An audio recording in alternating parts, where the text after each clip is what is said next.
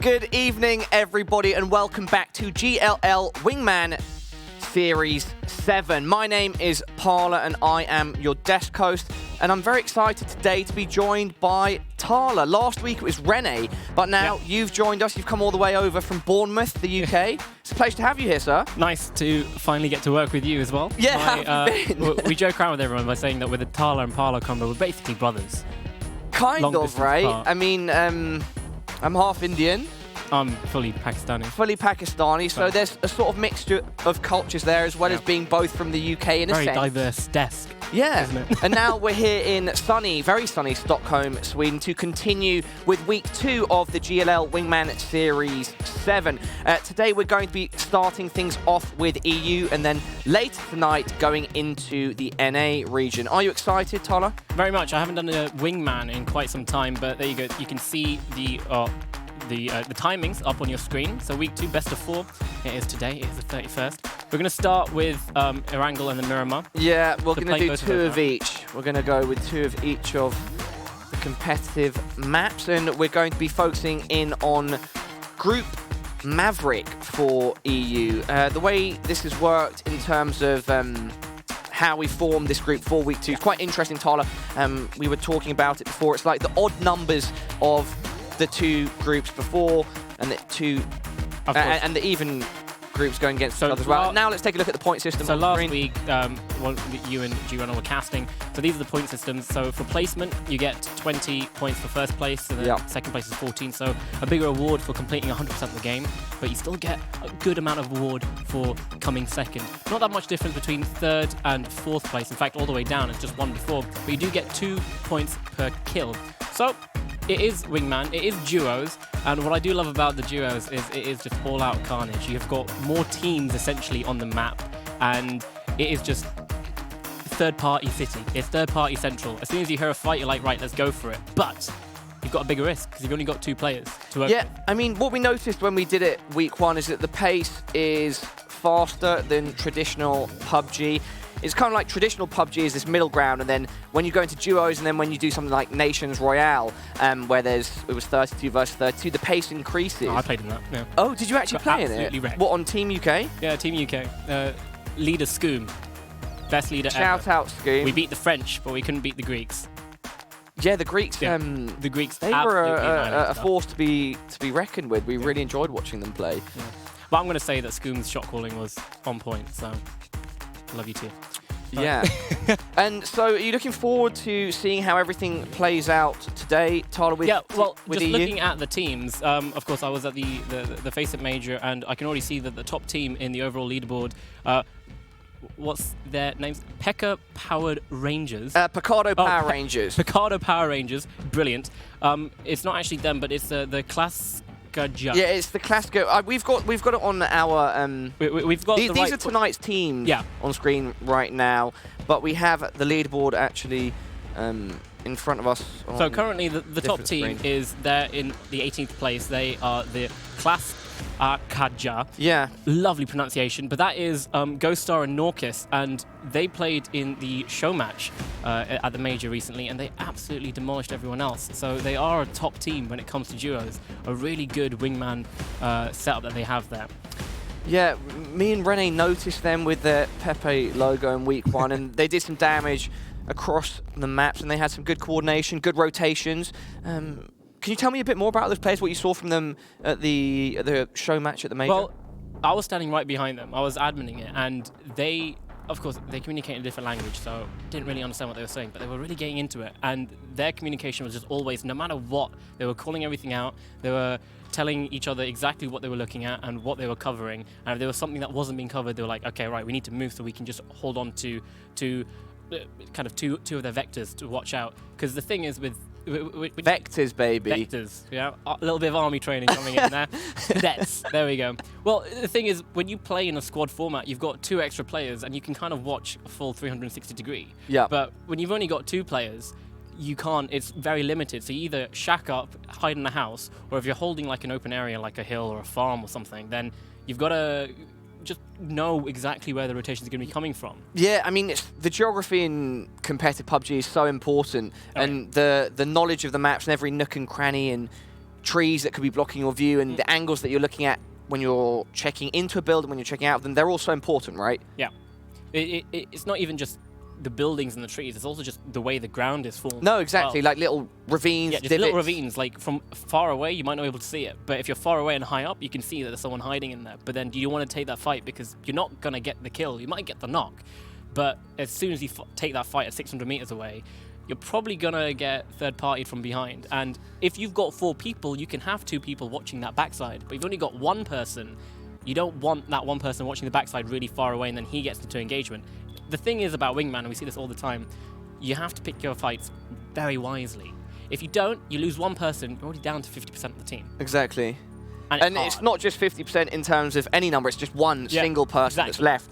And it's funny when people get into that position because you mentioned third-partying, right? And I feel like it's even more of a tough situation to get into that position when the third-party person attacks you in your team. Even if you have 2 people left, it can completely change the way a fight is going against your favor, right? No, of course. You could start a fight and suddenly this team that's literally 100 meters away on the other side of the hill that you haven't seen will just be like, there's a fight going on.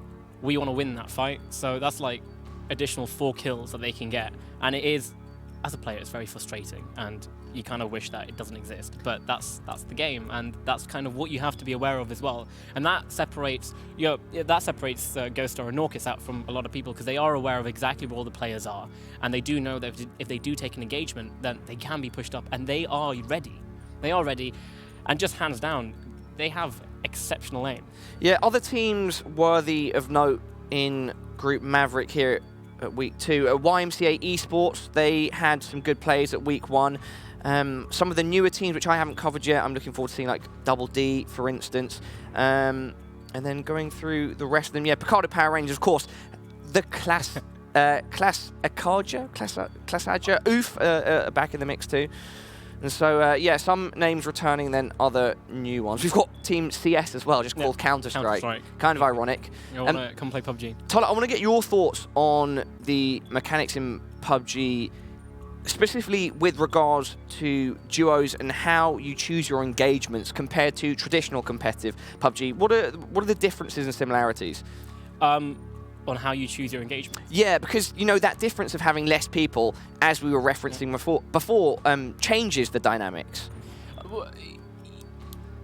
The thing is that you would expect players to be less aggressive because they only have 2 players, but time and time again, every single Wingman or Duos tournament that I either cast or watch, it is just hell. Like you saw the leaderboard, well, you saw the teams playing in tonight, and it's 32 teams. It is stacked. It is still 64 players, but more teams, which means more fights, potentially more hot drops, and well, yeah, that is a good point to make. So in a normal squad format, every single team has their own little city that they go to, and hardly any of them are kind of contested. But when you increase the number of teams, because it's from 16 teams, still 64 players, you increase it to 32 teams, there isn't enough, in a way, economy on the map for all of these teams. So you're going to see Yasnaya being looted up by at least 3 or 4 teams, Pachinki by 2, even Georgiapol can be taken up by 4 players, and we are going to see early fights. But then as we get later on into the game, and as the circle starts pushing everyone, it'll be, we need to take this fight just because we have to get through them. And sometimes you're forced into, like, this is a PUBG. You are forced into fights that you don't want to be part of, but you have to take it because there's no other option. Yeah, and when you're in situations like that, because I know you've played not just in competitive like GLL, Nations Royale, and traditional competitive PUBG, but you've played some duos as well, right? A lot of duos. Can you tell us your personal experience with those situations when the pressure is on and you're deciding whether to fight, whether to run, and what to do? Oh, I die. I just straight up die. You know when you get the shakes and you can't aim anymore? That's me. Well, it's... I don't believe you get the shakes. You're an actor. I'm an actor. No. On stage, I'm fine. In front of 100 people, I'm alright. But playing games? But when I'm playing a game and like I'm the last one alive and it's like a clutch situation, that hits me. That hits me. But no, I don't think my aim is as great as a lot of these pros that play it, hence why I sit behind a desk and I talk over what they do. But in those situations, you have to just remain calm. Like, a lot of the players, they've played in front of massive audiences. A lot of these teams, or a lot of the players have split up from their teams to go into separate duos, and they do still play in PEL and stuff like that. So they are kind of used to the other players in their lobby, and they know exactly their playstyle and how they aim and all that kind of stuff. So, you know, with that kind of being used to it, you're a lot more calmer. You're not expecting anything weird or different. You can just read the situation. But in those situations, you just have to remain calm and just think of everything methodically. Yeah, well, I appreciate the info from your experience with the game. I didn't know that you took playing competitively so seriously. I've always just seen you as a guy that's around at events, having a good time, working behind the scenes, working as talent. Yeah, of course. And so I didn't know that you put in hours on the server until we spoke about it today. Because we've only hung out personally a few times before this. No, it has literally. You met me when I was like 15. Yeah, I think so. I'm 23 now. Look Yeah. how far we've gone. All that. And so would you, if we were talking about seriously, would you rate your skills at PUBG? Oh no, Would you say you're a pretty hell decent no. player? No matter what game I play, I enjoy every single game. It's Counter-Strike, PUBG, like any shooter game. I love it, but I just, in the back of my mind, I just feel like I'm not good enough to be a pro. I will play it competitively. I'll see what it's like, because this is what I like to do. So if I play it competitively, then I can kind of understand how the competitive format works, and then I can just watch and learn from the rest of it. Yeah.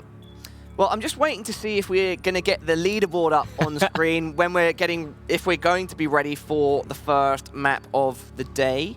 Until then, I guess we can just continue chit-chatting, Well, have a good time, talking about what we've got on screen. Yeah, speaking of which, lovely Mr. Producer in my ear just told me, speaking of CS, Eyeballers have two X, well, I don't know if they are X, well, they would be, CS pros, 1.6 pros, Vildem and Archie. So it's always interesting to see how kind of, you know, the movement is different in CS compared to PUBG. It's a lot, of course. You know, PUBG is a lot more clunkier, but that gives it to its realism and its style, and it's less hit scan. There's projectiles for the bullets. You've got to aim forward, you've got to aim in front, you've got to also understand exactly how bullet drop works, all that kind of stuff. But it's always interesting to see how pro players transition from one game to another. Because there are those individual cases or some specific good players that might be pro in one thing that can just carry over their skills or their ability to game and pick up another engine and be good at it. And talking about that, when I did, so not the week before last when I was here at GLL, but when I was working at PEL, the PUBG Pro League, there were a lot of players that I met and that I interviewed that are like former CS players, that they were trying to go pro in it, or they got to semi-pro, and then or their attention went elsewhere. And then when PUBG came on the rise, they saw it and they were like, well, why don't I just apply myself to this? And it's paying off in spades for all of these. Like, you get that people. with a lot of the CIS players as well. They were getting into, you know, the kind of the mid-tier CS tournaments. I think there was one player, RTM. He was an Overwatch pro. He used to play Overwatch, and he's transitioned from that game. So it's just all sorts of games that you do play. Well, shooters mostly. I've yet to meet a Street Fighter pro who's come over to PUBG, but there we go. Our first game starting is going to be the GLL Wingman Series 7. Erangel, baby! Erangel, game 1, week 2. And we're going to get in. Let's see exactly where the players go. Yep, Talha, I'm going to look for your expertise on the matter with regards to which positions are good, which are bad. Military is usually something we can expect players to drop on. It's a loot stronghold as well as an island that you can control for a bit. Sometimes the circle can play against you, but generally it's a good place to start. We want to see if anyone's going towards Poly, Yesenia. Yeah, see, it's a good plane. It kind of, well, it goes kind of down the middle, kind of an angle off to the 4 o'clock position. You can still get to Sosnovka Island and military base, but we're going to see a lot of the western side of the map, like Gatka, Quarry, and all that area, not kind of being looted because it's going to be very far to go. And you can already see the carnage that's happening around Rozhok and School. People want to get to Pachinki, but here we've got two teams trying to get to Georgiopol. They might split up after seeing each other, but it looks like Milta and Milta Power is going to be where the action is going to be going, and especially right bang slap in the middle of the map. We can already see some fighting happening in School. Trickquo got a Kar 98 in hand. He's going to go for a shot without a scope. One day these will hit. That's a warning shot, right? It's not exactly one that you're firing off expecting a kill, but it's enough to make sure people don't engage with you early on, because you're probably one of the few people with a gun. So the circle pops. A northwestern circle. Jones just spraying with a Mini 14 onto Chinapi. Does tag him up a bit, but Chinapi gets out alive. He's got himself a vehicle. Yep, Jones from Picardo Para. Art of War are back as well, AOW. We saw them at week 1. Memo and BenQ. They're right now up against Natsa in Little Compound. One of the players from MJ to Hookah, looking to back up his teammate. He does not want BenQ to get an early kill here. See, this is what I absolutely detest when it comes to PUBG, is you land and there's another team that lands with you and all you can do is loot up one building. Hopefully the settings are, favorable. You get more ARs, there's more AR spawns and all that kind of stuff, but you could just get the luck of the draw where you have absolutely nothing. BenQ, he's got himself an M16. He could have a better weapon. It could have been an M4 or an AK-47, one of those assault rifles with a higher fire rate than the M16, but it was going to be Archie. He actually gets down Shade straight away. There we go. First kill of the game, Talha. But look at this, Art of War. They're closing in. They know exactly where both the players are, but Natsa, he's holding out from the side, but he's going to get tagged up. And as soon as... Who's the other one? Memo. He's going to be flanking around. Great knock by Memo there. Yeah, to Hookah. He stepped out the door, had no idea that Memo was by the broken wall, and knocks him out. Now it's just down to Natsa to save both of them, and he gets the knock. He's on 1 HP as well. He needs to heal up. Memo's going to go and finish off to Hookah. And he's going to go straight for the push. Great play by AOW there. I think that was very smart. Art of War there. They managed that engagement. They got that first knock, and they realized it was in a position where if they pushed up a bit, his teammate wasn't going to be able to save him. And so they kind of made that ground. They took the advantage whilst they had it, pushed up, and got the 2 frags. It was just a miscommunication on, or not enough information on the other team's side. They had no idea that there was a player by the broken wall. Yeah, saw how that was the power position, I think. You saw how Hookah just stepped out the front door and he got sprayed straight down. A player would not have done that if they knew exactly where they were. We're going to see another engagement. Going to be coming in MJ, so it's Juno. He's pushing into Virus, but Jones is coming up from the outside. He's not being spotted, but he does spot Juno. Yeah, and Picardo power range is currently at 24th in our overall leaderboard. They're going to be looking to secure some points. Reverus and Jones right now in this battle. That's fine. Compound. He's going to have to finish off the kill there on Juno from MJ. So they've already made it more favorable in their own favor, and now they're going to start pushing up. And this is one of the hardest buildings to push. There's a lot of angles that Kova can actually just sit in and hold that door. Both those players have to run in through that door, so he's going to sit right at the top of the stairs and hold it. But they know where he is, and he actually has all the power here because he's really high up. He doesn't have any meds, so he's really low. He can't even do anything. Jones is coming in through the door. He's waiting for it, but Kova can really make a... he does med up. Kova can make an insane play. He can jump onto the lower balcony. He can jump all the way down and flank them from behind, but they will hear it. Yeah, it's a tough spot to be in when you're caught on the high ground, but they know exactly where you are, and the angles aren't necessarily the best for you because, as you said, if you try to dip, if you try to get out of there, it might not work. They're going to hear your footsteps. They're going to hear you land. So it's that decision. Do I try to engage? Do I try to get a knock and then get out, or do I just try to run? What would you do, Talha? I think I'd probably just try to leg it. I mean, you try and leg it, you're in the open. There isn't really much, where for you to go. You want to take the fight, and you want to make it into 1v1v1s. Sorry, a 1v1, which he's just done right now. He takes down one, finishes him off, closes the door, and now he's just got himself some breathing room. But Reverus is actually pushing. He's unable to get over the wall. Just misses him. That's a tense moment. He gets the complete kill, which makes it a 1 versus 1. Kova sticking around as well, not choosing to back off completely and reposition into a different building. I think this is smart, but Reverus, you can tell from the way that he's tentatively looking out the door, out of the window, right now, that he has an idea. He's giving him so much time to heal. He knows that Kova's been tagged up, but he doesn't know exactly where he is. Kova's now healed up fully. He's going to boost, and now he's going to try and make the push or try and outplay Reverus, who's opened the door, and this is good. So the door's got a little... It's broken at the top there, so he can use the rest of it as cover. While holding that angle, he can still see if he's going to come up the stairs. But kudos to Kova being able to make this into a 1v1 over the fight of this God compound. But Reverus making a lot of noise. And he's lost complete information. Yeah, he didn't go for the chase. He didn't try anything. It would have been risky if he did. But because of how low health Kova was, he might have been able to do it. But now Kova's being tagged from elsewhere, so now he's just he can't do much. Yeah, this is a tense situation for both players. Neither one wants to commit. They both kind of just want to clear an angle or multiple angles and sit it out and wait. And whilst that continues, we are going to take an overview of the map and then jump on board with Ez Megas from Raven. Some great shots there. But I think the kill is taken by Tricuo. Archie survives with less than 50% HP. Okay, I see. Yeah. It was another team, so I think... yeah, scoreboard there, it's quite cool. I think Team Wolf got annihilated. Or it was Wolf annihilated the team, sorry. Came up while I was looking at Easy Megas, missing some of those Here we go. air shots. All right, so the Kova's pushed up. He knows exactly where Reverus is. Reverus is now stuck in that. He's going to bait the jump out the window by smashing it. He's going to hold the angle. Reverus is on half HP and Kova's got the advantage now, but he's only got 13 bullets left in his UMP. And of course, the UMP received a little bit of a nerf, but he's going to go for the push. He's got an SMG. It should be good at this range. He's going to jump straight in, but he doesn't know he's lying down, and Reverus straight in the head. He wins it, but at what cost? Yeah.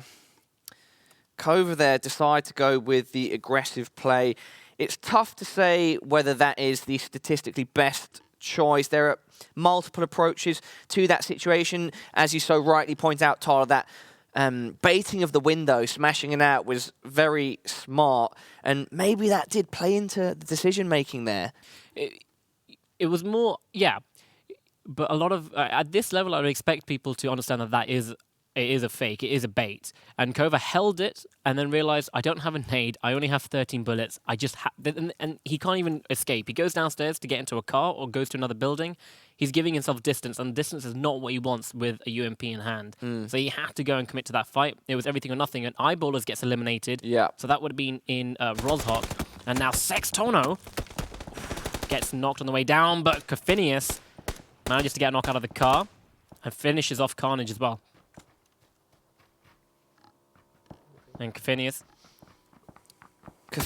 Oh, he gets tagged up. Can he make it across the road? We hate Miramar. Political name there. Getting tagged up from Mies from Quick Math. Again, a returning team from week 1. Oh, Ebola. Unable. Connects one shot. Hits 45 HP. 45 damage, sorry. Runs out of bullets. Is unable to get the knock and a kill, but Salty, mate. Exactly what he says as he drives by. You salty, mate. I think that's one of the players from CS, if I'm not mistaken.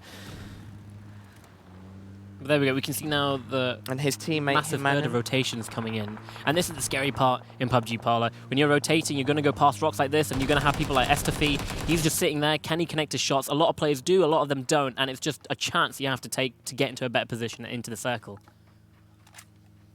Yeah. There we go. Norkis takes down Roxy God and finishes him off. So those guys, him and Ghost are doing some work already. Yeah, with just 10 minutes ticking over on the clock, we see that 27 teams remain. Quite a bit of action popping off across the entire map. We can see our circle beginning to restrict over the northwest. Palace takes down Salty Mate on the rotation. Himanen is waiting there. Going to blow up the car, and it does shoot the car. Yeah. There we go. He picks up those extra points. Throws a Molotov. Oh my god, it actually lands on him. It lands... Oh, no, okay. Okay, he's just safe. Just shy. Ooh, looks like he's having an intense conversation with the He's been completely zoned in, and that should spread to him. And it does. There we go. Wow. It spreads, and he starts getting tagged up. He's going to sit. He's just going to sit in it. What else can he do? But look at how much damage the Molotov does. I don't think he can get a heal off in time. He just about does. But then Joshua pushes him. That was the smart play. They used the 2 Molotovs to zone him out. He tried to stick it out and survive it so that he could pop back up after a heal and engage. But unfortunately, not the case this time around. There we go. So the next circle has pops, Pala, and it's just going to go north. It's going to force all these players to start playing around the northern Georgia Pole area. And this massive field, it's got a bit of hills and dips and stuff inside of it. But right now, the best place to be is the coast. You kind of want to, no one's going to be coming from there. So if you get up on the rocks, you've got cover, like Quick Math do, and they just have one area to look at, and it's right in front of them. And, oh my god, Zedra, he drives away from them, straight into another team, but all the shots are missing. Alex, the car falls really low. Can he blow it up? He does, get both the kills. Wow. Alex there, putting the hot rod on fire. It's certainly a hot rod now, living up to the name. Burning wreck in the countryside near Georgia Paul. The other player from Quick Math doing a late rotation in. Spaz. Oh, come on. Who was that? It was Missy. I thought it was Twist, but come on, Missy. Takes him down through the trees, just having a little guess. What's that? Pokemon? RGV Twist takes down Benki. So that is Art of War getting taken out, and the circle does go further north. It's going to force all these players to kind of play around the water area, around the cliffs, and you're going to see all these players and these teams that decide, right, the cliffs is probably the best spot to go. But if you turn up late, you're already going to have players like Quick Math as they're coming up behind Lucarux and co. So that's Zagreb 360 Gaming, and they know they've heard the cars, they've heard the vehicles, but they're not going to go completely in their direction. They're going to go just give them a wide berth. I think they're rotating to get more center because they know at this point the next circle is going to shift away from water. So being closer to the coast. Is that what's likely at this point based on what we know about circles and their habits? Because they are RNG, but I know that the pro players have a good idea considering that they looked into the way these algorithms potentially work. Great shot there by Ivis onto Flammy. But yeah, Talha, your thoughts on that? So as far as I'm aware, every single time I've done Wingman or any sort of tournament so far, you usually have Circle 4 is 100% shift away from water, and Circle 8 is another 100% shift away from water. Unless something's changed, I highly doubt it has, because that is the format that everyone loves to play on. Tech is going for another shot. Gets down Hellcat. Is missing the last couple of shots, but does take him down, and Mr. Ted takes out Shun. Monka Omega. I'm loving the logo. Yeah, no, I was loving the logo. I was chuckling before because the name flashed up. It was Aggressive Polax. Oh my god, they're going to go for another kill. Tekkas, he hasn't had enough yet. He gets down Cofinius, and now Sextono, he's down very low. The smoke, it is ticking away. He's got some cover, but they kind of know where he is. The smoke's given his position away. The nade is going to go in. Does it bounce all the way? No, it does not. Oh! The vehicle gets blown up by another nade, and it finishes off Sextono. Oh my god, insane. Look at that. That is perfect. So that is Tekkas and Mr. Ted taking out two teams within a minute of each other, and you can already see Norcus and Ghostar holding the rotation on this hill. And they're getting it. But yeah, about the circles, Pala. So circle 4, it is kind of random, but you can kind of figure out exactly where the circles are going to go as Misi takes down Piscott. Piscott CZ. So you can make a judgment, is basically what I'm saying. Yeah, you can make an estimate at the very least. Like you can make an accurate estimate. I think Misi just saw It's a good nade to finish off Piscott there. We know grenades are so important in the game in its current state.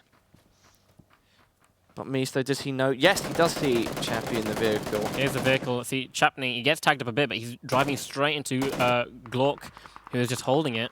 I think he heard the vehicle. If he peeks up right now, he might be able to see Chnappy. Nope. So Chnappy's just over the ridge, over the hill. But now this is the scary part. I highly think Mise saw Glork. So if he peeks up, his head could get blown off. And I think he has a level 1 helmet too. But now, this is a rough position. You see, the circle has shifted 100% away from the water. Yeah. You can see it, right? But it hasn't fully shifted away from the water. It's still 100% shift. There's no water in it.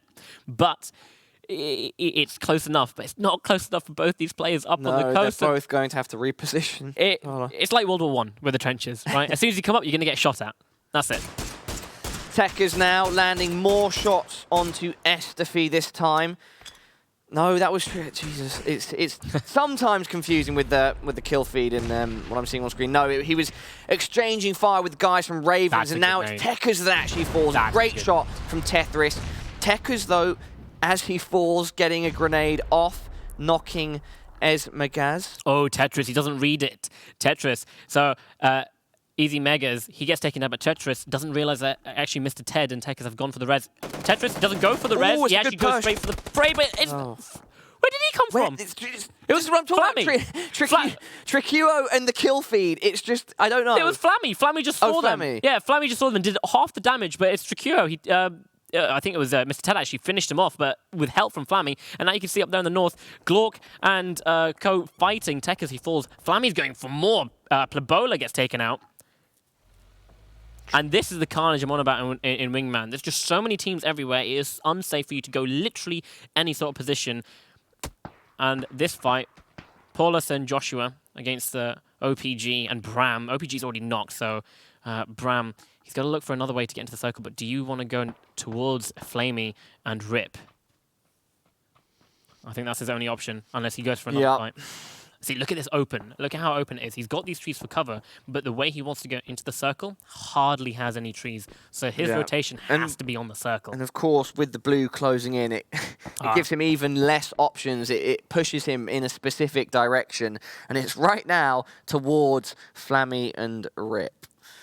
He's going to try and sit it out, heal up whilst in the blue, so he can negate the way it's forcing him.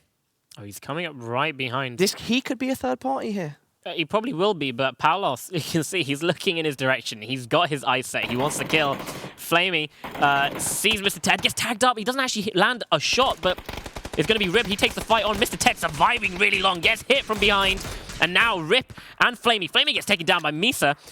And now Rip throws a nade. Mr. Ted, very low. The nade lands straight on him, but he heals up. And he's so low, Rip! Yes, he gets him. But Rip, he needs to make his way into the circle, and he's given away his position completely. And you've got Misa right in front of you. And Bram. And Bram is now got the high ground. He's now got the high ground onto Rip. He's going to peek over... doesn't matter. Oh, no, it's Mise that takes out Rip, which is great. He gets that kill, increasing QM's...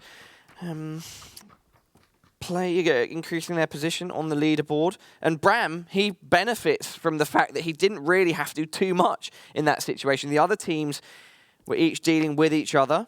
Yeah, so it's 2 points for a kill, but placement points still award you a lot more. Indeed. Unless you go absolutely ham, and you can actually go up so many places if you get enough kills. But now Palos and Joshua, the circle goes north. They know that Bram is still alive. They've been looking at the kill feed.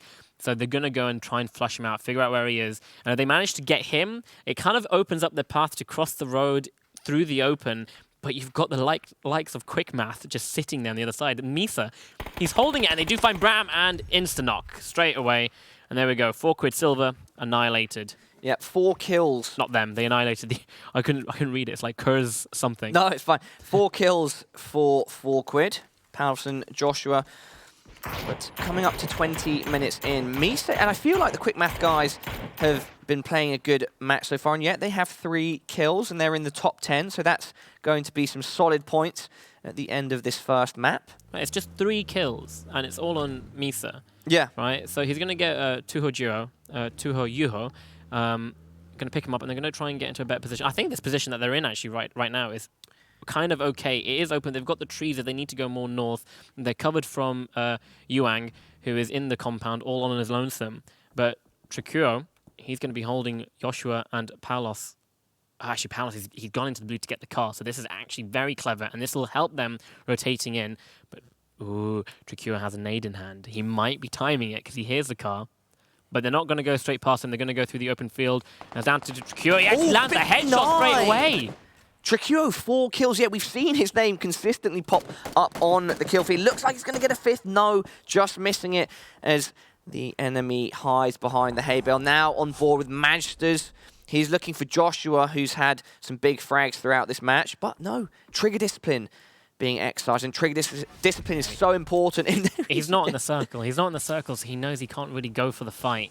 If Joshua was just standing still, okay, he goes for a shot. If he's standing still, he can line up the headshot and like 2-tap him, and then that kind of gives him the clear path to get into there. But he knows that Trikuo is right behind him as well, so he has to go forward, and he's gonna go for the crate, which will give him hard cover if he makes it there.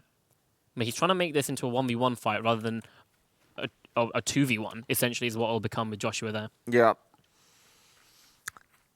Hail Mary. Hail Mary. Yeah, that's a good way of explaining things, Talha, because it's when there are 3 teams and they each have 1 player. If 2 players focus on one, in that situation, you are in effectively a 2 versus 1 instead of a 1 versus 1 versus 1, and so you have to be able to manage who you're seeing, your angles, and the best way to engage and make a favourable outcome. And I think the trigger discipline there paid off. Yeah, it's lucky that he had a lot of smoke, so he can kind of. Yeah. You know, obstruct that vision from one, but what is Morpheus doing? Honestly. Trying to snake. Sakura there. I was going to say, if that was me, I would have been dead on that initial run across. Yeah. But now, aggressive Polax, they're down to the one is Bristol. I liked as well what Maj did when he threw the smokes and he ran in, but then popped back out the other side. Look at this. Ghostar and Norcus, they're coming up. They're not even in the circle, and they've just downed Sakura. And that's Sakura and Sampula up in that compound. And Bristol, Bruxel, he needed that. But I don't think he's going to push because he's a bit scared that he's got the likes of Ghostar and Norcus right behind him. Joshua still staying alive. Going to go for the fight with Masters. Sorry, Magster. Magsters. I'm just going with Maj, Tal. Maj. Tal. Magsters.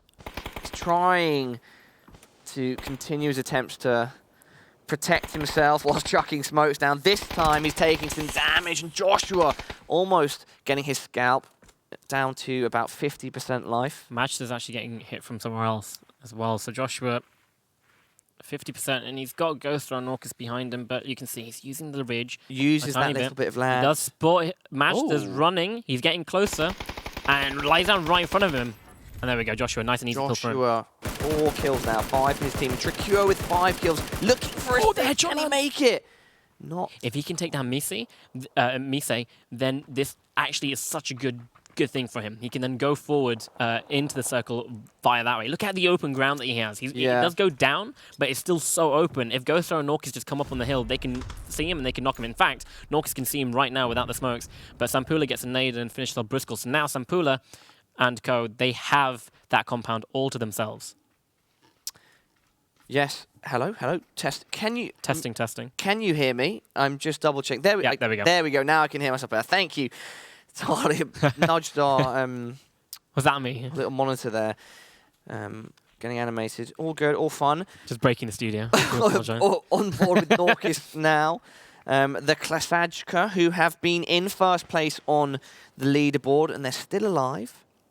They managed to make it across the road, and Tricure was just watching it, but I think, he's just hiding. He's too scared to even go for the peak. And look at Tricure looks like he's staring straight at Ghostar right now. Nah, he's lying down. You can see he doesn't have a line of sight. He does not. He thinks he's being pushed, but he does have Tuho Yuho on the other side and Mise on the other side as well. But look at that. Did you see how Norcus and Ghostar crossed the road? Yep. Right? They left one by the tree, just in case if anyone peeked out and went for the shots, you have someone to go and put pressure on. But now, they have such an insane spot. They know that it's Sampula and Sakura. They knocked them in this compound. So now, Sampula and Sakura, they either have a choice. You either go north into the open where you have a bit of trees, but none of them are going to be in the circle, where you then fight Yuang and Misa and Tuho Yuho, who have clear sight of that, or you go through the buildings and fight Norcus and Ghostar. We see our next circle appearing now directly over the road. I think... Who's this on the south? I think YMCA Esports have a great position here. Ghostar and Norcus. QM as well. And if I'm not mistaken, it's just those 2 teams that have... it's 3 teams that have... I'm just looking at the circle. Joshua's down there in the south. He's actually got a nice position. He can just chill. He's like, right, everyone is north. Well, it's a nice position in the sense that there's not much pressure on him. Placement. What on earth is that from Yuang? Oof. But at some point, he's going to have to do something, because otherwise he's just going to get picked off. He wants to try to either get higher placement points or get a kill. Yeah, it's placement. Trade a team out. It is placement at this point. I mean, the positions that Tricuro and Joshua are in, this is like 2nd and 3rd place for them.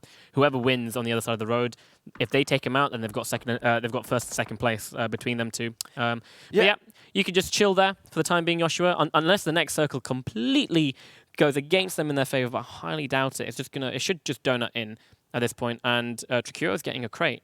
But do you want to go for that? It's like... That's a tough choice. It's like, that's temptation right there. It's level 3. It's fresh level 3 gear, right? Yeah. Fresh level 3, and it's M249, which is insane, especially at this late stage of the game where everyone is going to be close range. I love it. Absolutely love it. The high fire rate just gives us so much damage. Oh, no. He's just snaking a bit. I thought he was looking to move back towards the crate, but no. He's just waiting.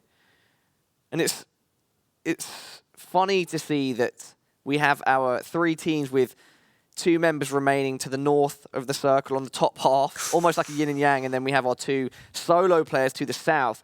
Now we see our next circle, our next phase. Tuho Yuho and Mise, they don't need to do anything. They can just watch, wait for this fight between Ghoststar, Norcus, and Sampula to finish. As soon as that finishes, whoever starts running out into the circle, they can just pepper down. You can already see the smokes are coming out. Sakura gets tagged by a nade by the looks of it. In fact, Mise is going to be the one that knocks him, so you can't even run. You have to go for the fight with Norcus and Ghoststar. That is your chance of getting points and placement points as well. Sampula manages to make it across the road, and they've got a dip now, so you can get the res off. But now, if you're Norcus and Ghoststar, you have to do the same. But they're still not in the circle. Mise there, I mean, quick maths in general, they're benefiting a lot from having that car. You know, the mobile cover, being able to park it up and stand behind it. Mise was using it to check over 2 different angles, or should I say, vectors, Talha. And there we go. Tuho Juho picks up Joshua. So that's one of the single players who was left, taken off the server. Norcus now knocking Sampula. It's all about Trikuro. When does he stand up and take the fight? It is a hard fight to take against Mise and Tuho Yuho, and I think he is going to go across. Mise tags up Ghoststar as Ghoststar pushes. He sees Sakura, takes him down, and now they have complete control of the other side of the road. And now Trikuro, he wants to get involved. Ghoststar and Norcus are both up. They're insane players. They managed to make it across the road, and they're both up, and Trikuro gets knocked on Tuho Yuho. And just like that, quick math, are down to 1 person. And Trikuro. And Ghoststar's been killed to the blue there. Trikuro is playing a fantastic game. He's trying to blow up the car. Wait, Ghoststar? Ghoststar gets knocked by the... Oh, so Mise gets Norcus and Ghoststar was knocked. Or something along those lines. He gets 1 explosion, and he's going to chuck a nade. Is this going to do it? This would be such a huge play. He's grinded it out for the entire time. Oh my god, it knocks Tuho Yuho. And now Mise has to move in, and you can see Trikuro, he's changed up his position. He's going to go straight for the spray, but the smoke! Mise's so low! He's so low, but he makes it through with quick math, getting the #1 spot. On map 1, a wrangle here at week 2 of the GLL Wingman Series 7. Trikuro had a monster game there. He played it so smart in terms of movement, positioning, but also with 5 kills. As a solo as well. I think Feve dropped very, very early. But congratulations to Mise and Tuho, who overall had 7 kills and the first place finish.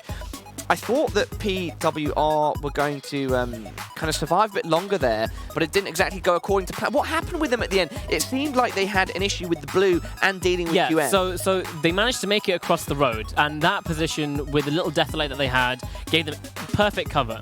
But you go down, and you've got the likes of Trikuro, who is watching that as well, and you're being pushed by the blue. So they make it across, they get tagged up a bit, they take the fight with Sampula and Sakura, they win it, but they don't have time to heal up.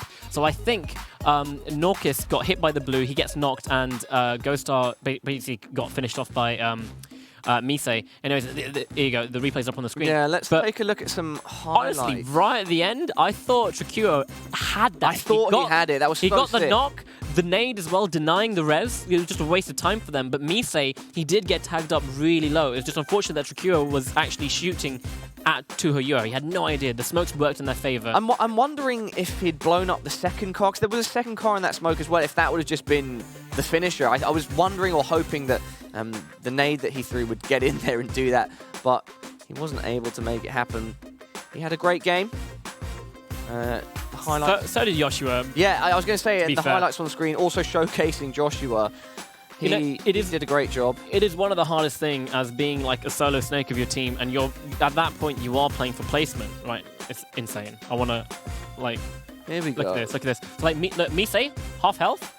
And at the end, okay, we won't see it, but at the end, he was down to about 15% HP. So, like, if one more shot connected, game, right? One more shot connected. If Trikuro knew exactly where he'd be coming from, he could have sprayed him down, and he probably would have won that. But insane for getting 5 kills as a solo and coming second.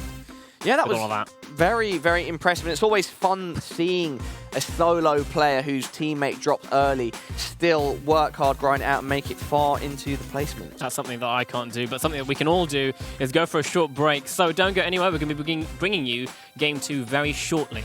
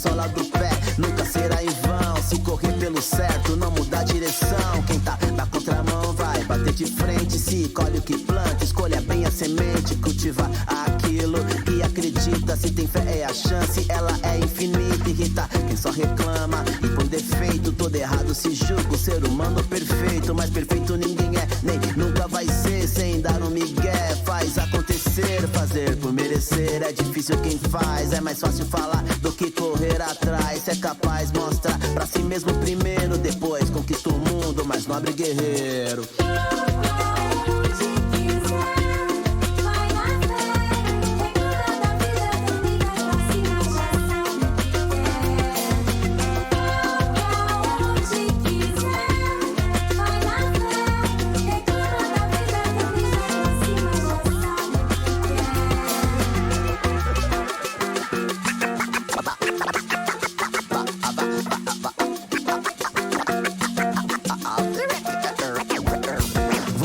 Você faz, esse é o conceito de quem assume a responsa e bate no peito, não basta ter fé, se não se movimenta, nem o teto se mantém sem o pilar que o sustenta. Tenta, até conseguir, se a fé não remove a montanha, ela te ajuda a subir, progredir, a cada passo dado, evoluir, resistir, o peso do fardo, o obrigado atrai tanta coisa pra agradecer, a vida dá um pensamento pra vencer, enquanto só reclama, só chama mais problema, deixa o mal fluido solto e o bom cheio de algema.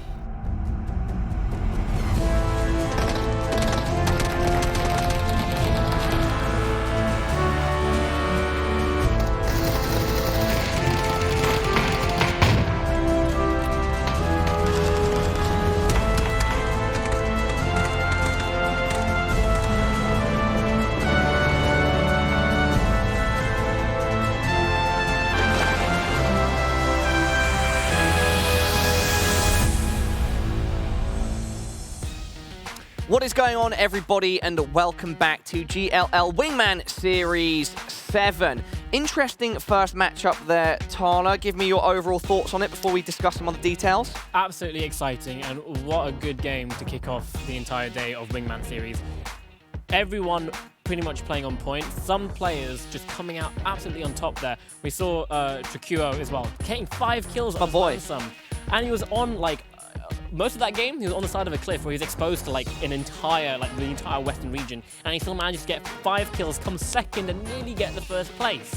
Yeah, and it's worth us noting that our point system really encourages these guys to be aggressive and go for those kills. And so if you are a lone soldier like Trikuo was at the end, like Joshua was during the match, then if you stay alive and you rack up some kills, as long as getting a decent placement, if not very high up, it's going to really benefit you in the long run. Well, we're going to bring the scoreboard up, and while that's up, we can talk about exactly how the point system works. So it's very similar and close to your super point system that you have. You can already see that quick math up there with 34 points, 7 kills in total. And this is the thing, you get 20 points for first place, and I think, if I can remember, it went down to 18, I think, for second? Yeah, it goes down to 18, and then every single point for every placement after that is 1 point difference. So if you get a kill is the difference between 2 places. So it is very kill heavy, but of course you're gonna get rewarded for finishing first the most. But if you are lower down, you want to go for those kills because you can overtake. You can actually jump 2 places with every kill that you get, pretty much. But you can see Quick Math there up with 34 points. Team Validate, 14 points for placement. Sorry, yeah, it's 14 points for placement. So second place gets 14, and look at the difference. And then they got 5 kills, so 24 points, 21 points, 21 points, 19. So it's a very close game for everyone after first place.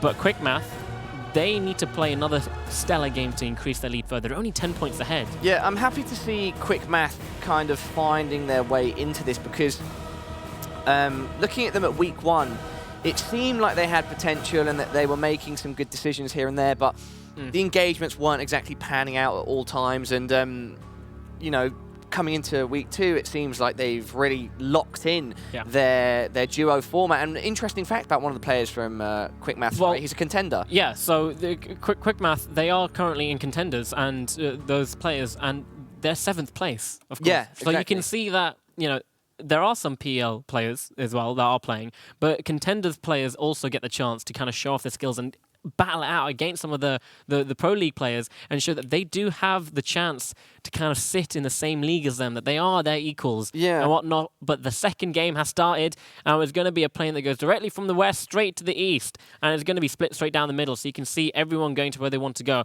Military might still be on the table for someone that wants to land and get a car and get there, and it would be the safest option. Is there a tank, Talha? Maybe we can just hop in a tank and just run everybody over, blow them up.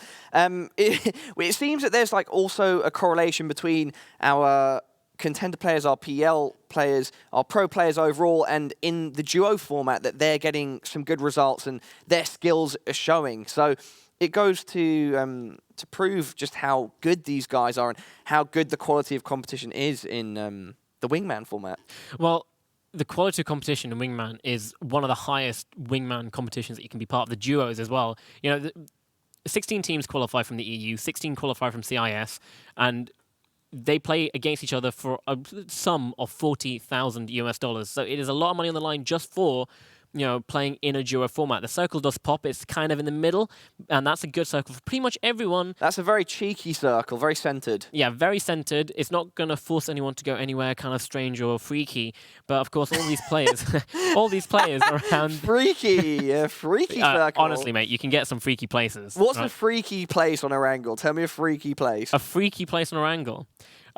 So you can get a circle that pretty much, you can go like northwest there in Zaki. You can get a Zaki circle, and that's like, what on earth? Yeah, that's a tough position. There was actually a game where the river in the middle, the circle ended on one of the tiny islands. Oh, really? In the middle, yeah. So that happened. Lord of the Flies style, battle royale. And you kind of look at that and you're like, what's even the point? Like, I'm just going to go, I have to go for the fight. What's the famous Japanese battle royale film? Isn't it just called Battle Royale? It's called Battle Royale. Battle Royale, yeah. Battle Royale. Exactly.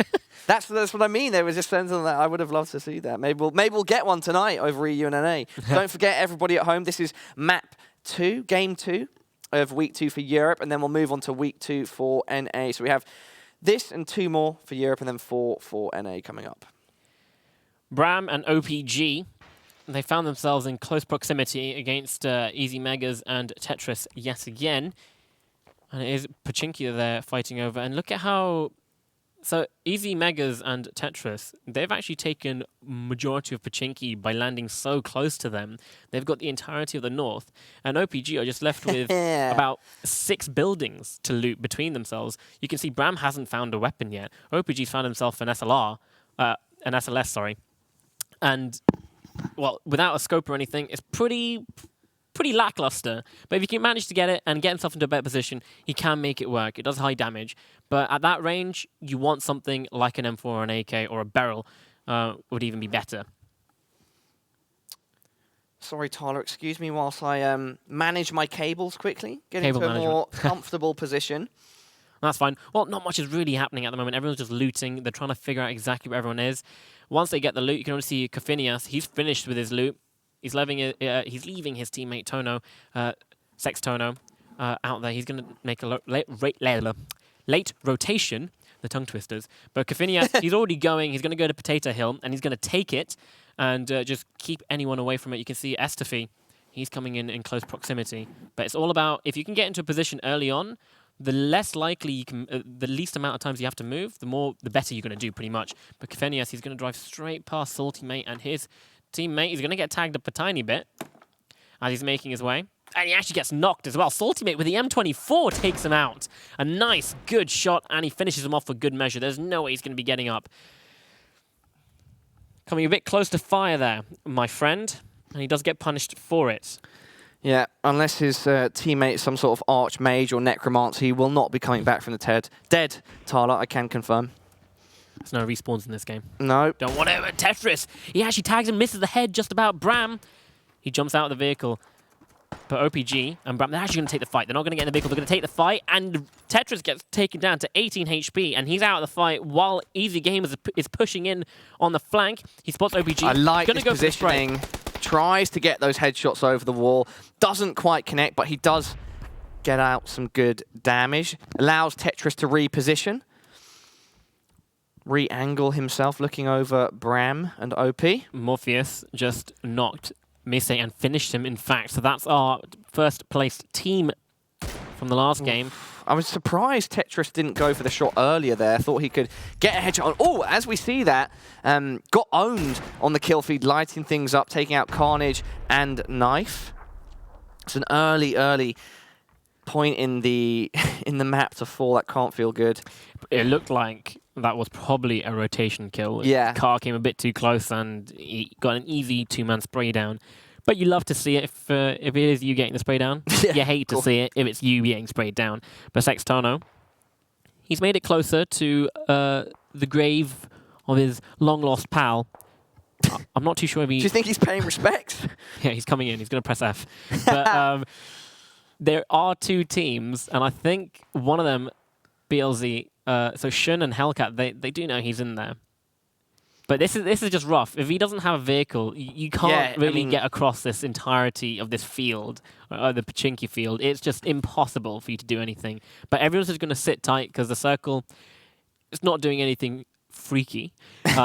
It's just there. So you wanna see what the circle makes you do or makes other players do. And the longer you can survive, the more points you get for placement. But if you can get those kills like Tetris is aiming to do so, Bram, if he just stands still in front of that window, his head will get blown to absolute pieces. Oh, you've been spotted there, Tetris. I think Bram knows exactly what's going on. He's got your number. He's going to ring you on the phone that should be on that on that desk in front of him next to the lamp. He's going to say, "Mate, I know what's up. Leave me alone."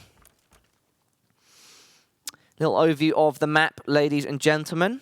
We see the guys from, which I'm still struggling to pronounce, click number one from week one, from last week to the north, close to Zaki, moving away from there into the circle. We'll move. We'll move. Got taken out. Look at this, Nailup. He's taken out Tahuka, and well, his other teammates coming in got owned, but I presume it's just got owned. Technical term there in gaming and esports. Oh yeah, one of the words you need to learn if you're going to get into gaming. Got owned. But the teammate of Tahuka is just going to simply run away at the top of the hill, but got owned is actually looking for him. It's Natsa. And I think he does spot him, but it's a bit too far to take the engagement. But already 3 kills in fact, for Team 27. Twist trying to take advantage of Free Kill and Saints rotation, but the vehicles are moving at a pace he can't keep up with. Twist with the lovely Pokemon logo. Oh, Kova. This is all about timing now. If Kova actually manages to make it like up the hill, he can. Oh, he's going to go for Morpheus. Ooh. He's already been knocked once, and he sees Bruskill, but Kova doesn't want to take the fight. I think. Okay, he doesn't even want to get the buggy. He's going to get into a better position. What double? Nice logos. So I presume like the players made their own logos. Come on, guys. There we go. No. Tetris, he gets the knock into Brown, so that's opened things up. I wouldn't be surprised if they go for a 2-man push against that while the res is coming in, and they are going to go straight in. Easy Megas is not that far away, so he's going to go and try and find OPG. Yep. Bram upstairs, calling downstairs, "Help, I'm bleeding out." And Easy Megas is taking advantage. He's trying to push in, looking for that engagement onto OP. As OP backs off, Bram taken out now, and Tetris, as his grenade pops off, destroying Bram upstairs. Hang on. Putting him into bits. He pushes OP and takes him out. He caught him through the window of the toilet. It's a great shot. a really tight angle, and he actually got it. You don't want to go out like that, caught on the toilet with your pants down. The guy just reaches in and ends you. Great play there. Well, YMCA Esports getting onto a fight. And they're going to back off. It's Manchester again. They're going to back off, and Manchester's stuck. He's sandwiched. Riverius and Jones, they're coming in. They've heard. This is what I mean, Pala. The third partying, you hear a fight happening close by, so you're going to go for it. You want to see what's going on there. Those are points that you want. And Jones and Riverius might be able to spot him. There we go. He just jumps right in front of him, and Manchester gets taken down and knocked and finished for good measure. Yeah, I like the way Madge played in Game 1 today. Unfortunately there for him, caught out in the open, jumping like a hare on top of that hill. So you're not expecting it. It's just so much to be aware of.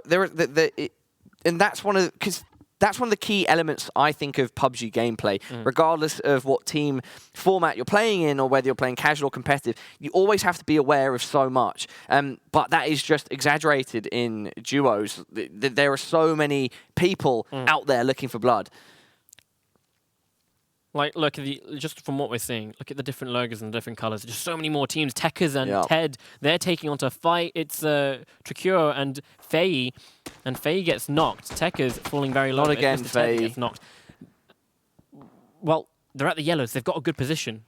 Tricure and Faye, they've got a good position, but I don't think Faye... Is he going to have time to get Faye up at this point? He will. I think it's Faye's first knock. Oh! That looked like a nade. Oh, wow. Tricure... That looked like a grenade, not a smoke. Yeah. He's just trying to... Oh, dear. And... So, with specific details like that, knowing whether he had time to get Faye up, or whether he did have time to get him up and was... sorry, I should say, whether he didn't have time... And it would make sense to do the sacrifice, kill your teammates so so that Ted can get 2 points off it.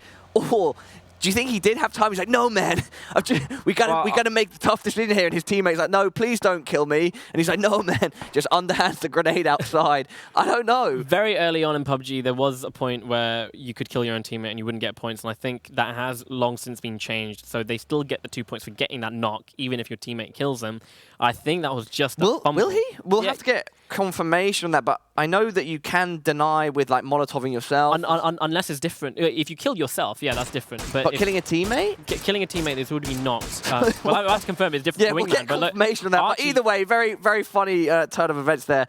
Vilden onto Mr. Ted. Great work by him. He's trying to sniff out Tekers now. Archie pushing up at the front. This isn't good. So you're going to go into a 1v1 right now. You've got Vilden who's coming up. Archie's actually going to wait. He's going to Molotov to try and close the gap, close the positions out, so there's no way he can be behind that car at all. He's not standing up, so he knows that the position is somewhere else. And Tekers, he's actually got the Peekers advantage. He'll see the heads of Vilden and Archie come up first before they see him, and he can hear them. But at best, he's going to get a knock, I think. He can't surely get the 2 versus 1, especially with Vilden going around the hill there, which I think would be the right decision. They're playing close to each other. They're playing right next to each other, so they could line up. And look at this. They have no idea where he is at all. Vilden gets headshotted and taken down. Wow. So does Archie, and they have to fall back. And Tekers is going to go for the push. He's going to go completely and utterly annihilated by Archie. Archie was expecting the push and comes around from the side and just landed more shots to the head. They managed that situation pretty well. I think it could have been a bit more optimal, but what counts is that both of them are up, not even a knock against them, so that will be another kill on their tally here in Game 2. There we go, there's your kill tracker. So, Real Wolf, up in that Yuang. We saw him do some nutty shots last game, and he's going to go for some more. Morpheus and Bruskel charging straight in, and they're actually just going to go on to four, but Yuang! He actually tags up Morpheus, but doesn't finish him off. It looked like every single shot connected. And now he's going to make the push onto Bruskel, who's not expecting... He probably is. He actually is expecting him. And Yuan gets taken out straight away. But Fuffins right behind there for the trade and the refrag. And he's going to be able to get the res, but he has no idea that Morpheus is in the building. Get the res and then work together. You don't want to make it a 1v1 for no reason. You can see Kova gets taken down by Palos on their push. But now this is where all the rotational kills come in, and Morpheus, he knows the res is getting off. Ewang's going to go down again if he's not careful. And Fuffins is very low as well now. They're both going to back off, turning in 180 degrees from their opponent. Morpheus stacking the pressure on against Oof. He does reposition into the building as Fuffins and Ewang tails between their legs. moving further and further back. This is better for them. They've got a rock now. Ewang's slightly ahead, so they can potentially do a bait and switch here, but I don't think Morpheus is going to commit too hard to these angles. In fact, he's turning around at the moment. Look at that, Nat's holding the shed on his lonesome. Might find Sampula, but Sampula hits his head! Ula. Oh my days, Terminator. there's going to be Piscot that takes him out on the other side of the map, and Palos and co are getting involved in this fight. It is just third-party central in the open field here, Pala. What? Look at this, Palos. He's like, yeah, there are people there. I want some points. Yeah, he does. He knows that smoke means there's probably a guy inside it. Both of them laying down, suppressing fire, hoping to get some tags, but Sakura is behind the tree, if I'm not mistaken, in that smoke, and Sampula's looking for him. Brother, give me your hand. That's a good nade. Hell of a nade if That's it a reaches. good decision. I'm not sure it will reach. Drakuro finds Vilden and takes him out, so Eyeballers are left just down to Archie, and Tuho Yuho has been taken out, so that means Quick Maths are eliminated in 24th. Couldn't carry on the momentum, Talha. It's just a different circle. It's a different game. You see, you can be one of those teams that knows exactly how to play every single circle, but there are just some positions where you can't get, and you haven't been in such a scenario before, so you have no idea how to play it out, and it must be one of those. You can see still 5 kills for Wolf. I hope I'm saying it right. Yeah, got owned and nailed it. He actually just is spray firing. He gets both Fuffers and Yuang down. He must have waited for the perfect opportunity there because he sprays both of the guys down with very little resistance. Morpheus, moving like he's in the Matrix. It's the god of dreams, isn't he? The god of dreams, and he's making a dream come true right now. Managing to 1v2 and winning at it now. Werewolf. That's a good nade. They're still taking on Tetris. Actually, okay, no. He's on the roof. He is. So got owned. He now knows that no one could be in that on the 3rd floor because no one got the knock on the nade. It's absolutely impossible. But Tetris up on the roof. He's going to be coming down to the stairs, but got owned is there to say hello, say hi. That's going to be a 6th kill. 6th kill. They are topping it. Werewolf. Zagreb 360 Gaming gets eliminated by Miffy, Bloody Jesse, and this is a fast-paced match, Talha. Yeah. We're 16 minutes in and we've got 20 teams left. See, you kind of get this when it's open fields and stuff. It's just people need to rotate, and everyone that's already there or everyone that can see the field easily will just shoot at the vehicles, and the vehicles will blow up, or there's someone behind a rock or at one of the sheds, and you drive straight into them and you get taken out. It is absolute carnage. You can see the only places where there is cover is outside the circle. There's one inside the circle, one place at the moment, one compound, and it's already being taken, it's been occupied. So no one wants to push it, and it's going to be absolutely hard to push. So you've got to win the outside fights before you can do anything. Ghostar and Norcus, they back out from this fight, and Reverus and Jones, if they manage to do this, they can get into the chopsticks and use that as hard cover. Oh, the cheeky chopsticks. A interesting part of the map, and how people approach it, the different styles that teams employ around that area. Morpheus is currently just chilling. He's parked up, maybe looking for a local mall to shop in. He's in the circle right on the edge of the next one, so he can just relax. Jones and Reverus, they're going to be making the so they're inside, and they might spot Morpheus, and I think they do. They spot. I was about to say that sometimes being inside the chopsticks is good because it kind of hides you a bit. Not many people are going to seek that engagement, but it looks like the Picardo Power Rangers have an idea that Morpheus is in there, and with them firing off, Morpheus is going to know they're in the chopsticks as well. He's already spraying down Jones. He gets taken down to 23 HP, and that's not the position you want to be in. No. Reverus gets taken down. The smoke is out. Morpheus, he's watching. One more shot needs to hit, and Morpheus takes them out. With the double kill, taking out the Power Rangers. 5 kills with just 18 minutes gone on the clock. Aggressive Polax, living up to the name. Flamey as well. We just saw him and his teammate take out a team, and he's just taken out Salty Mate. Team 14 doing wonders and work and got owned. Nailup, he's knocked in the open. He can't get him up, but it's our boy. It's our boy, It's our boy. It's our boy, and he's running away. He's done some damage, and he can get away. Got owned is outside the circle, but look, he has no cover. I still can't get over the fact he just killed his team. Okay. And it was arguable whether he could have rezzed him at that point. Okay. So the way it looked was he was going to smoke it, and if he smoked it, he could have gone for the res. Yeah. But I think there was already a player there ready to throw a nade. Oh, sorry. At res it was position. a grenade. My bad. Yeah, but he just threw a nade. He's like, all right, okay, whatever. You can kind of see what there like, he goes. whatever. Lighting up the kill feed again. Wait, he actually takes down. He just takes out the #1 ranking team from week 1. Triquio is a tank. He's a Terminator, a Rambo. He went, VII, mate, look, I did really good without you last game. I need to get rid of you. I need to drop the baggage, and that's exactly what he's doing. He's already taking out a squad. Ghost Star gets finished off and taken out with a nade. Half our team's remaining, Talha. 20 minutes in. Things are really heating up now. Constant gunfire, full focus and backstab. I do remember them from week 1. Let's see what Saints can do now. This is scary. So Norcus is really low. He's already lost his teammate, and the nades are landing close to him. But he's literally blows some air towards him, and he's dead. But he's going to hold fast, and he's going to just chill. He's going to chill. Get heals up, and you've got another team. You've got Shady and Pybola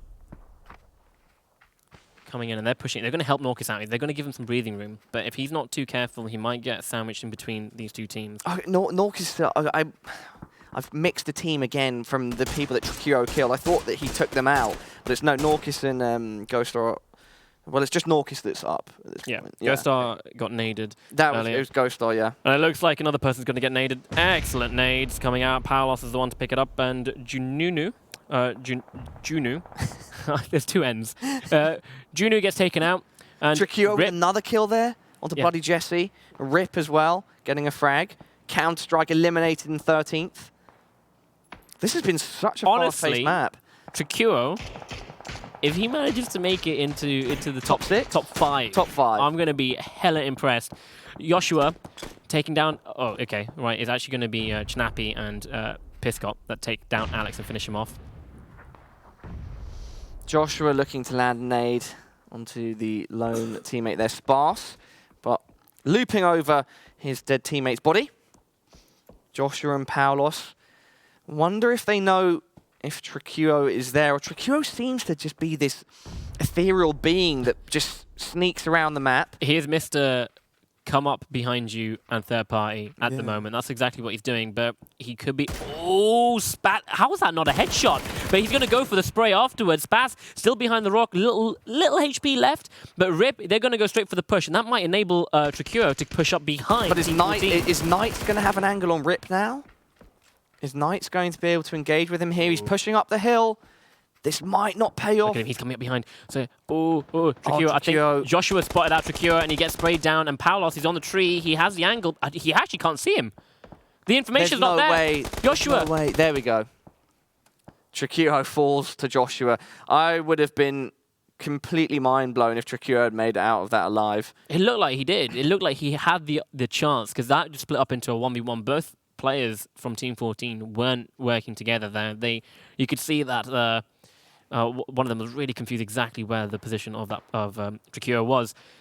Morpheus got himself into... Well, he's not in the circle yet. He's got Sakura and Sampula. Morpheus. That's a lot of trigger discipline there. The head was resting on the middle of his crosshair for a good couple of seconds. He's not sure if you're going to get that opportunity again. He's trying to figure out where exactly everyone else is, because he's not in the circle. After getting the knock, he has to take the fight with Sampula. And with 5 kills, it's going to benefit him a lot to play a bit more defensive.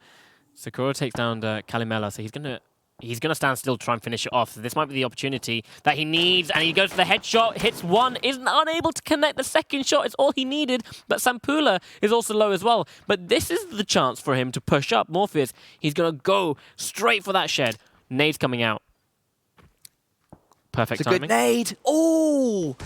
Oh, Sakura falls literally no HP on him. Sampula's still in the shed. He's got full health, but Sakura's in the smoke, and Morpheus needs to hold it, but he's being tagged from elsewhere. 50% HP. Sakura dancing through the smoke. Sampula making sure his flanks are covered as they steadily move towards Morpheus. Morpheus peeking around the rock, tries to lay down some fire onto Sakura. Nothing connecting right now. There! A shot lands. 36 HP. See, Morpheus has a really powerful gun, especially at this range. He's got the MK14. The nade comes up behind him, and it's going to take him out. And there we go. Sampula and Sakura stay alive for yet another circle going into it. But what do they do in the next one? Their shed is no longer in it. They have to move into the open field. They're going to take the fight. Paulos falls and gets taken out completely. Norcus playing very methodically and very slowly. He knows Sainz is in front of him somewhere. Doesn't know exactly where he is. Takes a bit of blue damage. He's going to follow it up. Sainz stands up, gets sprayed down. Norcus managing to stay alive a bit longer. But now he's got Shady and Pybola coming in from behind. He's not in the circle. That tree doesn't give him enough in the circle. It's tough for Norcus.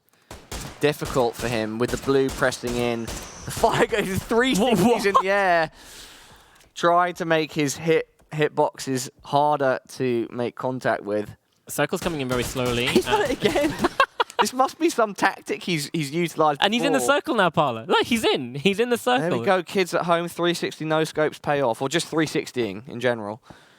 And he licks his wounds, gets bandaged up. Shady and Pybola, they're pushing, and this could be drastic for them if they push in the open like they are doing so. Norcus has got really good aim. He's got the M24 in hand. If Pybola just stands still for just half a second, that's all Norcus needs. And they're going to say, it's not worth the fight. Let's go. We're close to the circle. Let someone else take care of him. Sampula and Sakura have a long way to run, but they do take down Mr. Knights. And Estefy, actually, is quite far away, so he won't be able to get him up. And he has to make his way into the circle. So I think Sampula and Sakura, they're going to make a run for it. One team in dead center circle. Yeah, Piscot and Chinapi have very favourable positioning going into these final phases. They have buildings, they have cover, centre of the circle, everyone else moving around them. At this point, Tyler, do they want to be the engagers or do they want to be the third parties? Could it be a mixture of both? You want to try and get the kills, right? You don't want to engage. You've got the best position. You want to hold it off. And the problem is that the building that they're in, Chinapi finds Norcus. As I was saying, the problem is the building they're in, they can only see in 2 directions, pretty much. They've got that area. Pybola takes down Estefy, so now you can see Shady's going to go straight into the compound, draw some attention over. Chinapi's going to close the gap. I like this repositioning. This is very, very smart. This gives Sakura and Sampula the chance to actually make their way into the circle and come up behind them. They can play spoilers for this whole thing. Pybola's not in yet. He's not in yet. You can see Sakura and Sampula made it in. I love this Cal. Piscot doesn't even know that there's no one left over there. 2 versus 2 versus 2, all with slightly different positions, but within the circle. It's going to be the next circle, right? The next That's circle, going to decide a lot. And wherever you want to be, you'd want to be where Chinapi and Piscot are, because the circle's going to either go straight center. It's unlikely to move them out of position, right? Yeah, it's going to shift north, south, east, west, wherever it shifts. Because they're dead center, they have the easiest rotation in. But there is a but. They are in between all the teams. Yes. So even if it does shift somewhere...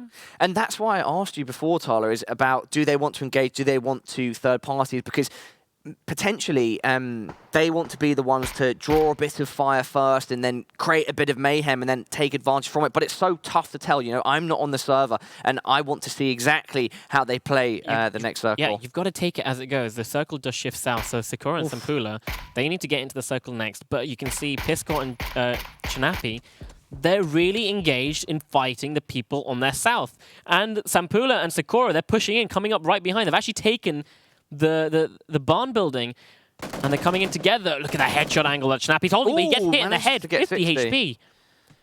And now, Shady and his teammate, they know exactly that there's another team fighting them, so they now have the opportunity to close the gap and come in closer. Killer Instinct with 6 kills, Irina's Duo 4 kills, and YMCA Esports with 2. They're actually going to hold... They're going to hold out here. They're not going to... Holding out here seems to be a good decision based on the fact that the other 2 teams, they can hear fire, they can hear exchanges. They don't necessarily need to get involved in that unless it becomes more obvious that they can benefit from it. Right, it's phase 8. You know that this next circle will be right in the... Well, you need to go to the center. They have the opportunity right now to close the gap and get into one of those buildings just on the edge of that compound. If they can do that, they can actually find Chinapi, who's just standing in the complete open to them, take him out, and they can make it easier. Most probably, the circle's going to end inside the building. And Piscot, he's already in it. Well, yeah, Chanapi does get pushed from behind, he's going to struggle to get away with this. And here no, I thought Plebola there was pushing out, but he's not yet. They don't know. Oh, here we go. It looks like they've decided they're going to cross to the side, closest to the building as opposed to around. Okay, no, it's not going to end in the building. It's going to... I think that's a field.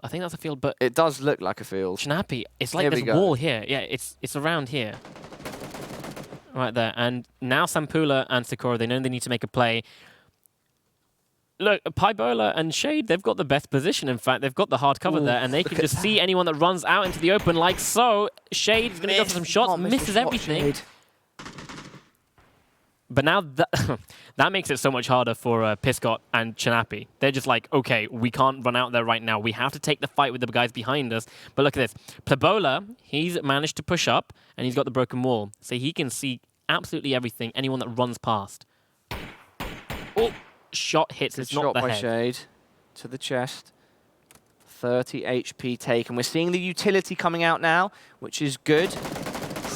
Game will be over soon. Who can take it at this point? It's very hard to tell. It's a tense moment. 3 teams of 2. Sakura moving into the smoke. This is smart. He's just going straight through. He's gone into the building completely. Piscot, I think, is aiming there because he knows Plebola and Shade are around. I don't think he has any idea that Sakura moved.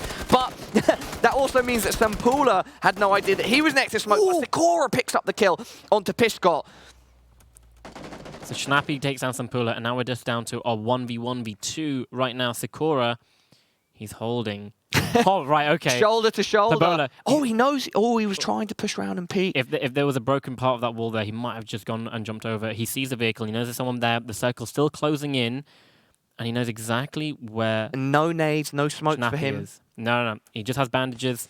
And look at the angle that Shade's holding. It's going to be hard to spot him. But Plebola's being pushed by the circle to move in. Shade gets taken down by Chanapi. Sakura finds Plebola. And now it's just down to Sakura and Chanapi. And it's going to be Sakura who holds the angle. And right there, through thick and thin, YMCA managed to come out on top after all of that they had to do. I have to say, Talha, going from what I saw from these guys at week 1, I'm not surprised with how they played that throughout the map. But especially at the end, they're good at deciding when to fight, when not to fight. And they played those final circles very, very smartly. Again, a pro player that's been around since the very start of PUBG, Sampula, it's no surprise to see that he can play those situations out solo and really do it methodically. But where they came from being in a shed and having to run so far away, having to fight Morpheus, who was pushing them from behind and being tagged from the hill, it is absolutely insane to see that they managed to take that game to #1 spot. Just 2 Asian boys in floral shirts.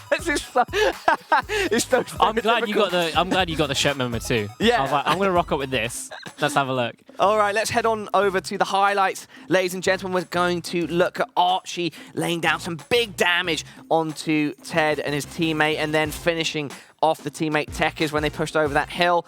The aggressive products had some good moments in that game as well. Yeah, so look, Morpheus with the double spray here. All these kills were pretty much rotation kills. Everyone was either rotating or they just finished rotating like Junu, right? They just finished rotating and they're just being absolutely annihilated by people that are already there. Here we go, Trakuro. So he nearly did. But I mean, only in that situation, it seemed only because the teammate was completely oblivious to him being behind the rock. Maybe a miscommunication, hard to tell. We're not on TeamSpeak with the guys. Discord, Ventrilo, whatever you use, they use. Oh, he actually steps out. Sakura, he steps out and takes the fight. Yeah, I like that because I feel, I mean, it's a sports thing, it's an esports thing, that taking initiative action can often pay off, right? You know, making a firm decision and going for it. And I think it's something that sometimes we see in PUBG where teams are too hesitant at times. They're too worried about engaging. I think him coming around, if he'd waited in that corner a bit longer, the guy that was on the other edge, I can't remember if it was... Shady or... yeah, if he'd come out earlier, then it would be so hard for him to take out both of them. Yeah. So him pushing around was great. It was a very, very good play. And you're not expecting it. If you play the way someone is not expecting to play, then it will just come out. You might come out on top, you might not. But it is a risk to take, and Sampula took it, and he took first place in the second game. But don't go anywhere, ladies and gents. We're going to go to a short break, and we'll be back with the third and fourth game of the night.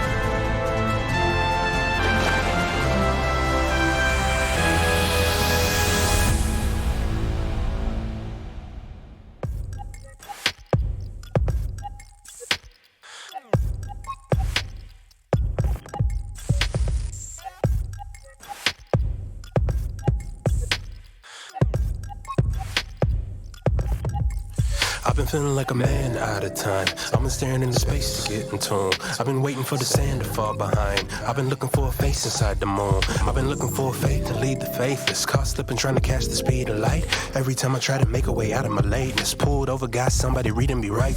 Cause we've been chasing after hours, counting minutes second hand, spending all of our tomorrows trying to come up with a plan. We don't call up information cause they don't know what we saying. No one knows, no one knows. We all woke up in the upside down, turning inside out like we've all been led astray. We've been standing on the outside in, trying to find our friends like we're all just castaways. Feel like we've been missing out. Falling overboard, catch me off the side. Or maybe you just missed it when you close your eyes. Life goes in an instant. One hell of a ride. If you don't go for fiction, I'll get caught up in the lies while you was chasing after hours, counting minutes second hand, spending all of our tomorrows trying to come up with a plan. We don't call up information cause they don't know what we saying. No one knows, no one knows. We all woke up in the upside down, turning inside out like we've all been led astray. We've been standing on the outside in, trying to find our friends like we're all just castaways. Feel like we've been missing out. Focus, false starts like roll it in the dark like stutter steps last breath, staring in the void, feeling paranoid, thinking if you fall, you won't make a noise. Off of opioid, man, you got a droid, at least you got a phone. Fucking humanoid, why you xenophobe? Why you so annoyed? Why you tripping out? Who made you devout? Why we go this route? Can you do without? If you look within, here we go again. Hands inside the vehicle, you mad cause it's autonomous. You thinking you anonymous, but we upside down, turning inside out like we've all been led astray. We've been standing on the outside in, trying to find our friends like we're all just castaways. Feel like we've been missing out.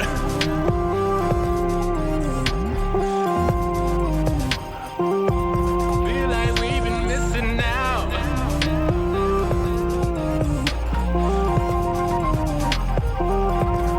like we've been missing out. Feel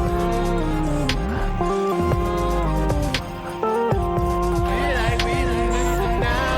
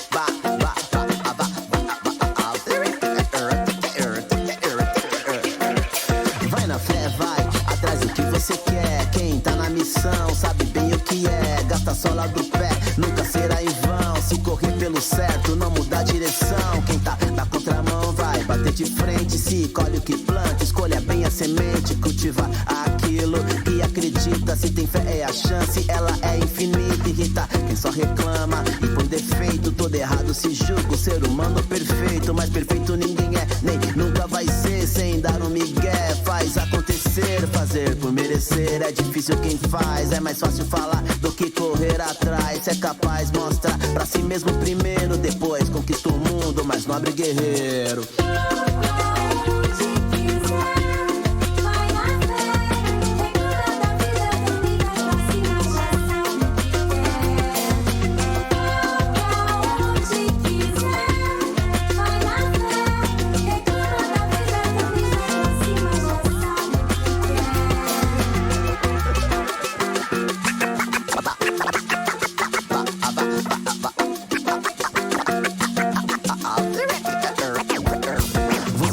Você faz, esse é o conceito de quem assume a resposta. responsa aí bate no peito não. Basta ter fé se não se movimenta, nem o teto se mantém sem o pilar que o sustenta. Tenta, até conseguir. Se a fé não remove a montanha, ela te ajuda a subir, progredir. A cada passo dado, evoluir, resistir. O peso do fardo, o obrigado atrai tanta coisa pra agradecer. A vida dá um pensamento pra vencer. Enquanto só reclama, só chama mais problema. Deixa o mal fluido solto e o bom cheio de algema.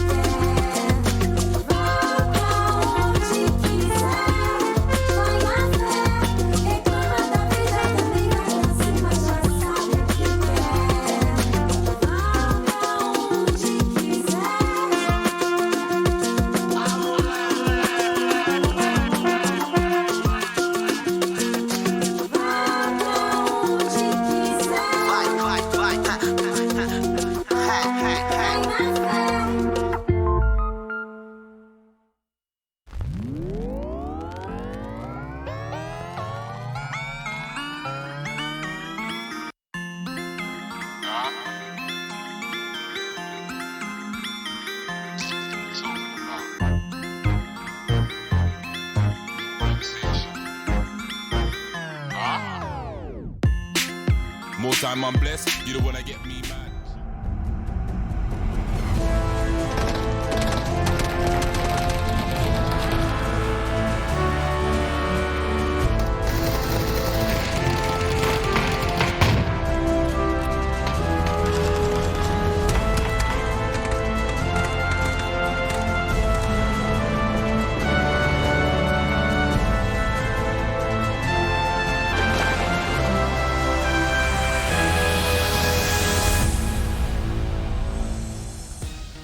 All right, ladies and gentlemen, we are going to be moving on to Game 3 here at Week 2 of the GLL Wingman Series 7-4EU. Final 2 maps for them, and then we will move on to NA. $40,000 for each region on the line.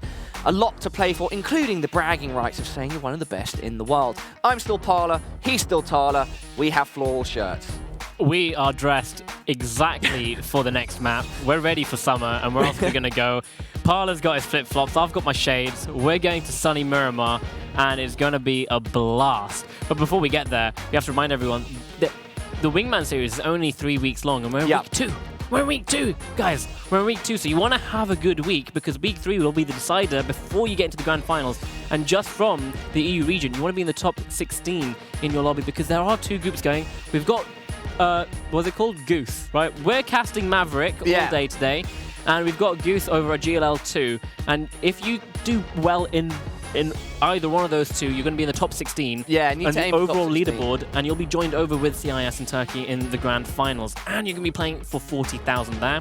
And then NA will be in their own separate one with South America as well with 40,000. But speaking of leaderboards, let's head over to the scoreboard from the last game. Well, all the last games that we had. Yeah, so no, this is the scoreboard for Game 3, and we'll remind ourselves that YMCA Esports took the top spot with a healthy 5 kills and 20 placement points for first place. This should be Game 2. We haven't had Game 3 yet, ladies and gents. Indeed, and then we've got Killer Instinct coming in second. There we go. Thank you. Cheeky wipe there. And then Killer Instinct came into second. Eeriness Pala, look at this, right?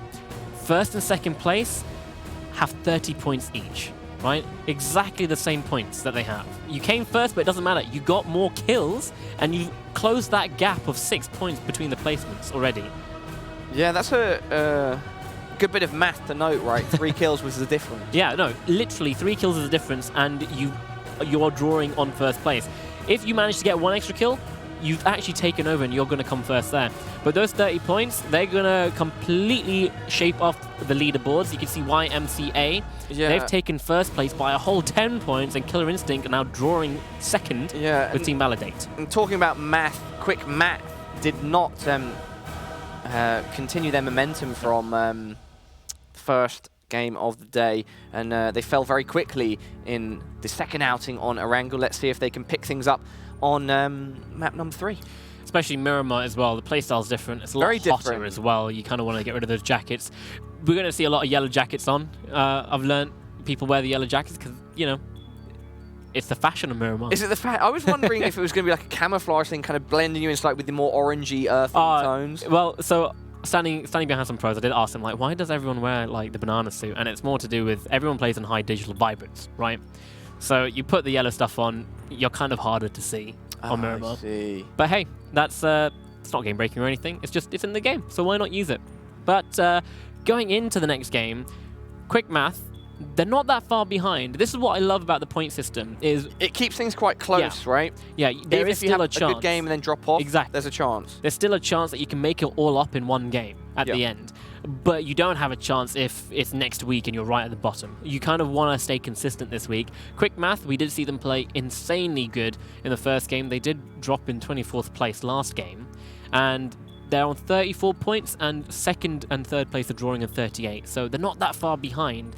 They just need to grab themselves a couple more kills and a nice placement, and that would do them for this week. I think it's good to reference what we were talking about just at the start of coming back to the studio now with regards to this second week. You know, next, the third week is going to be the final week. It's where everything ends. And so you do want to set up a good base layer of points, so to speak, in the second week. And so these next two maps should be very hard fought. Ladies and gentlemen, let's jump into Game 3 now on Miramar. We have a southeasterly plane heading towards the northwest. From Puerto to Alcantara up in the... Alcantara. Yeah, in the top left. It's Miramar. And to be honest, since it's come out, it had a very bad reception, but people are starting to love it more and more as the days go by, especially what they've been doing to it, adding more compounds, changing up the loot, and especially like Alcantara. Hulk Jesus is back for the second week in a row. Thank you to our observers for that. For the third week, so Hulk Jesus became a meme for me and Toby when we did GLL Nations Royale. Right. He just gave us so much power that evening, and then hope, and then he was brought back for... Hulk Jesus. Yeah, the green Jesus that you find all over Miramar. We call him Hulk Jesus. And yeah, he came back to bless me and Rene for week 1, and now, Talha, you've officially been welcomed into the fold of the Hulk Jesus entourage. Thank you, Hulk Jesus, for showing yourself to me. I now know you exist. Good. And there we go. Right. Miramar. At its finest, there is a freaky circle. I was about to say, that's a pretty ridiculous-looking circle. It's, what, maybe 35% water? What is this? Piscott just trying to run over a poor lady in the middle of the street. So Knights there. Is that Caffeinius? Like, no. That's Flamey and Co. They're trying to shoot Knights, and Piscott is getting juked. Piscott is trying to run over Mr. Knights. Mr. Knights is like, he's actually just going to leave him. He's got behind a tree, and he's... Yeah. What a waste of time. Oh, no. Our boy, Tricuo. For the first time in our maps today, dropping early. That is some real BM, isn't it? What's happening here? Himonen is just... Oh, he's going to punch him to death. Tricuo meeting a smoky, physical demise with just 2 minutes on the clock. R.I.P. Hulk Jesus will save you, don't worry. Yeah, nothing to loot there. Himonen was just... gonna absolutely BM him. He didn't have... If he had a pan, it would be a pan kill. Right. I wonder if he's going to make it really far into the match. Right, Faye. And then at one point really need a smoke, which he isn't going to have. And then be like, no! Oh, if I just didn't use it there. No! And got owned. Gets taken out by easy megas as well. What's funny now is that it's an opportunity for Faye to show off what he's got. Ladies and gentlemen at home, if you remember from our first 2 games of the day, Tricuo was the one that was surviving on their team, and it was Faye that dropped very early. Tricuo had a great first match. A lot of action happening straight away. A lot of players falling. Nail up. He actually gets the he gets both Tetris and easy Megas right away. It looked like if the shot landed, if it was a more powerful gun, Naylor would have gotten taken down. 37 HP, but he gets both of them, and that's revenge for got owned getting owned. Revenge. A dangerous, dangerous thing. But in that case, it worked out. I'm just hoping, Pala. I'm just hoping. What are you hoping for? I'm hoping. The second coming of Hulk Jesus? No, because I am like, what was it? Is it a narcissist? You're doing like the prayer hands No, emojis, I am. Emoji right now. I'm praying right now. I want the islands for the circle. I want it because it is just absolute carnage and chaos. Not for the players, of course. I wouldn't wish it upon them, but I am. I just want it because it is just the most fun thing to watch. It's horrible to play. You see those two little islands out there? Yeah, I can see him. It's happened a few times. It actually happened at a GLL event as well, a live GLL event, and you could just hear all the players moan as soon as it happened. Yep, I'm praying to you, Hulk Jesus. Give it to me. Just for this. The circle is prime. It's right. It could happen. You can see quick math, Tuho, Yuho, and Nisei. They've got Picardo all to themselves by the look of it. Bilden going for the spray. Only able to land 19 damage. He went for the driver and then realized, okay, it's going to be a lot harder, so I'm going to go for the tires and see if I can make it out that way. Werewolf have already got 5 kills. They got a lot of kills in that last match as well. The second. I don't know if that's been updated. I'm going to be very surprised. Wait. No, with 5 teams gone, it's potentially likely that they could have got 5 kills. But Lucarux getting taken down by Shun and Hellcat. Getting a bit tag teamed, but you can see Oof coming up right behind them. That's Yuang, and his teammate. They're at Minas Generales, so they can see them as they're getting away. And as we take an overlook of the map, we can see just one team up at Alcantara. Sakura and Sampula down close to Valle del Mar. The circle just waiting to make its next move. Unclear right now if we're going to get the demise that Talha would like to see of all our players. There we go, the kill tracker is updating. It's Counter-Strike and Werewolf. Werewolf. Are they wolves? Are they dogs? Is it werewolf in some sort of weird childlike speak? I don't know. Nail up on his lonesome. Going to get on to the bike. Probably the best vehicle you could want on Miramar. Nice and easy control. Right it looks great as well. He's going to go in. Tech is coming up behind. Finds Memo. Needs to find the last remaining player, Ben Q from Art of War, who is slightly behind at the moment. Nowhere close. You want to stick together. It is duos. My dudes, it is duos. You want to stick together. You want to stay close to each other so you can get the refrag and you don't lose your teammate like that. Ben Q, it is not safe. It is duos, my dude. It is not safe at all. I feel like you went into acting mode there. I just want to let everybody know as well, and I'll mention this when we do the NA broadcast as well, is that Talha probably feels very at home on Miramar because he recently auditioned for Aladdin. Yeah, Aladdin's set in Arabia, Pala. Miramar's in Mexico. Oh, but desert, and come on, I'm trying to make a very vague sort of reference there. Yeah, I did. I did like a year ago, and nearly got the part, but I can't show you the world. Sorry. Well, you can show us the world of PUBG, right? A little bit, as Vilden gets a spray, takes down Nylup, and there we go. That's his team getting owned completely. Yeah. Archie and Vilden holding fast. Holding a good area.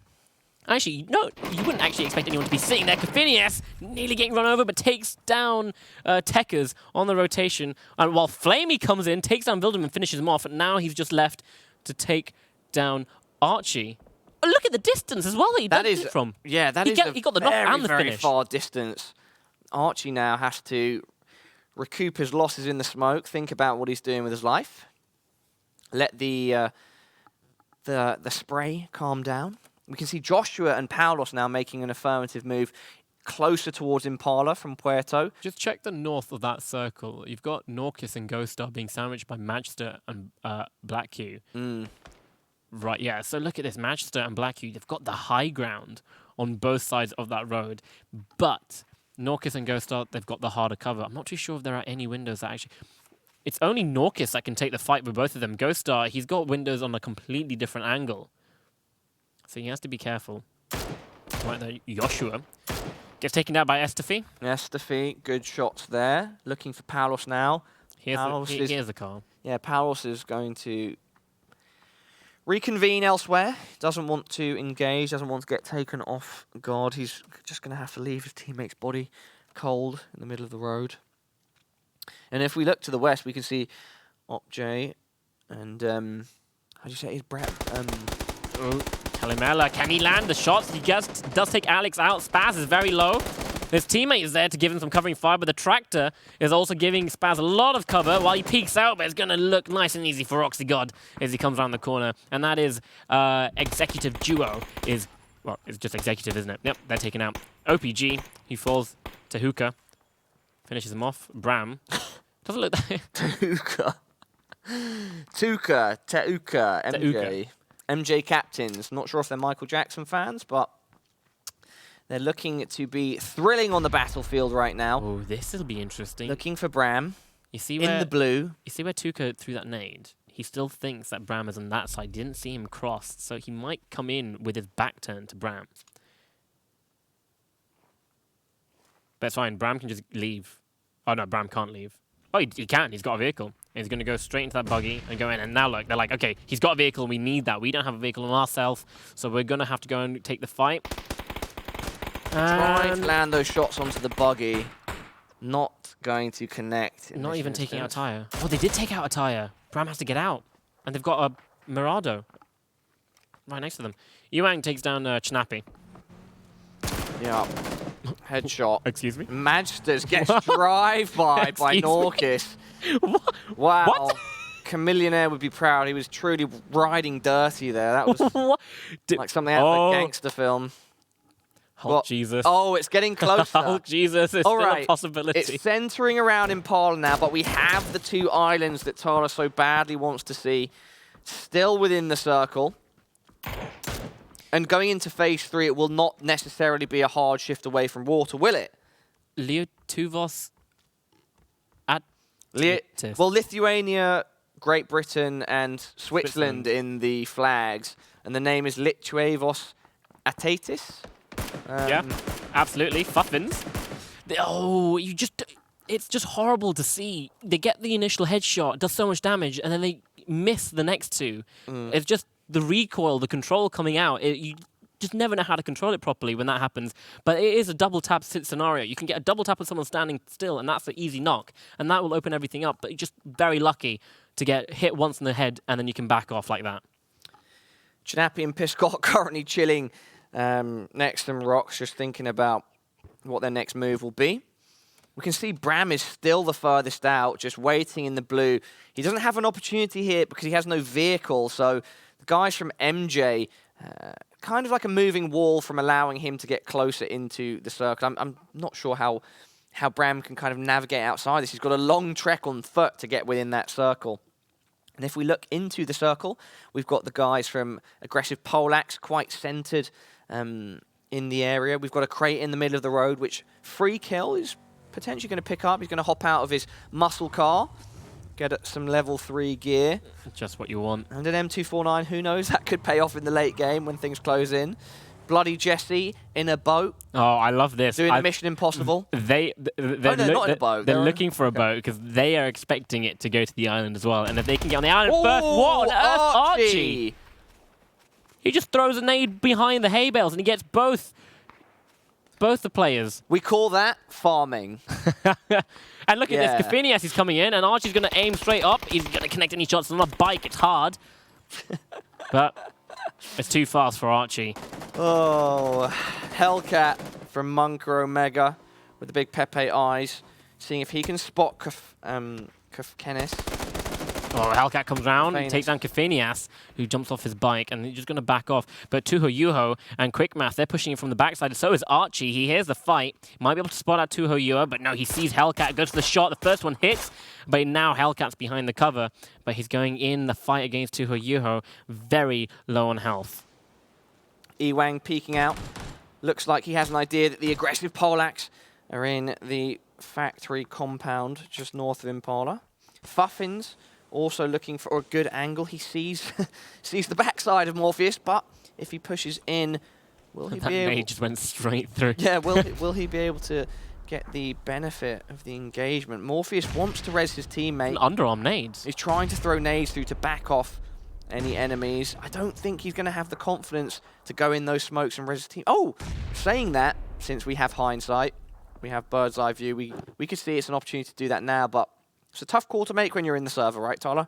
Well, it's Bruxel's first knockdown, right? So Morpheus has the time to play with. The circle is coming in. It's going to be fully formed in 7 seconds, but they are in the circle. So you can see, they just get out of there. They position themselves up for the next engagement. They're like, okay, look, we've done damage to their armor, health as well, meds. Let him get the res. It's too hard. That's such a strong position to hold. And there we go. Kill feed showing us now that Shade and Plabola have been deleted, so they will not be finishing as high as they did in Game 2. Sains from full focus and backstab sees Art of War closing in. He gets tagged from behind before Art of War. Tagged from all directions. It's BenQ. BenQ gets out of the vehicle, and Sains, he had the upper hand there, but now he doesn't, as he falls down to... Well, he completely falls. 11 HP, because BenQ's the aggressive one. But now Free Kill's holding it, and he finds BenQ and takes him out with the M24. Now this smoke is going to be very important.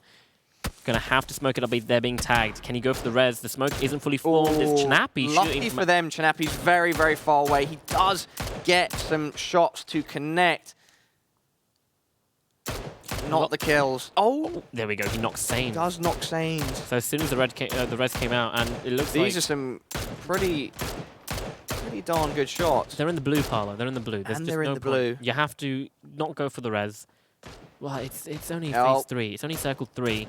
You can either go for the res and then come in, but now you're drawing attention because you can see Jones and Reverus, they're coming in from the side, and I think that's a great angle. Piscott has just noticed it.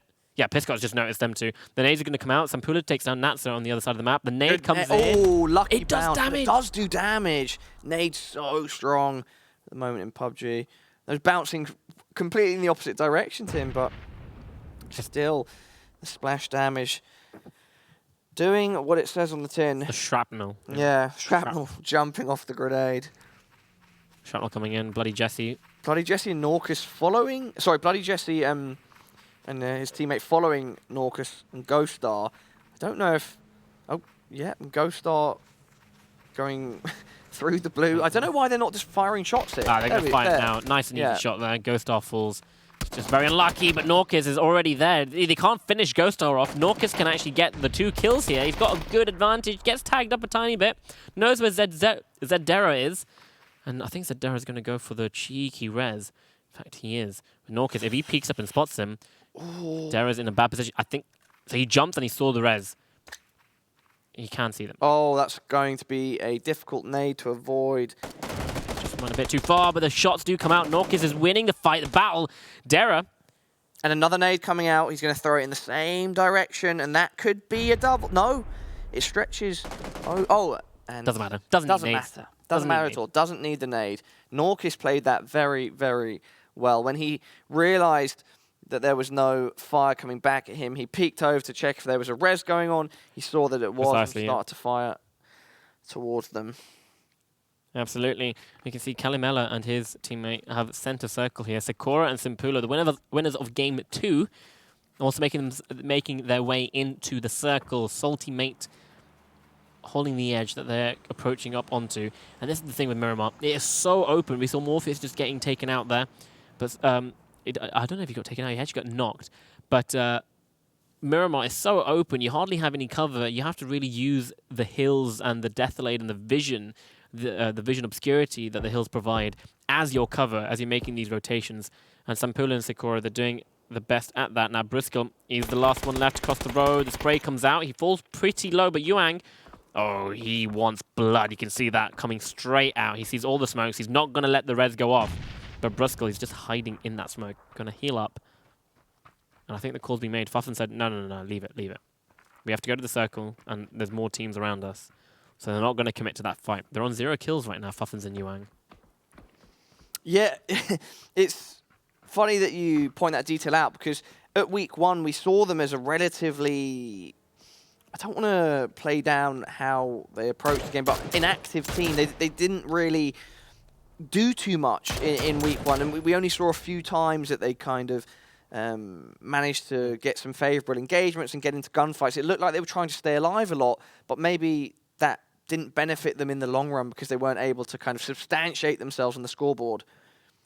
See, the thing is that we saw it in game 2 at the end of the scoreboard that this is very kill heavy. If you come second and you have more kills, you can draw and take over first place. But you still need those kills. You just need those kills. Need those kills, and you need to play like that if you want to have a chance of qualifying for the grand finals and playing for the 40,000 in your region.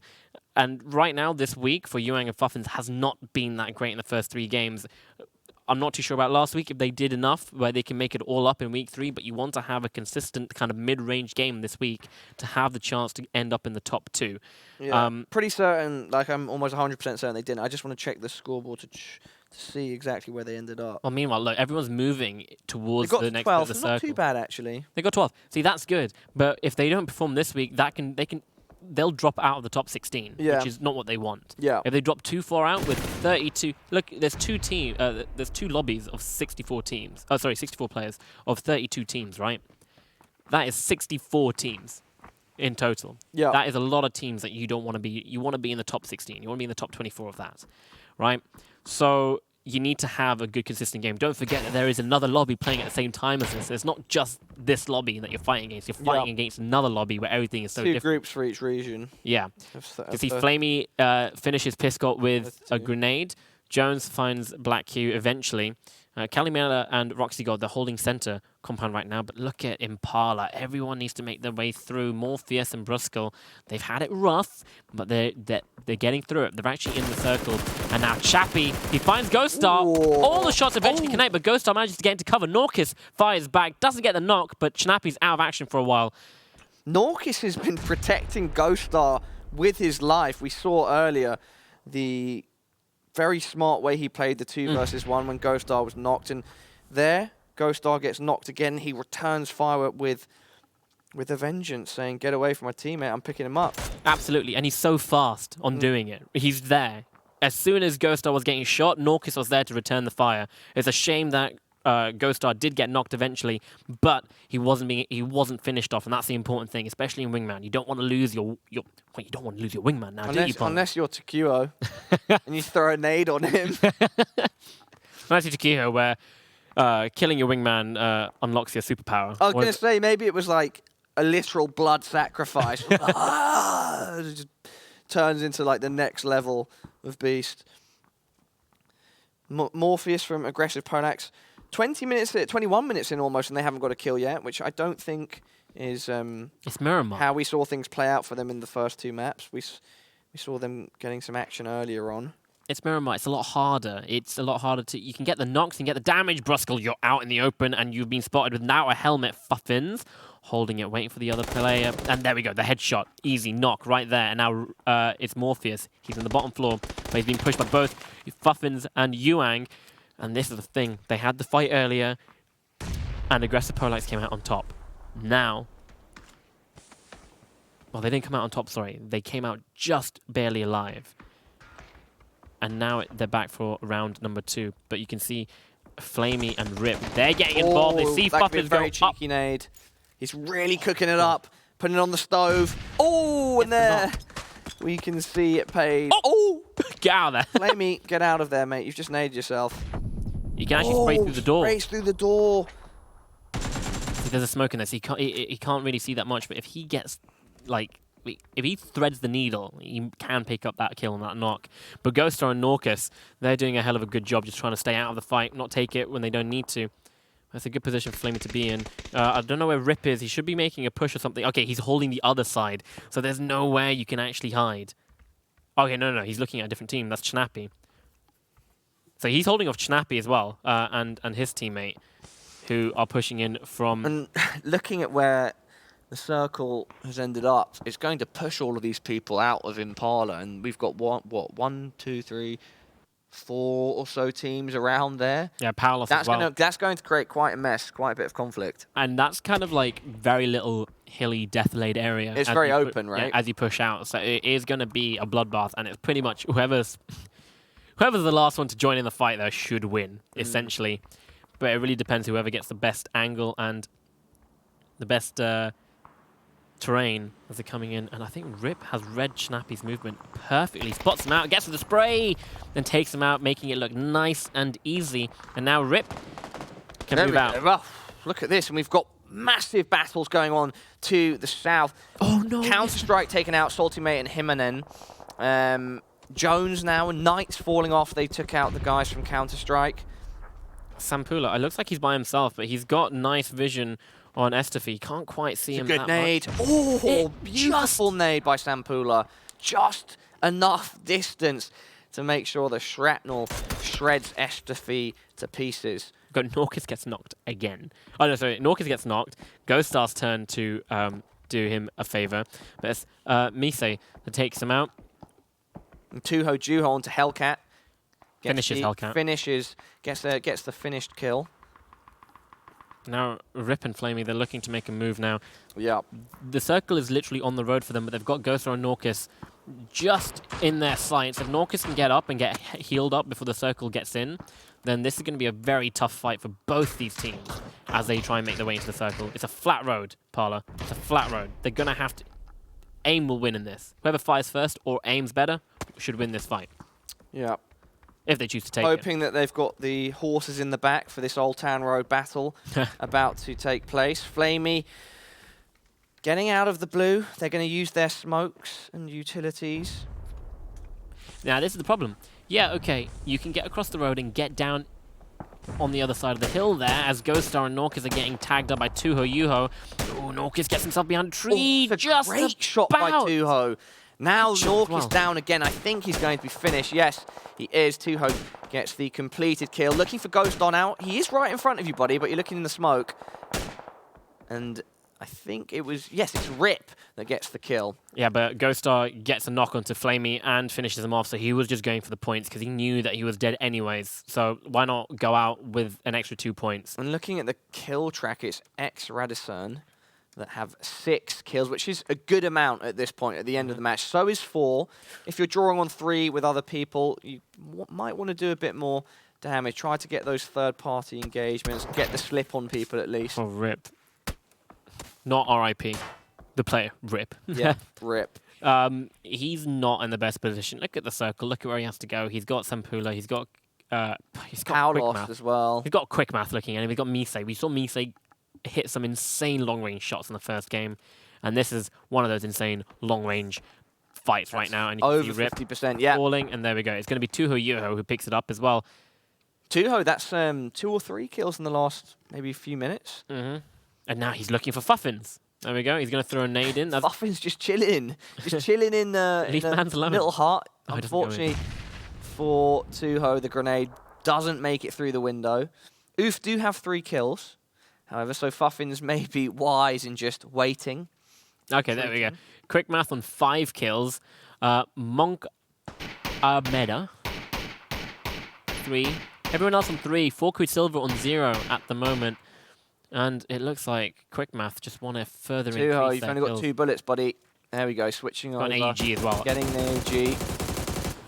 Smart at this point. Closer engagement. More in the clip. Oh, it's a good nade. Oh, no. It goes too far, but the blue is closing in. Going to put a lot of pressure onto Shan, and indeed, Tuho able to kill him. Yeah, Monk Omega will be annihilated in 6th place. There we go. Oof. Currently in 3rd place. Sorry, in 2nd place there on the kill tracker. Quick Math having a great third map. Fuffins, this is your chance now, right? They're both of them.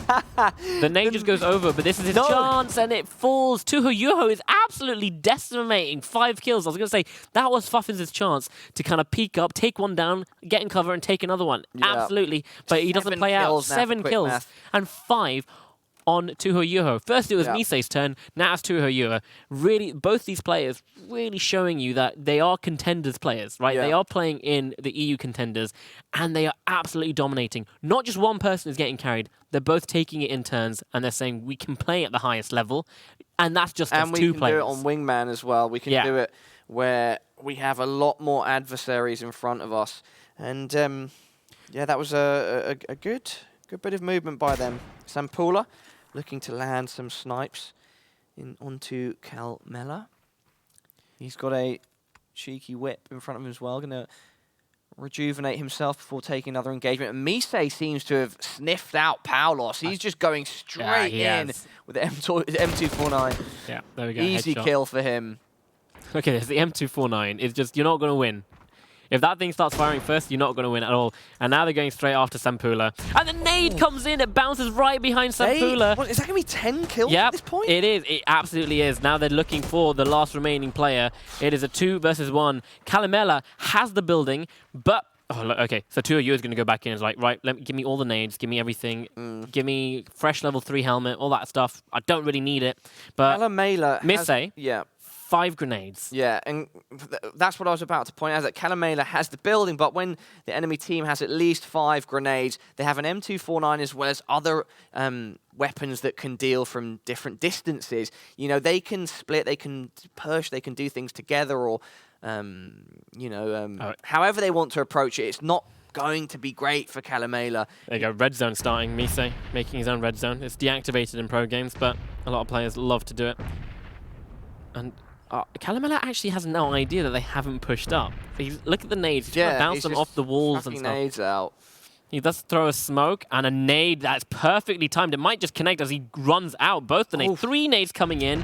One and connect. He's going to sacrifice himself to Hulk Jesus, giving Quick Math their second chicken dinner of the evening. Congratulations to them. That's going to fire them up even further on our overall leaderboard. First place for them in terms of placement, but it's going to mean so much when you have 9 kills. So not 10, but 9, 5 on 2 hosts. Could have been 10. 4 on QM. Yeah, exactly. It could have been 5 apiece for both of them. It looked like Mise was about to like just get the spray down if Calamela ran out the building. Calamela and Roxy, just 1 kill for them. Paulos and Joshua had 0 kills getting into 4th. See, it doesn't matter. You came 2nd with 1 kill. Sampula and Sakura came 3rd with 3 kills, so they're going to be able to overtake and take that 2nd spot for that 3rd game. But it doesn't matter, because Quick Math, they went out in 24th place last game. They were only 4 points behind 2nd and 3rd place that were tying. And obviously that 1st place to them is going to boost them up back into 1st place without an absolute doubt. Here are some of the highlights of the last game. Really unfortunate for our boy right there. He does go down. But look, Nail-Up taking out... Oh, it's an insane fight as well. I'm just wondering, TQO and Faye, if when they're talking, TQO's like, it's on you now, buddy. It's like, come on, man. You can't just die straight away. Either way, highlights on screen. We've got Tehuka's good shooting on top, G. The drive-by I don't know what that was, but it was insane. Drive-by. Looked out the window. Yeah, okay. And insane nade coming in as well. These were great shots by Chinapi. I really like them. This is why I don't really think I can play at a high competitive level, is because my long-range fight is just god-awful. My aiming is terrible. I can do close range. What do you struggle with the most then with the long range? It is the bullet drop and the lead. I was going to say, is it leading your shots? Yeah, like a lot of the times that we watch, like a lot of these pro players, they will usually hit that first shot that they take. They'll hit it or they'll miss it. So what I've noticed is they'll hit the first shot, miss the second shot, and then hit the rest, or they'll miss the first one and then hit the rest.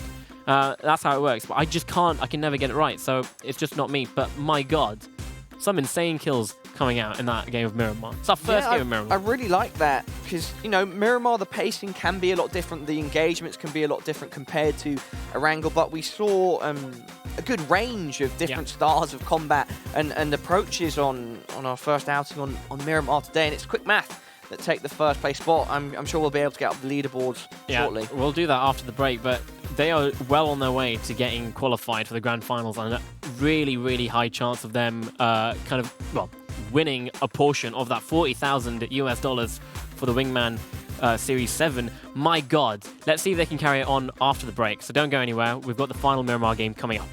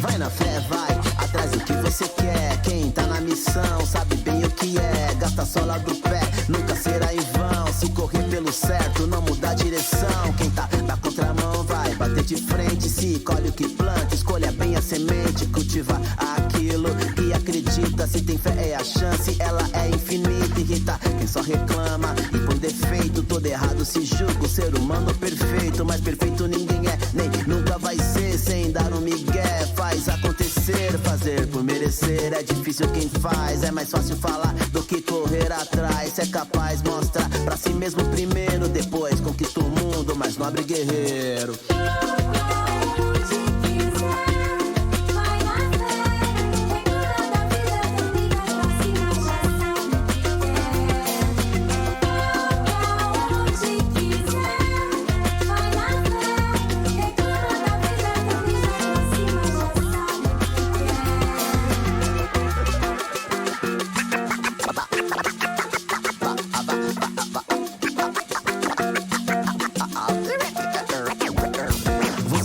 Você faz, esse é o conceito de quem assume a responsa e bate no peito. Não basta ter fé, se não se movimenta, nem o teto se mantém sem o pilar que o sustenta. Tenta, até conseguir. Se a fé não remove a montanha, ela te ajuda a subir, progredir. A cada passo dado, evoluir, resistir o peso do fardo. O obrigado atrai tanta coisa pra agradecer. A vida dá um pensamento pra vencer. Enquanto só reclama, só chama mais problema. Deixa o mal fluido solto e o bom cheio de algema.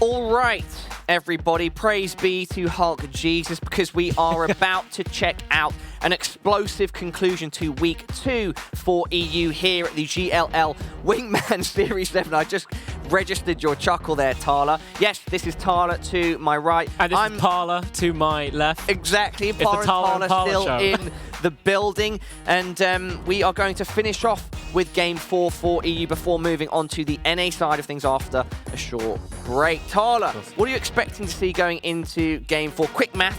Today now have 2 chicken dinners. We'll be able to see the leaderboards very soon to see exactly where they're at. Well, yeah, I'd like to see the leaderboards before making a conclusion, but quick math can definitely, they can ease off the throttle. You know, do you think so? I mean, they shouldn't, but they could potentially. Yeah, they could. They could make a mistake at this point. There you go. So this is after Game 3, getting themselves another 38 points, and X Radiseren, they got 9 placement points. Where on earth did they end up for 9? Well, that's not even in the top 10 to get 9 placement points. No, but 9 placement points with 6 kills gave them 21 for overall second. So that gives them second place. There wasn't a lot of kills, in fact. We did notice it. There wasn't a lot of kills coming out in that Miramar game. All of it was being taken up by Quick Math, pretty much. So managing to get that's them out of the top 10, getting 6 points, and that gives them second place. That's how insane this, like how heavily skewed this point system is for kills. If you go for kills, stuff like that, stuff like that can happen. Yeah. What was I going to say? And there we go. I've lost my train of thought. But yeah, we see the overall leaderboard after game 3 out of 4, and it's Quick Math 5 points clear of YMCA, and YMCA are about 13 points clear of the Clash Karja, who were in first place at the start of today after week 1. And those three are, well, at least Quick Math have a good buffer against everybody, like against pretty much everybody except second place. Yeah, but I completely forgot, and I think a lot of the players that would be tuning in here also forgot. That was just 32 teams, Pala. There's an entirely other lobby going on at the same time. Indeed, we've got Goose going on stream too. Entirely different lobby, and match 3 was won by Existence, the 2 players from Existence as well. And I just realized that, okay, it's all well and good being in 5th place in this lobby, but that might not be good. Where does it put you overall? Yeah, overall, and you want to be in the top 24 out of the 64 overall to actually have a chance to qualify for the grand finals. So even though Quick Math are doing good, and they're not that far ahead from second place, I think I'm going to retract my comment about easing off the throttle, because you don't know what's happening in the other lobby at all. You should keep the pace on. It's all about next week as well. There'll be 2 other lobbies next week. Yeah, so you won't even know where you are until both of those lobbies are finished. And as we established earlier, this second week is the chance for you to really push a lead ahead of the competition, get some much-needed points, and put you closer to winning the lion's share of the $40,000 online for each region. Yes, $40,000 apiece for EU and NA. So there's money on the line, a lot of money on the line, not just the honor and privilege of calling yourself the best in the world. Just the best in this side of the pond and that side of the pond. Yeah. For the time being. And talking about ponds, we started on the north of the Eastern Islands here on Miramar, and we've gone towards El Pozo, slightly above the west. An easterly to westerly plane. Cutting the middle of the map in half. So laterally, right? Yeah. So on your left there, you can see the total leaderboards of every team, if I'm right. So it's the That's good. We want to see the top that. 16 out of. So this is both of the of the entire season, not just from today. Meanwhile, this fight is going on. You can see on your screen, Estefi takes down Vilden, and Vilden has taken down Mr. Knight as well, but he's going to get finished off. But here we go on the left there. That is from the this week and last week, with all the other teams in the other lobby as well. So right now, YMCA are leading with 137 points. And it was, if we compare it to the leaderboard that we got after week 1, Clash Curve have managed to stay in second place after being in first. YMCA have improved into first after third. Synergy, who were in second after week 1, and now it said, I think, 9th for them. So yeah, big movement on our leaderboards. Just looking at the last week's leaderboard, Quick Math is nowhere near. No, Quick Maths were we're in 11th. So they've managed to push themselves up into the top 10, top 5 actually. So this has been a really good week for them, and that is the kind of position you want to be in going into the final week next week. So this is just some extra points for them in this final game. Let's see what they can do while we're on board with Nylop, who is on the roof, and I think Easy Megas and he's having a little siesta on the roof, enjoying the sun. They know where he is. Tetris, he's just gonna. Does he know? He's not looking that way. He's a bit unsure. Yeah, no, they don't know. They don't actually know that he's there. Easy Megas is gonna go around. See if they go around to the other area, like across that little bridge bit that this. What compound. What do they call it? It's Hacienda. Hacienda, yes. It's Hacienda. That's the right way to call it. Hacienda, right? Del Patron. Hacienda. They might be able to spot that Nylop is up on the roof. Got owned. It's just sitting down below on the first floor, just giving the info on where they are, pretty much. But it really looks like a stalemate. Got owned and Nylop just waiting for both these members of Ravens just walk into their crosshair and see what they can do. This is an interesting sort of crossfire that the Werewolf guys have. Nail up on the roof, got owned on the ground, and they've managed to get some information that the Ravens are in that bottom floor and got owned, not choosing to fight. And in fact, they've been spotted out now too. He gets spotted out, but Nail Up hasn't been spotted out yet.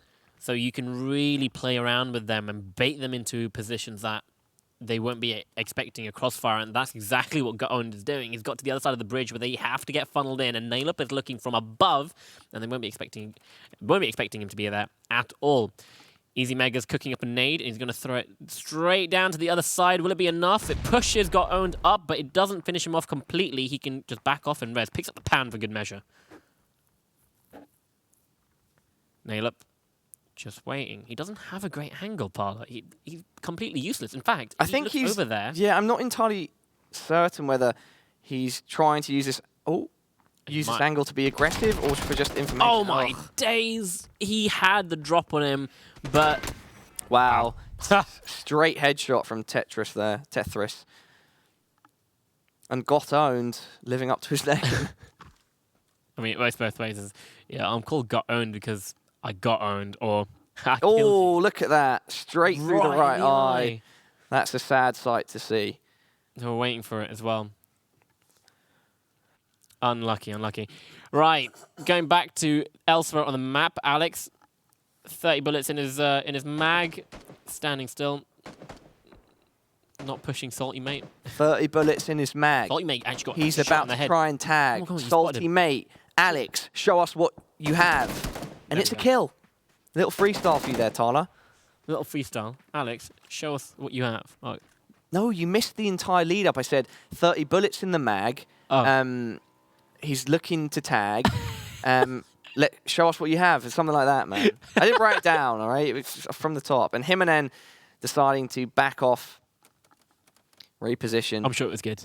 It was fantastic. We can sample it and make a Can you? sick beat. So because you're an actor, like a trained actor and whatever, can you sing and all that stuff as well? No. Oh, okay. But maybe you can rap? No. I mean, I can improv rap, but I haven't improved in a while. And Okay. improv is something you have to exercise quite a bit. I mean, I can sing, just not very good. Well, Yeah. I can, but I need a lot of training. I'm not singing A Whole New World.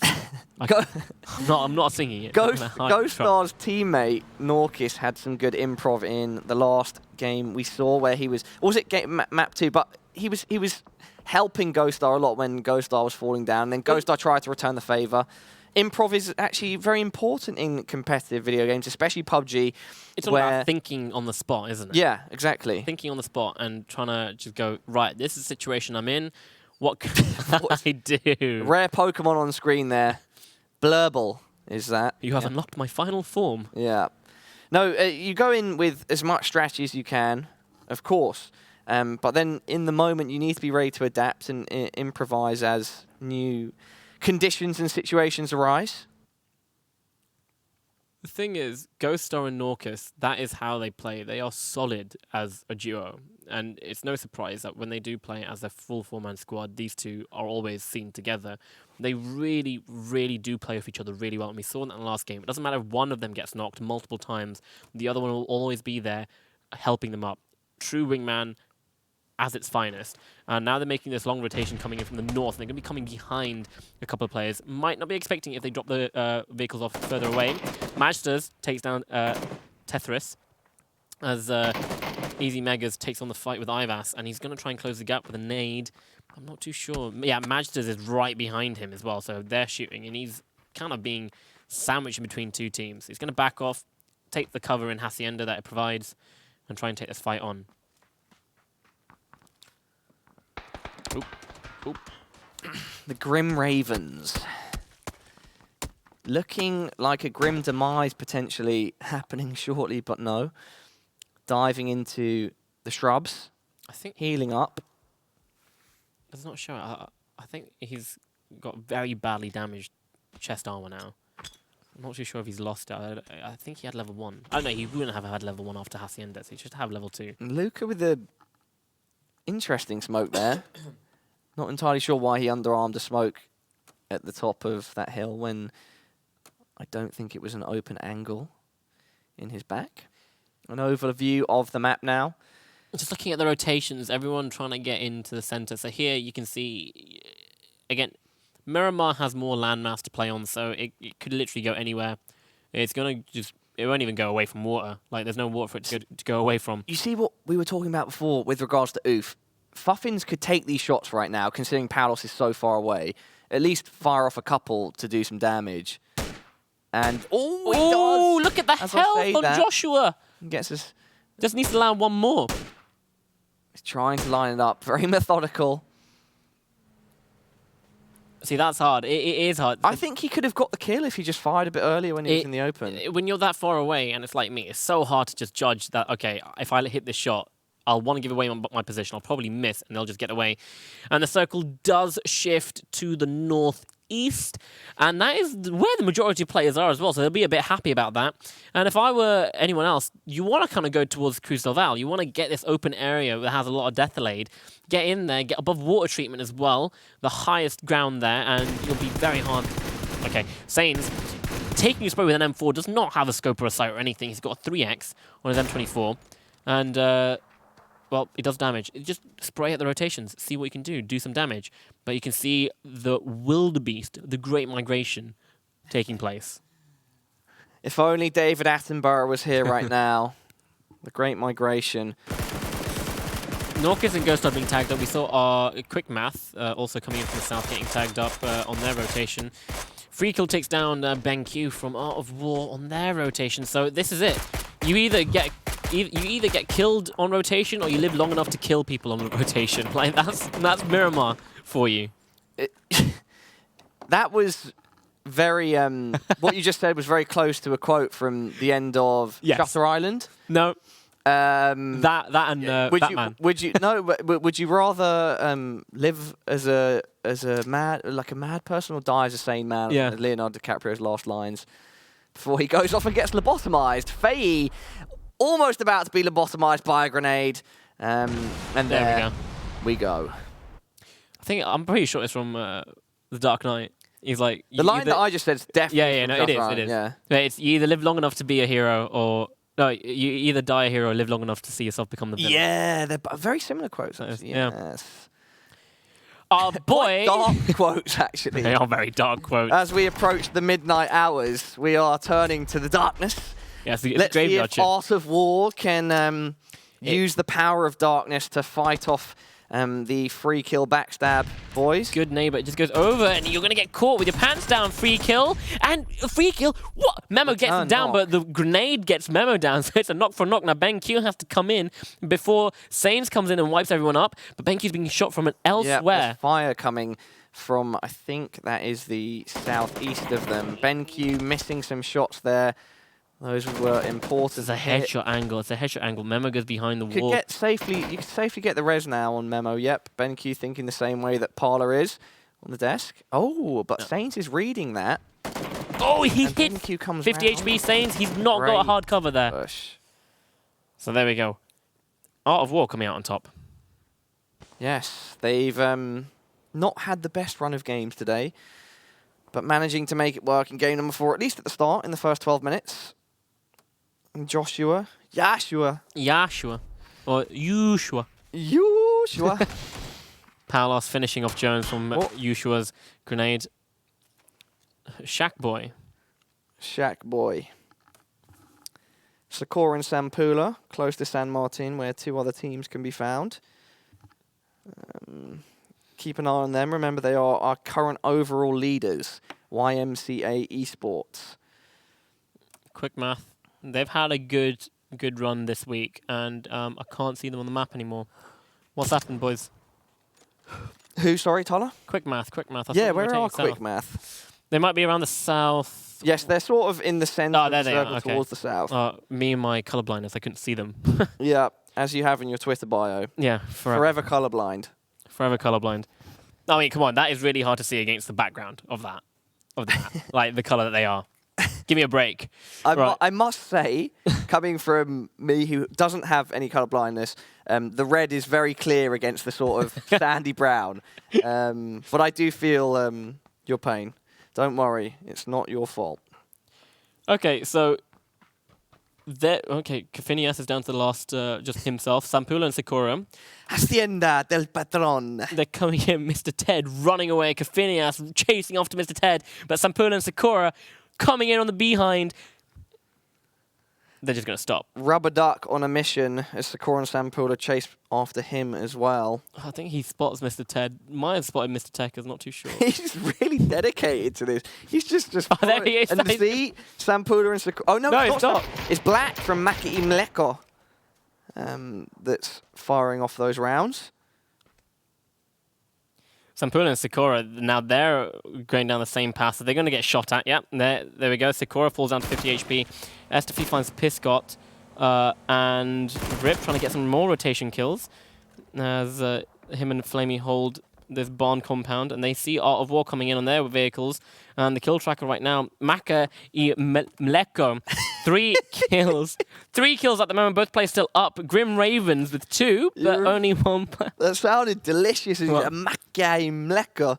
Yeah, 3 kills at the moment. Top of the kill track. And I've got to be honest, I haven't seen much of what they've done over the last 3 games, and so good for them to be getting off to a good start as we approach, well, I should say middle of the match. Not insane enough. Well, those nades falling just slightly short of that one. That's might a good hit. one, though. Yeah, that's definitely going to hit.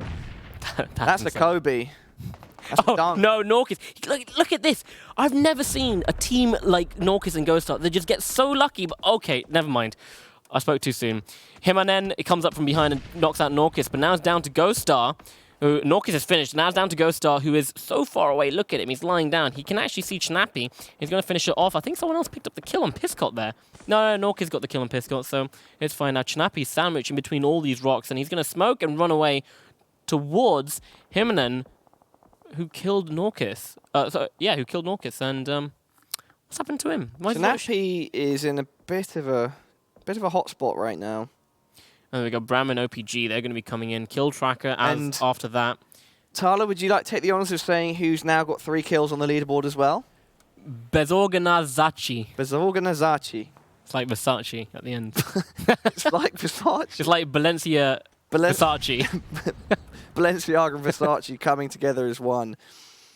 Ghost Star now trying to figure out what is the best plan of approach. He's got colour all around him. He won't be able to see that, but we can. But it's fine. He's staying alive long enough for the likes of Team AOW 14 to get as well, getting another 2 kills. Yeah. So it's like, oof. That should push them up to 4 kills. But that's them. That is Ghost Star and Norcus out. Get completely bewildered out in the open. But and let's remember that they were in 2nd place overall, so it's okay. You know, as you mentioned. It's okay, yeah, it's fine. You don't want to be going down like that, but they're in a good position considering their point score going into match 4 of this. They might drop out of the top 10, but it's very much doable. But Sampula coming in, Mr. Ted and Tekers getting absolutely annihilated, and Palos is looking for a kill of his own. He gets the hedge on Shun just before he gets under the hill, and now he's looking for Hellcat, who is too far away to get the res. But this is a risky push of Palos. Goes for the flush, the greed, Archie. Oh, lots of bullets used there in that pickup, but Reverus does fall, and Archie finds himself a kill, and now Hellcat's fighting Joshua. Has to back off. That Palos is coming in just from above. Can he do anything? Oh, Yuang, he does fall. Palos. Hellcat's actually holding off Palos and 4-Code Silver. Finally getting themselves some kills on the scoreboard. They're doing well. They're doing very well now. And after that engagement, Maka and Mleko is got 4 kills. Bezorganazachi. I said it right the first time. Bezorganazachi is on 4 kills. 2 Art of War is on 4 kills. 1 player remaining. And 4-Code Silver, we saw them at the bottom last time without any kills. But 1 engagement all over the place can change up that kill leaderboard. Up on the left there, Tuho Yuho. Looking for kills. I think someone was aiming at him just before he got shot at. Moved in. Sampula falls. Gets taken out by Black. So imagine Black actually doing so much work. Yeah, just suddenly they've come alive in game 4. The voice from Maka Mleko. Maka Mleko. I love their branding as well, their logo. It looks maybe like a granary, a restaurant. Yeah, like a restaurant. Like a really high-class restaurant. Playing from the kitchen right now. There we go. Bezorganachi, they do fall. Bloody Jesse taking out Art of War. Sorry, no, they don't fall. They take down Art of War. My apologies. Art of War did a good job, but now cleaned off the server. Sakura snaking around. I think it's a raccoon, right? The YMCA logo. Is that a raccoon? Where is it? The YMCA. Or you can see it kind of in the bottom left right now. Yeah, no, I think I saw it earlier. I'll confirm. I'll confirm. Kalamela. Archie is... You're dead, mate. There's not much I can say. Archie looks like it's a big yikes over there. He's got smoke. Not enough, probably. He's probably just used it all up in front of that tractor. He has to run in the open. Yeah, he's completely out in the no man's land right now, as we see Sakura dying to the blue. So he's been spotted by Kalamela and Co.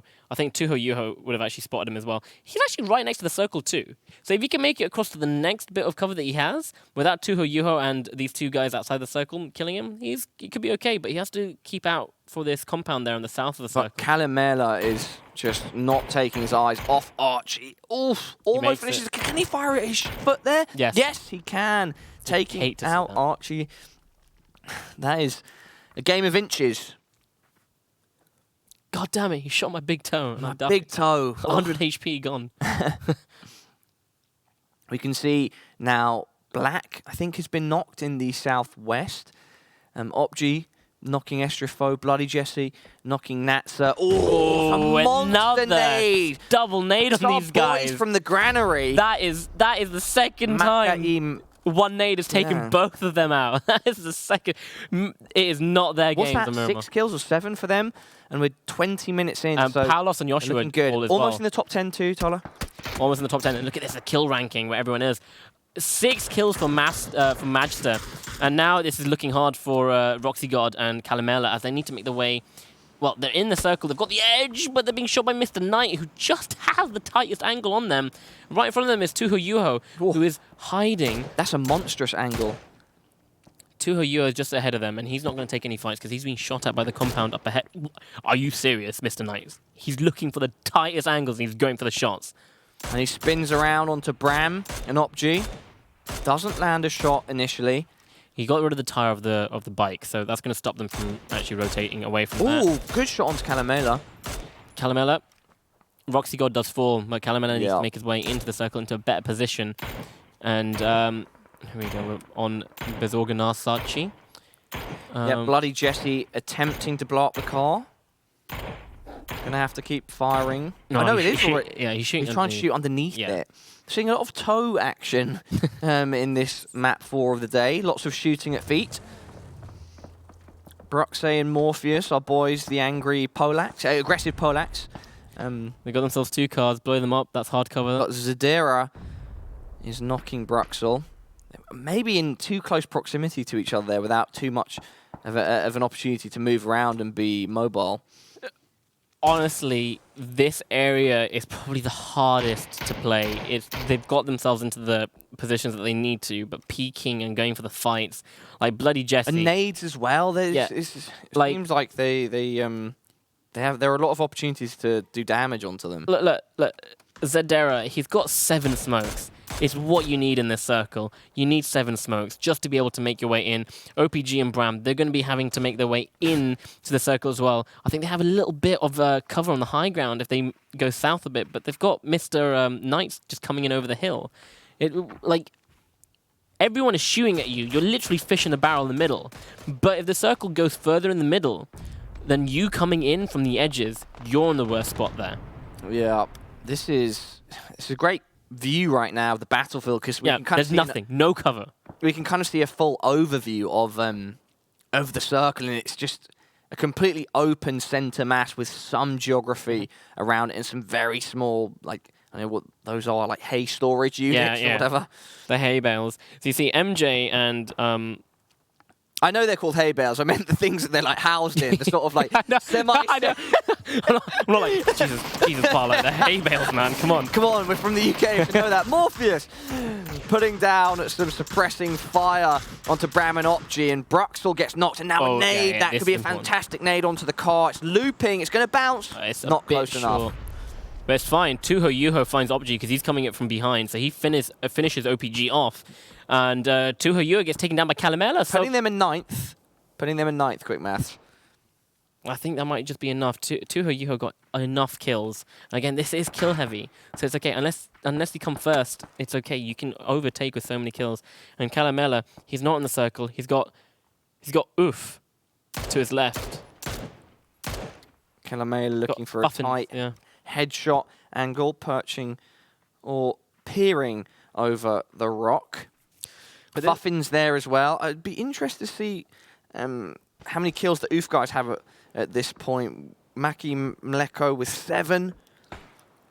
They've had a monstrous performance so far, and they've held on. They still have some utility. Currently being tracked to boys. Kill ranking here. Oh, there we go. We're switching over to Bram quickly. There we go. Kill tracker. Oof, yeah, with 0 kills and 1 player. It seems that they have this passive approach to the game. Yeah, Fuffin's now dead. And they'll be out in this is actually 7th. Yeah, this is a monster game by Maka Imleko. Like, they've actually managed to make themselves into the next circle, and this is where it gets hard. If that circle donuts into the center, all the teams that have the hay bales now have the advantage because everyone needs to start running towards them, and as you're running, you're in the open. You're not behind the rock that you're right now, as if you're Bloody Jesse. We've got some toe action. We've got some firing at the feet, making them dance. MJ, they get the circle, and our angry Polacks, or aggressive Polacks, they're just out of the circle, and they don't have any vehicles anymore because they blow them up. 12. Hard cover. 12. Look at this. Slight adjustment by the MJ guys puts them in safe. Oh, they do have a vehicle. Okay. Okay, is this a risk you want to take? You get into the vehicle. It has lost a tire, but it is the cover that you need to get across this open field. There is another haystack, a hay bale house, whatever you want to call it, Pala. A hay bale house. Just there, look, right in front of them. They can go for a runner, but the vehicle would be the best idea. They do have... Those guys are shooting at Bloody Jesse and Zadera. Watching them, they do make a rotation.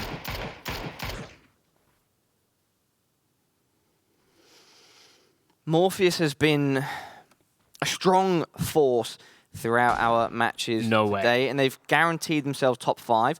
Black from Maka Imleko making a run for it. A big run. He gets into cover without taking any damage. Magsters behind him, watching the flank, seeing where those traces came from. He's just been allowed to do that.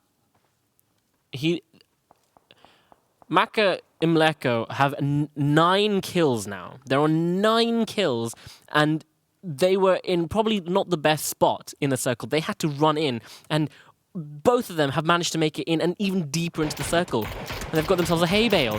It's not what the other teams want from them, but Bram gets taken out by Bruxel. And now... Oof! The headshot lands straight away by Bloody Jesse. I'm just absolutely astonished by the way Black and Magsters played that, and they're looking like they can get themselves a win here with the way they've been playing. They just need to take care of MJ, and Magsters gets the knock onto Bruxel as well. They're just absolutely annihilating everyone on this map. It doesn't matter that they're fighting someone else. They're just going to come in and they're Mr. Steele. 10 kills. 10 kills for both of them. Taking Bruxel out gives us a figure that we have not seen so far today. And now 11. Magsters is a beast. 9 kills. And look at what Black is. Black can just hold the line against MJ while they're in that little hay bale stack, where when the circle's getting to them. But look, because of the next circle, Black's in. That's a good nade. Oh, no. Thought it was maybe just going to creep past in between the car and the hay bale, but... Your trajectory and the direction slightly off, but I like their positions. They're reasonably close to each other, but both with a bit of cover and an awareness of their surroundings. 11 kills overall. Let's not forget that. Zadera taking some shots at Tahuka, putting him on the ground. His teammate is going to need to pick him up. Natso, get there quickly, buddy. Magsters nading over, giving Bezorganat Sachi an idea that there is someone over there and you do not want to run over. do not take that fight. And if they do take that fight, then MJ captains will start shooting at them as they go towards Maka Mleko. And especially the split that they have going on, Black Q and Magsters, it is an insane split that they can win this fight if Zidera and Bloody Jesse opt to push over that hill. The problem that they have is the fact that MJ captains are still in the circle and they're so far away and they have complete line of sight. Black, he's just chilling, he's waiting, so is Magsters. He's in the circle, he's got himself a rock. There we go. And the MJ guys don't have any kills yet, so they're just going for the placement. Oh, they don't. Oh, really. Look at that! This might change everything. Zidera finds Black, knocks him, headshot. Magsters won't be able to get him up. He's now on his lonesome. Yeah, Black is almost certainly out of the game at this point. But Magster, oh, he's been spotted. And Tahuka third parties onto Zidera and Bloody Jesse. This could be an opportunity for no Magsters way, they've to make actually a done move. it. Bloody Jesse falls to 50 HP. Natsers takes down Zidera, so finishes him off. Look at this. You have no health. Tahuka's been knocked enough. I don't think he has any armor remaining. 10 health right now, and he still goes for the fight, and he gets a knock. And that lets Magsters cross. I think Black's gone. Oh, and the blue. That's going to push Natser out. And Magsters has center circle. And Tahuka Jesse falls. currently has a smoke up, which actually might benefit Magsters. And there, he just needs to spin around now. Wait, Bloody Jesse got the kill. Jesse got the kill. Magsters needs to chill behind the tractor. Bloody Jesse needs to come towards him. Magsters going to close the gap. And now he's got the M4 in hand, the 4X scope. And this is a very, very close fight. We want to see it. 10 kills on a single player. Magsters heal up. Got to get out the way of that Molotov, buddy. Bloody Jesse in the smoke. Hidden. Moving around, trying not to be detected. He pushes out, looking for shots to connect. Nothing connects. Nothing yet. And now he's going straight towards Magsters. This is a smart play, but Magsters just holding the angle. It's going to pay off. And there we go, Magsters with the shot. It doesn't. It's 45 HP, but Magsters, Bloody Jesse jumps back into the smoke. What is going on? Magsters, he's actually going to go for the heal. What? Jesse, I feel like Jesse's overthinking this. Magsters just able to wait it out, keep popping out and in, and he doesn't have any, Jesse doesn't have any the triple utility, and Magsters gets the final kill. Winner, winner, chicken dinner for Maka Mleko with 10 kills. 12. To 12 kills. No, 12 overall, but 10 on Magster on his own. That was Magster's game. Impressive performance, to say the least. I'm not sure if I've seen in all of my work in PUBG over the last couple of months 10 kills on a single player. In Wingman as well, it's so impressive. That's 5 teams technically that he's wiped out on his own. I think it's impressive regardless that you manage to get 10 kills and your teammate only gets 2 kills. I mean, yeah, it's more likely to happen in squads because of just, you know, you're fighting 4 players at a time whenever you're taking those fights. But in Wingman, it's insane. And be able to survive and take all those... They just had perfect positioning. That's it. They just had good positioning. They entered the circle. The fact that Black could run across the road and not be challenged and take... That was interesting. That was one of those felt to me anyway, like one of those instinctual moments where they just knew, look, if there was an opportunity for one of us to cross right now, let's do it. We'll take the risk of splitting up and one of us being in the open, and if it pays off, it will be vast, and it did. And then he managed that final engagement so well, was calm, took the opportunities to heal, peeked out the opportune moments, and came out with the first place and the most kills. The fact that Black managed to get across that early on, that let I can't believe I forgot his name because he just bewildered me. Madge. I just say Madge. Call him Madge. We just let Madge get across for that final fight and take it on because it was clear for him to do it. They cleared it out. That was just absolutely insane, and just racking up all those kills of the M24. Don't give that Madge guy an M24. Don't do it. Yeah. He absolutely annihilated everyone. I love that play. Them splitting it with Black pushing up and allowing then Madge to afterwards capitalize on that rather risky play. And it was kind of this final circle that we saw being around this no man's area. It lent a very unique quality. I mean, of course we see these circles in PUBG, but I like that unique. This was it. This was the moment where it could have gone completely tits up for Maka Mleko. But the fact that MJ captains just... And he ran out of bullet there. Yeah. I think it was Natser or Tahuka. But going back to the point I was saying, the final circles we see in PUBG, they're always so different. I like the sometimes the uniqueness of the very open ones, where these guys have to do that improvisation we're talking about. They really have to think on their feet and know when to be aggressive, know when to recede a bit of ground. And the guys from Maka e Mleko did such a fantastic job. Absolutely, and you can change it up. You get to the next bit. If it's in the town, if it's in a building, the last circle, if then you hold your angles, like we saw in Game 2 on our angle. You hold your angles or you push the angle when you think the time is right, and you get the kill and you get the knock. But that's PUBG. That's Battle Royale for you. Every single game's different. Yeah, angles on Erangel, going far on Miramar. We're trying to come up with some like snappy phrases right now. Oh, you wait till the graveyard shift when we do NA.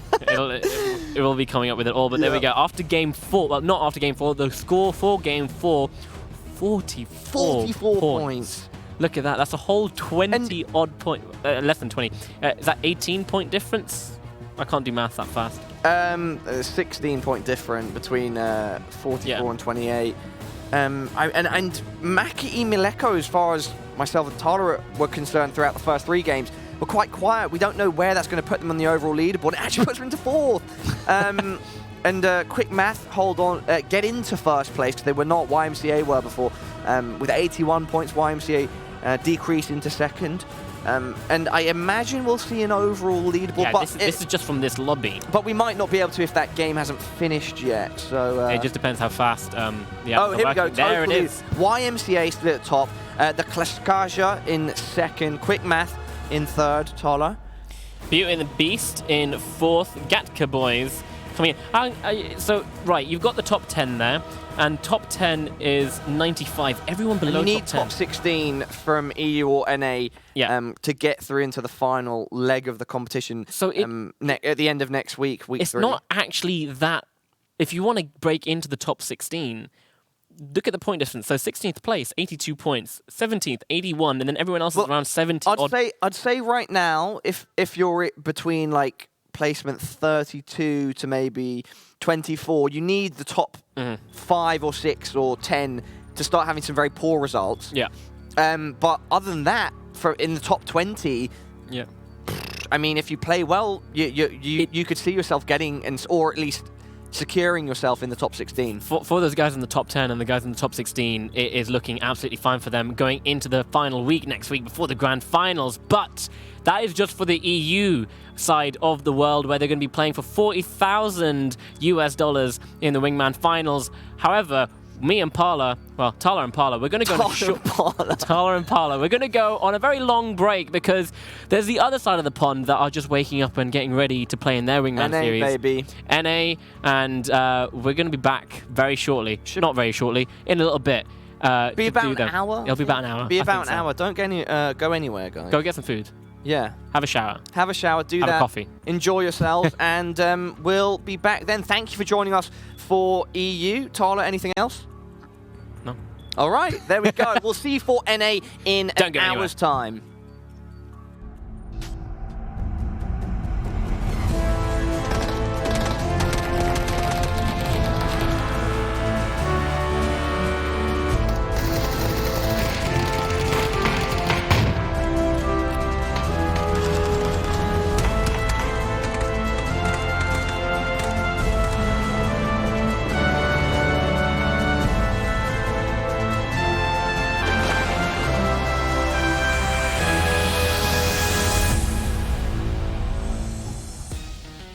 What is going on, everybody, and welcome back to GLL Wingman Series 7. We've finished the tale of EU for today and now move on to NA, North America. We've got 4 matches to play, starting with 2 on Erangel and then moving on to 2 on Miramar. My name is Pala and I am your host. I'm joined by the more than capable friend of mine who goes by the name of Talha. Great to see you, have you here. Good to see you. Of course, Pala, Talha, I'm just the imposter. I'm the imposter.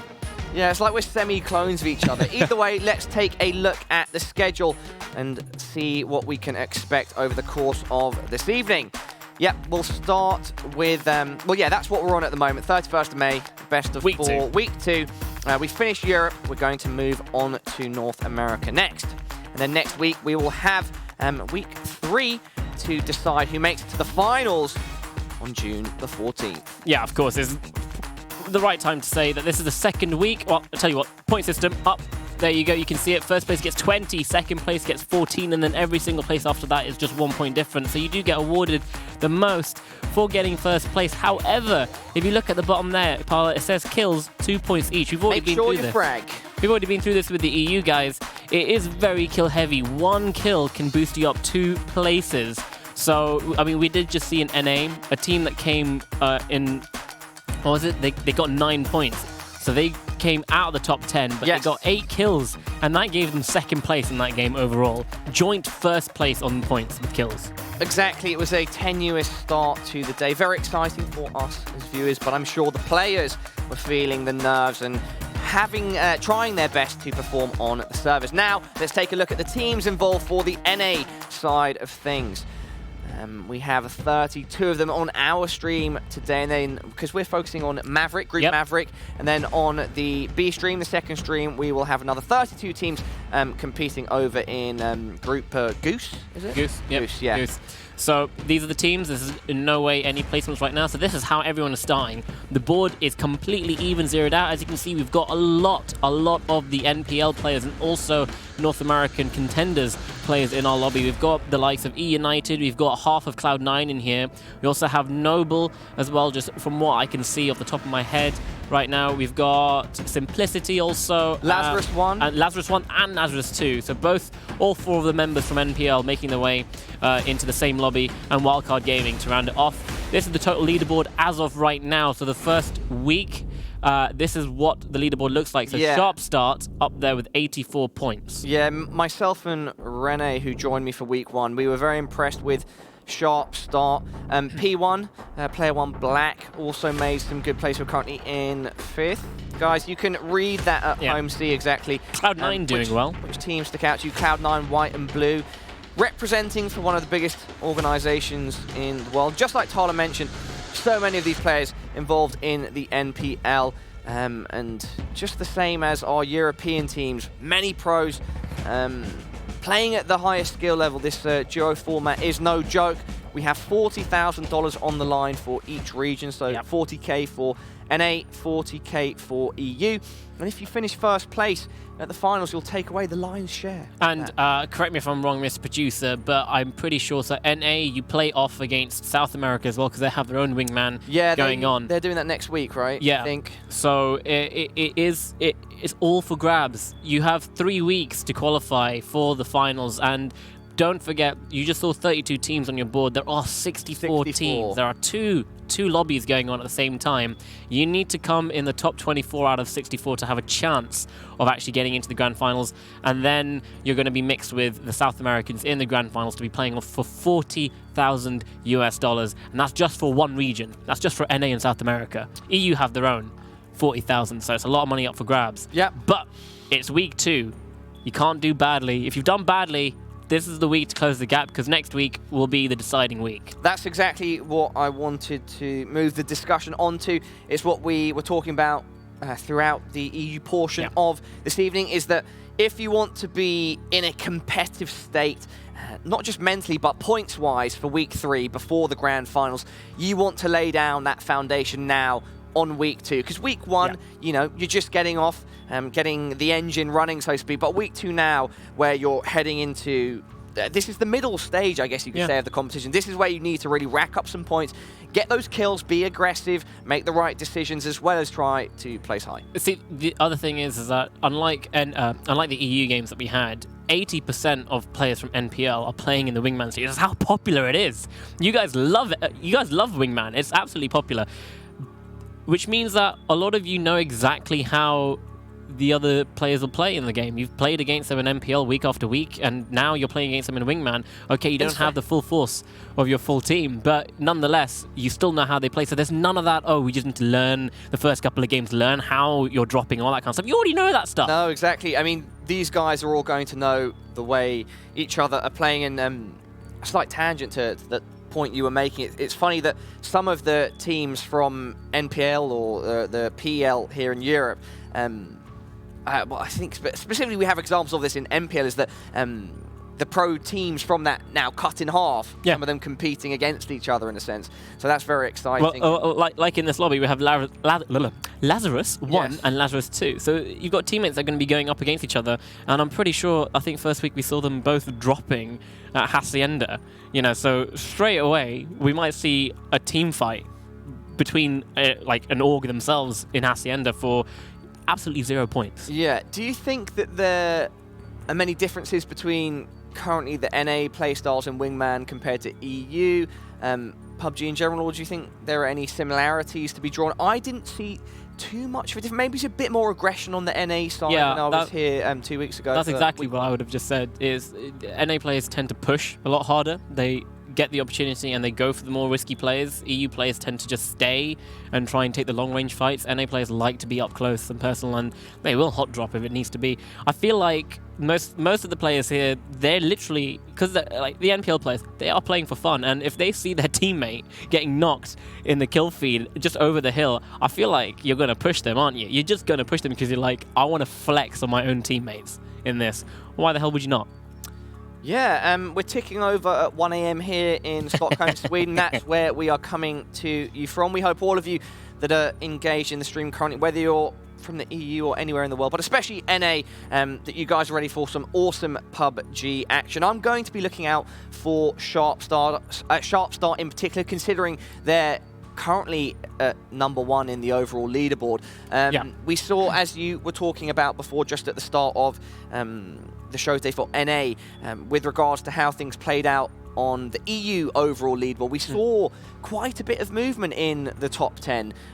We saw first place drop a bit, YMCA gaining some positions, and so yeah, week 2 is very important, and I think that the overall leaderboard could look very different at the end. It could potentially look very different to the end of the night compared to the start. Yeah, why do we do that? Let's have a look at the EU leaderboard, and then you can see how close it actually is. Because with these point systems, it really, really is anyone's game up till the right moment. First, second, and third. So first and second have a 9-point difference. And look at the kills, just 1 kill different between them. Okay, quick math. They've actually had a really good run today. Especially, they won 2 chicken dinners with 11 kills. What was it? 11 kills. They had an insane amount of kills. They had 9 kills, 5 and 4 on their players, and they've really gained places because they weren't even in the top 10 last week of the total leaderboard, and they've jumped all the way to 3rd. You know what's funny is that I think if you look at, I can't do math this complex in my head live, but I would say that there is a correlation between amount of kills, like for instance plus 30 for the top 4, and having a high placement. But then there's an outlier if you look at All Against Us, who have 26 kills, but they're in 27th place. 27th place. So kills, don't get us wrong, the point system, which is very similar to the super point system, is skewed in favour of kills, but you need to make sure that you're getting some decent high place finishes as well. See, this is the total leaderboard, and this is just the top 32 teams. Yeah, for NA now. Right, there's another 32 teams that aren't on the screen right now. Right, so this is how big the competition is at the current moment, and you can already see there that the scores are very close, and literally 1 game can boost you up into 1st place. Yeah, on the EU side of things, we saw a team called Quick Math get 2 chicken dinners today, and that really helped bolster their position on the leaderboard. Looking at the teams that we have here for Wingman NA, yeah, E-United I'd like to see a bit more from. The Noble guys had some interesting moments at week 1. Simplicity as well, and yeah, the Lazarus guy stood out to me. I'd like to see some of the lesser-known faces also staking a claim. For instance, when we were watching EU, a team that isn't so known to me, Maj Melk or whatever. I think that's just what they made up for this. They seem to be quite... Maka El Mleko. Yeah, Maka, an interesting... They had a funny name, but... They had an insane last game. Yeah, they had quite a quiet first 3 games, and the 4th game they had a monstrous performance with 11 kills. That's something that I remember from week 1 as well. We saw some very... some teams where one player just went off and got some high frag scoring. And so those are the types of facts I'm going to be looking out for. And yeah, also comparing tonight's, the whole thing has been tonight. But the NA to EU, from what we have seen and will be seeing today. Yeah, of course. So you saw the teams that will be in our lobby. And just to reply to someone that was complaining a bit on Twitter, all the teams do have an equal amount of chance to be on the mainstream. This isn't mainstream. There is no Group A or Group B. It is simply 2 lobbies. And the way it works is odd numbers and even numbers on the overall leaderboard, they just get split up and they go play. So next week, if your team gets odd numbers and that's what we're going to be doing in the mainstream, then your team will be on the mainstream. GLL does not show favoritism to any sort of team. That would be completely unethical in any sort of way. So that is that done, right? If anyone was wondering why your team hasn't been, it's just unlucky placements, pretty much. That's all it is. Moving on from talking about teams, individual players, Taylor J, E-United's main fragger, he was standing out at some points at week 1. I'm just looking through my list now. I know D-Treats was showing up. We also have Moody and his teammate on Envy, but not necessarily represented. They're called Movin. Yeah, it's just Moody and... K-Mind also was a monster fragger on Cloud9 Blue, potentially why they're in 3rd or 4th or 4th or 5th. As we saw just on the leaderboard. Some of these guys have had some monstrous individual performances. I think that's one of the cool things about PUBG as well, especially in Wingman, where you just have 2 people.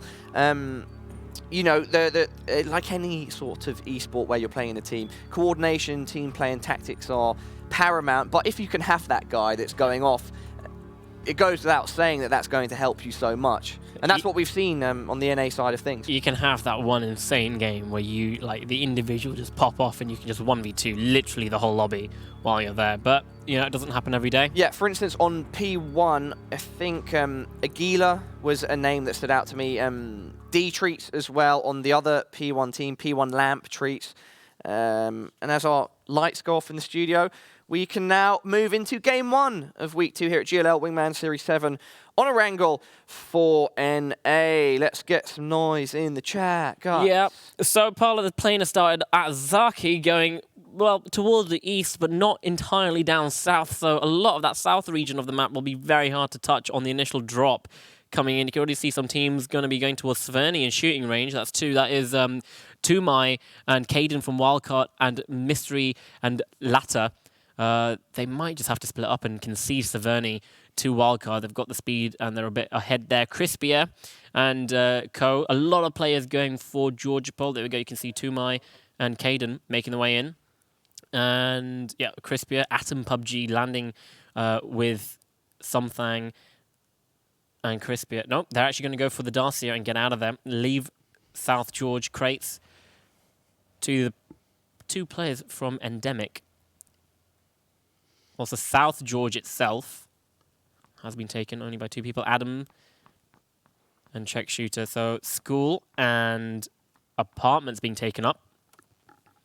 Not a lot of early action at the moment. No one hot dropping just yet. Here we go. People dropping in, where are we? In Milta. So the late drop coming in. Going in with Cheney, and then we've got Roth and Kendo 4, and the guys from S1, Korji and All-Star. That could be an early engagement area to look out for. And Pentalol getting taken out by Fizzle from S1.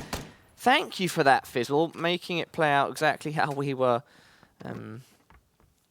exactly how we were talking about Talha. And Cole now just doing some looting. I see. Yeah, so 2 S1 teams as well in this. So that's 3 teams currently taking the entirety of Milta. You can see Roth and Kendo 4. They've taken the west side of it, so they're going to be stopping Cheney and Fancy from getting out from that way. And you've got S1 and Kolji holding the east side. But the 2 players in the middle, they've got themselves a vehicle in the garage, but they don't have a lot of loot. They're going to be finding it really hard to go through the buildings and loot when they've got 2 teams on either side of them, kind of keeping an eye on them. The circle does pop. It's going to be a full, well, not full, but it's going to be a western circle, taking up half the map, but most of it's in the water. So Georgopol and all that likeness, the entirety of the west coast is in. If you want to be a bit kinky and go down to Primorsk, then that's in for you too. Zaki's in as well. Oldless, all by himself. Looting up Zaki. Yep. Up in the most far northwesterly corner, we've got that. So, what do you think about this circle and where it could potentially lead us over map 1? So it's slightly going towards... sorry, Primorska's not in. It's slightly going towards the north, so Zaki's in. So there's a potential it could go north, and it could go closer to Zaki. But it will probably take another shift west, and then eventually pull away from water. So I'll be expecting, a lot of fights happening around... is that... Georgia Pole? Well, Georgia Pole, Everest, Gorka. Everest, I'm quite certain we saw... There we go. Circle ending at near to the Everest area. It's a good nade, but I think Cheney's inside cover now. Oh, that nade goes a bit too far. Cheney AK-47 in hand. 75 HP, they've got a booster, so he'll be alright. Fancy's just holding Roth at bay with his SLR. Just waiting, being patient, not overcommitting, holding the angles. Classic FPS action. See, or inaction, should I say? I don't know. How do you describe someone just holding an angle? Because technically, they're looking out for danger, but at the same time, they're passive. They're relaxing. Well, you can see that Cheney. They don't want to make any sudden movements, and also the All-Star team behind them, they have legged it. They've gone the other way. Yep, they have. Third line, getting a knock onto Secret, I think maybe. Secret. Where? And the Happy Honey Badger, one of my favourite in-game names. Currently stood behind a tree, looking towards Kazuto. Okay, so... Third line, picking up Secret.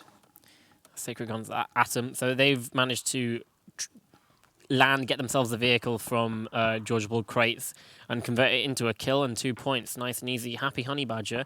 Just outside Venice, holding a team at bay. Little B actually gets knocked after getting a knock into Alo. Adam returns the shot and finishes him off as well. Lil B, the base god. No, I think that's Honey Badger losing a teammate as well. Indeed, it is. And Adam's going to be able to pick up a low. Lazarus too. Going to enjoy getting their first kill on the leaderboard. We can see the EU guys moving through the center of the map, trying to get a bit closer to the circle. It's going to be Urabus and Co. Kendo 4 behind them. So you can see everyone already in their vehicles. So the first thing they did was get the vehicles. And this is the thing about NA. The difference is they will loot 1 or 2 buildings, just get what they need, and make sure they have a vehicle to just rotate, because they value getting into the next circle and getting a better position better than getting heavily looted than anything. And right dangerous with the flames coming out of the back. In fact, he doesn't need an explosion. He just kills Kaseko outright. Tap. Balefrost. Tap. Yucky aim. Not in this case, Balefrost. Pretty sharp. And we can see the Simplicity guys hopping on a boat, taking a little trip. Yeah, so there are definitely... yeah, well, these guys are S1. They're at Simplicity as well. I think... oh, they're the other Simplicity. I think we do have 2 Simplicities. I was trying to look through our notes. But either way, yeah, they're on a boat. They're going fast, and there's a nautical themed Pashmina Afghan. Lonely Island there for you. Well, they're going to be going in. They can stop at Primorsk and find themselves a vehicle, or they can just keep going on the boat, going all the way around, and take a risk with the beach front there. Machine gunner, unable to connect anything with his machine gun, manages to get a knock onto Balefrost, but Punaj throws the smoke, and he's able to get the res off. They can get back in the vehicle after healing up, but everyone's in the blue. What was that? Punaj jumps out of the smoke after getting the res, and now he's trying to take the fight with machine gunner.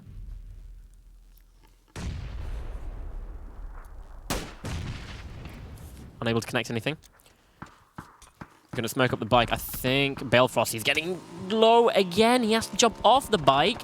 I don't think he can actually survive from out of this. He has to heal up right now before the blue ticks him any further. But I think Machine Gun is laying down the law on him, and it's going to be Tetra that gets the knock into Balefrost. And his teammate, unfortunately, just has to let him be. Punaj gets out of there. Happy Honey Badger. Boat going straight down the little river in the middle. No way. Something finds him. Yeah, there's no way he's making out of that situation live. Happy Honey Badger, with him falling, his team will be eliminated. We can see quite a high concentration of players now in the center of our circle. Coming in. You can see All-Star, S1 and Cole. They're coming in still from the south, but they've got Badonkadonk and Urabus coming in on the road from the south, so they might connect to see each other. Smithy's managed to find 2 players, unable to connect the shot, and Legend would have just gone down there if that Car 98 would have connected. I think that was Atom PUBG from up there, up by the radio tower, doing a bit of damage, and he third line's lining up, and that's level 1 helmet as well. Lines up the shot to Smithy, 97. Smithy, he's getting lit up. He's going to get knocked, and he's going to be finished for good measure as well. You don't want to be silhouetting like that over the top, but it is a kill-heavy point system. It is. And you see 2 kills right below you. I don't blame Smithy for going for it. Those are 2 easy kills. But he overstayed his welcome, and he does get punished for it. Now, Pax is all on his lonesome. And there we go. The circle shifts north. It could still go over the bridge, but it looks like right now it's favoring Georgia Paul. It is favoring Georgia Paul. You can see K-Mine and Nerf from Cloud9 are going to be getting in there. Crispia and Something get themselves the little god compound just below Everest. So they'll be holding off any sort of fights coming in towards them. And the hard thing is it is a lot harder to crash a compound like that when you've got only 2 players and 1 vehicle if you're going to be crashing. We can see Keenan and Lol Soup from, I think it's Noble 1 or Noble, potentially might be Noble 2. They have to look out for Saga Sultan as well, but Aguila from P1 flanking around them, and Oogly as well. Keep an eye on their angles in the meantime, not committing too heavily to any engagements. And yeah, we can see All-Star now and his teammate from Elusive Academy. Everybody, it's Elusive Academy, All-Star and Cole. And then their other duo is also on the server, which is S1, which is Fizzle and Berry. That clears up that. Dirty Zin, trying to land some dirty shots. Going to go for another one on the second player. It's Jice. Doesn't land it either.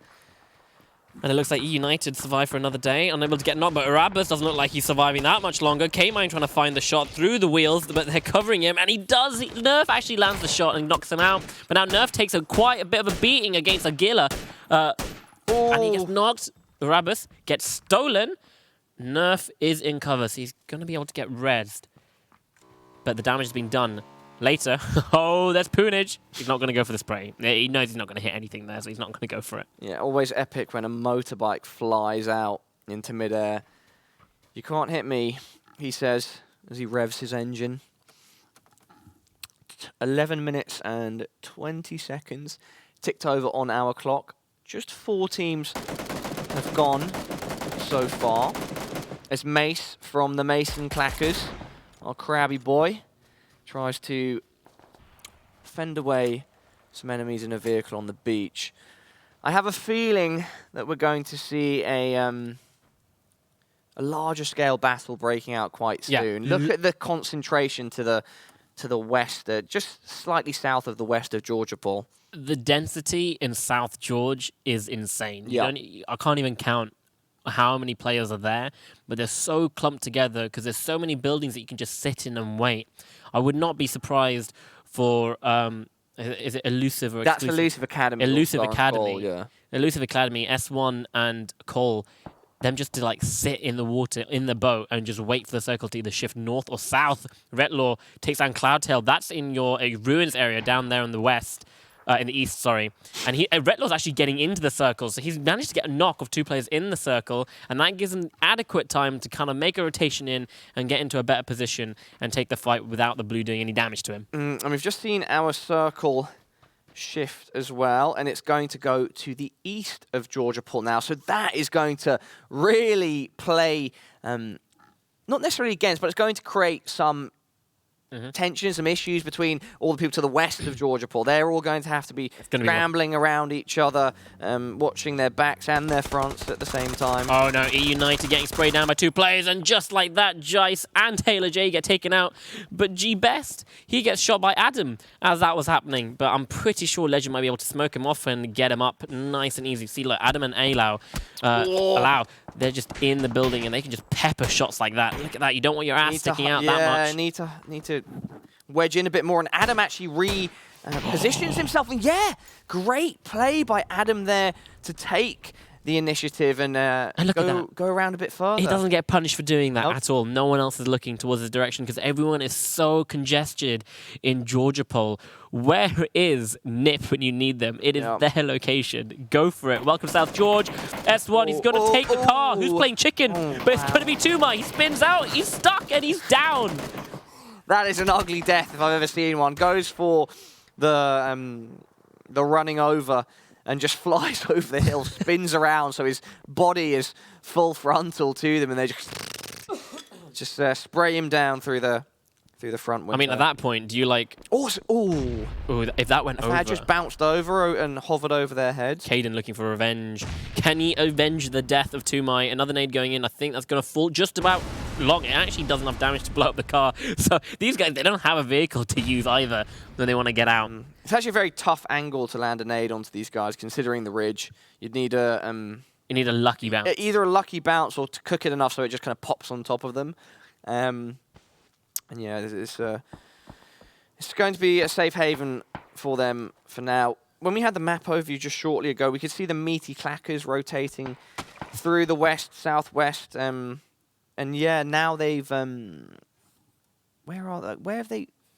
Oh, have they gone back? Yeah, so Caden and his teammate Meaty... no, that's wildcard. Maybe the meat. I couldn't see them because they were green before. Now I've kind of missed them on the map. You've probably become colorblind. Perhaps. There we go. Caden takes down S1. So the fight's happening there. Meanwhile, Cloudtail and Tetra, they find Retlaw and they take him out. So they're not letting him into the circle. And Caden finishes S1 for a good measure. Now, does he actually? Yeah, he does. He gets the finish off. So now he's left on a 1v1 and they're in the blue. And none of them are pushing through into the circle yet. And if you're Crispier and something, you're probably chilling. You're all right. But you want some kills, my boys. You want to go for some kills because 2 points can make the difference between, between third and second place. 1 kill can actually make that difference with a 1 point difference.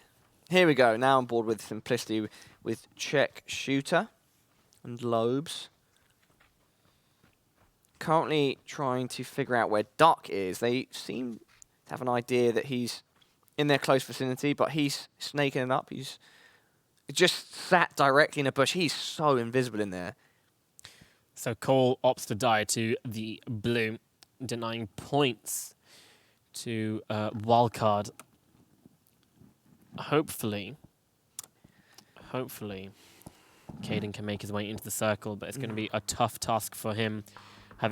The first challenge is getting into crates. The next challenge is trying to stay alive in crates, making sure that there aren't any snakes just hiding between. You can see everyone kind of conglomerating around Everest. This is probably the best position to take, and a lot of fights are going to... Yeah, we've got 3 teams around here.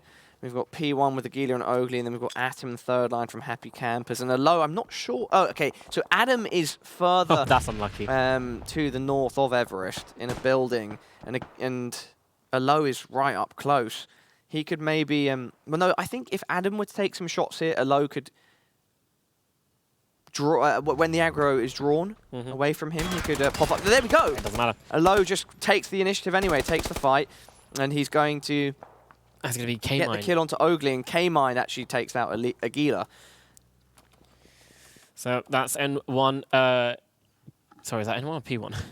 Taken out. Caden finding Keenan as well, but Lol Soup takes down Caden and finishes him off, and he's going to get the res up on the teammate. Lazarus, too, with 5 kills. 5 kills is a good spot to have. Away. If you get about 5-6 kills and you make it into top 10, top 8, you're going to have some solid points at the end of the map.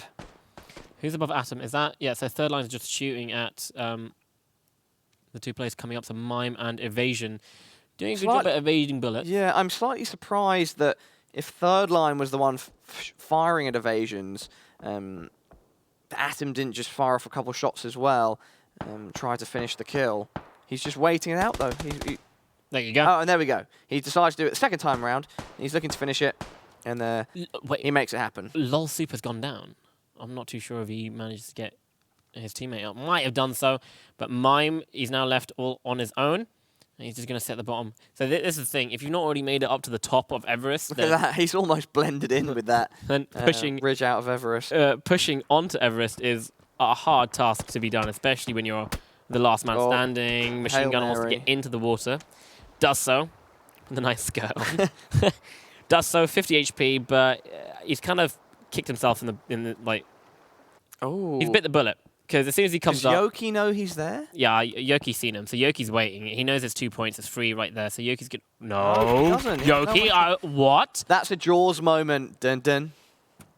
Dun dun. Pops out. And he's actually managed to make Machine it gunner across. takes down Yuki from behind.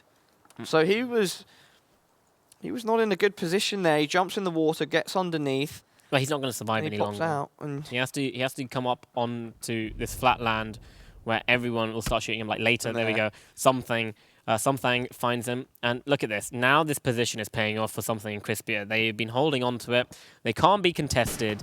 They can only kill people, and they need to just kill 2 more, and then they can start making their way into the circle, which is in fact just on their south, which is Everest. And they do have vehicles, but as soon as they get into their vehicles, Pala, and they start driving towards it, you've got about 10 people on that mountain that are ready to just spray you down. Lazarus won with just 1 kill right now. Previously, when we saw the kill leaderboard, it was Lazarus 2 sitting up top, Alo and Adam. Purdy needs to make a move if he wants to res his teammate. Yep, he's going to get up on civils now. So I think all Lazarus players still in the mix. Good shot from the side of Everest as we pan around and see many, many teams. And this might be a moment to focus in on Atom and third line with Oldless in between them and Duck. Judging by their movement, it looks like they have an idea. See, I don't think Duck knows that Oldest is in front of him, but Duck has heard Atom and third line shoot. And what was that? Mime on the kill feed with a grenade, and then the help with Fizzle as well. And it looks like Oldest has just started a fight, takes down third line, takes him out, and now Duck knows that Oldest is there. He's going to take the fight. Oh, no. And he's missing everything on Oldest. You can just see the head. But meanwhile, Atom, he's actually running away. Atom's not going to help this at all. He's just going to get out. Oh, Duck. Oldest doing a lot of damage. Duck falls to 26 HP. And just like that, Oldest has turned this fight around. And Mime just takes out Nerf and K-Mine. And that's every single person from Cloud9 out of this game. Duck wins the fight against Oldest too. Yep, and just before that happened, it was Lazarus 2 that were... It was a combination of Mime's grenade and then another player finishing off Adam. So Lazarus 1 now, the only ones remaining from that side. And as I say that, they get a kill onto something, and they got a knock onto another player. Purdy recuperating now in a little divot around Everest. Mime is just waiting it out as well, as he is very close to Fizzle from Simplicity.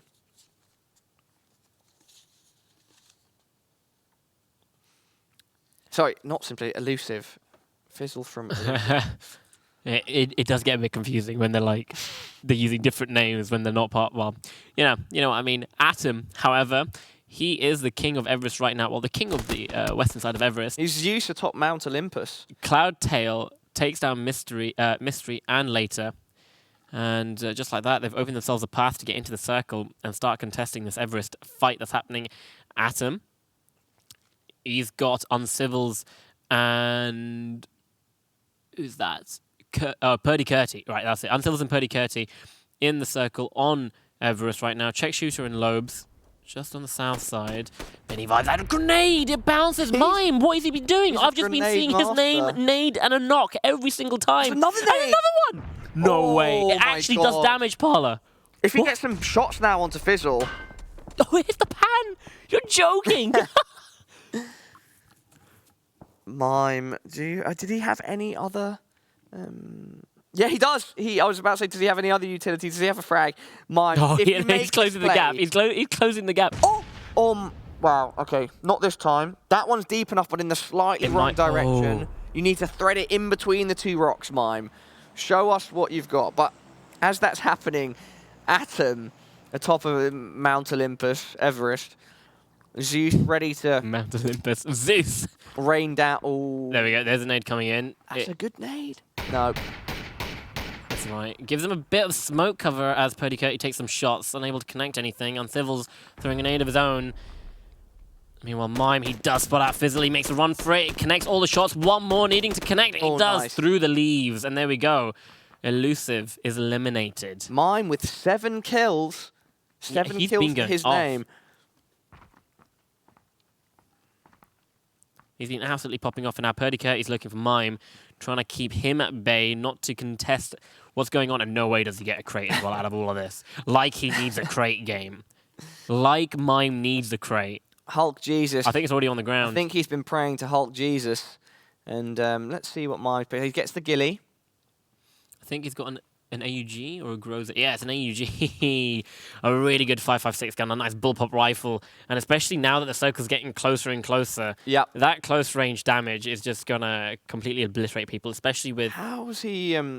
he's so aware. He's just keeping all of his angles clear. Well, he's won every single fight on that side, apart from the one against when they were initially trying to push onto Everest against Atom and his teammate. Apart from that, he has stopped Cloud9 from coming in. He's got a couple of grenade kills as well.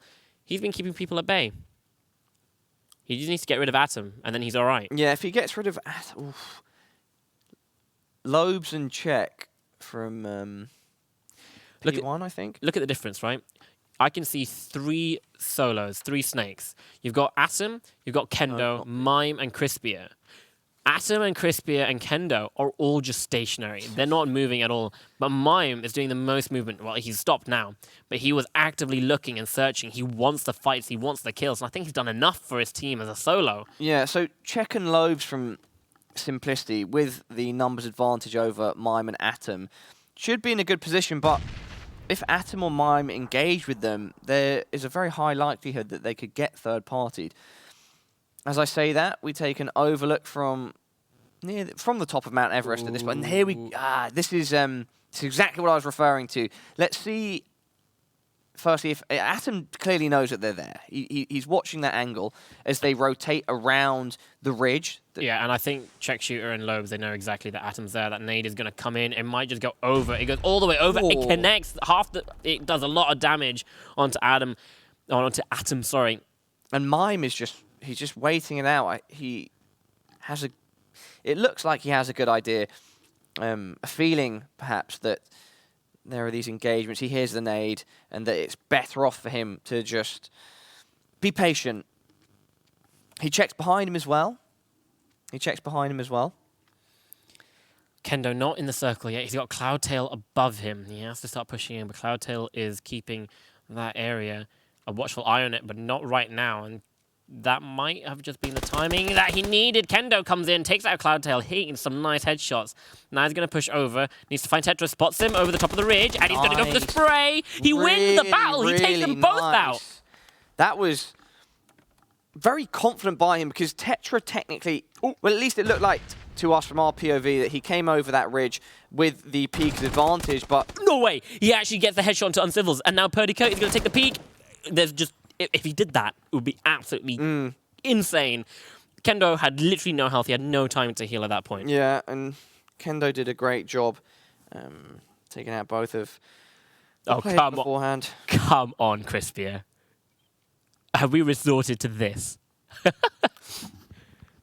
Mime's still thinking correctly that Crispier is... In fact... He has one with the bush. He wants to seek him out. Is this going to play into Crispier's fate? Oh, Crispier's actually moving now. Just out of sight. Yeah. Out of sight, out of mind. Wow. Out of sight, out of mind. We like that one. We like that one. All right. Okay. Yes, Pala, we like that one. I like this rotation from Crispier. It was getting to the point where he needed to take a stance on his position. He's decided to move. See, he's done his job as a solo. He's made his way into the final phase of the game. And he just needs to make it, top 5. He just needs to make it into the circle, but you can see with the ridges and what we can see, there's no way that he can actually be contested here. Right now, Purdy Curty and Uncivils, they're fighting Lobes and Check Shooter, so they're going to be busy while Atom can make his way into the circle. Look at Mime now. I don't know how this is going to work out for him with Crispier, because they're kind of parallel to each other. And he's now taken the bush snake position. He already has a ghillie suit. And Crispia looking around the back to make sure he's not being flanked. Crispia of Endemic trying to make sure he stays elusive and that he's not run up. There we go. Behind. That's what Great it nade needed. from Purdy there. It was a good play by Check Shooter. Okay, your teammate's been knocked. He's actually going to go for the aggressive push to try and play against the fact that they think that he's going to be camping there. But nonetheless, the bullets come out on Civil's gun first, and he takes him down. And Atom, he's in. He's just holding. Don't know why he's looking behind him. No one's going to be coming from there, my dude. And there we go. Right bang slap in the center. Yeah. And this is going to be very interesting to watch. You're on Everest. There's so many rocks. There's so many ridges. Players can actually get really close to each other. Everyone's going to be slow walking. Mime, he doesn't care about slow walking. He's going to be sprinting up that hill. And so is Crispia. They know that they're the furthest away from that circle. Actually, no, Mime's right in the center. He's going to get in center and just hold it. But you want to be at these rocks. Needs to be Otherwise, there before Purdy looks over. He's about to look over. Ooh, that was tight. Is that going to be the first time that Mime has been seen in about 10 minutes? I'm not sure. Either way, he's making his presence felt now. He's chucking. So he's throwing the smokes on the other side. So, but if they saw where those came from, Atom, he sees both of them. He goes for the spray, hits a headshot. It wasn't a headshot, but it just misses. He's going to go for the flush, but he dies to the blue. He didn't even get the flush. Mime is winning this. He didn't even get the flush. Crispia gets the perfect moment. Yeah, and he's going. Oh, yeah. Oh, no, he's missed the shot. Oh, but Crispia lands more shots on the re-peak right there. Now, Mime, he's low. He has to heal up. Crispia, 100 HP. And you've got Uncivils just waiting on the edge there. But Mime, he's closest to the center of the circle. He can hold out and he can wait. Yeah, 1 versus 1 versus 1, ladies and gentlemen. 3 teams remaining.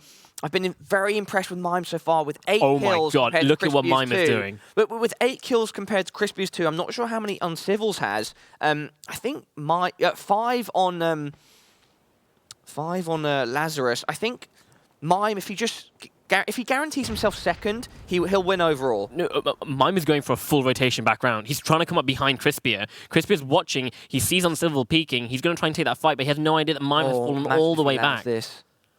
Mime is literally in the best position right now. He sees Uncivils jump down. I think Uncivil spots him as well. And there we go. Crispia takes him out. And now Crispia has no idea exactly where Mime is. And the spray comes out and he lands all of them on Crispia. And Mime takes that chicken dinner, making it look easy. He's got 9 kills. He wiped out the whole of Cloud9 and got a 2-man grenade.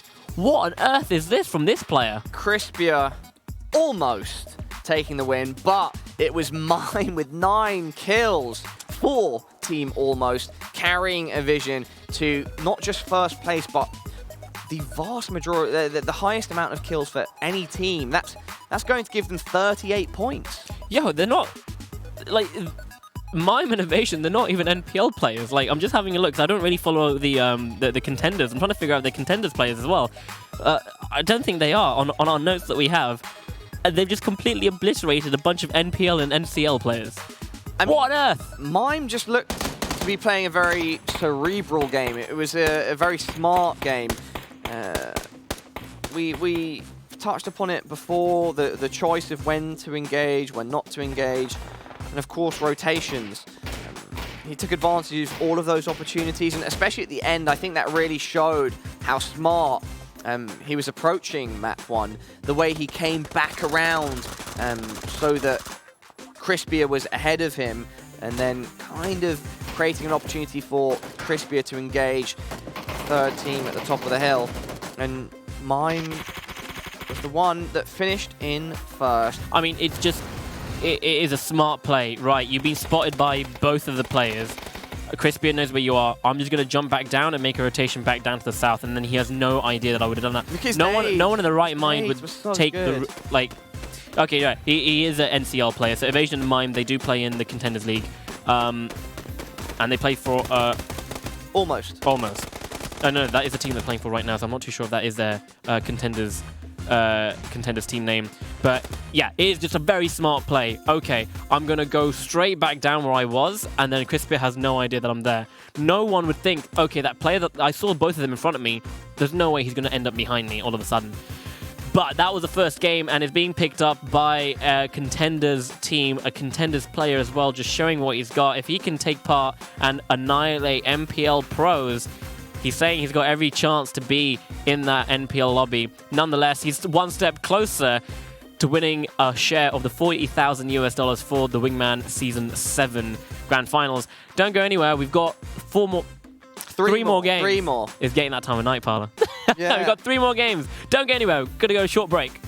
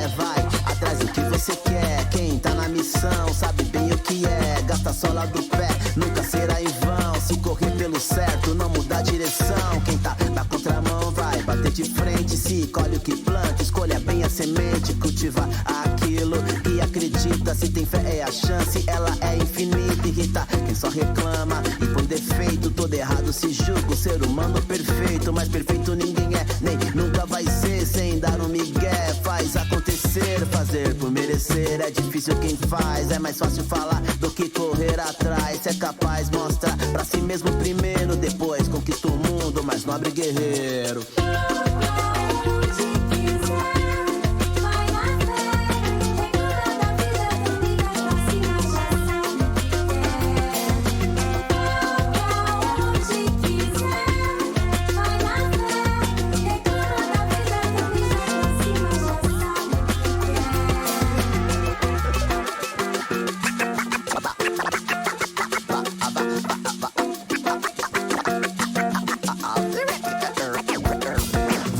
Você faz, esse é o conceito de quem assume a responsa e bate no peito. Não basta ter fé, se não se movimenta, nem o teto se mantém sem o pilar que o sustenta. Tenta, até conseguir. Se a fé não remove a montanha, ela te ajuda a subir, progredir. A cada passo dado, evoluir, resistir o peso do fardo. O obrigado atrai tanta coisa pra agradecer. A vida dá um pensamento pra vencer. Enquanto só reclama, só chama mais problema. Deixa o mal fluido solto e o bom cheio de algema.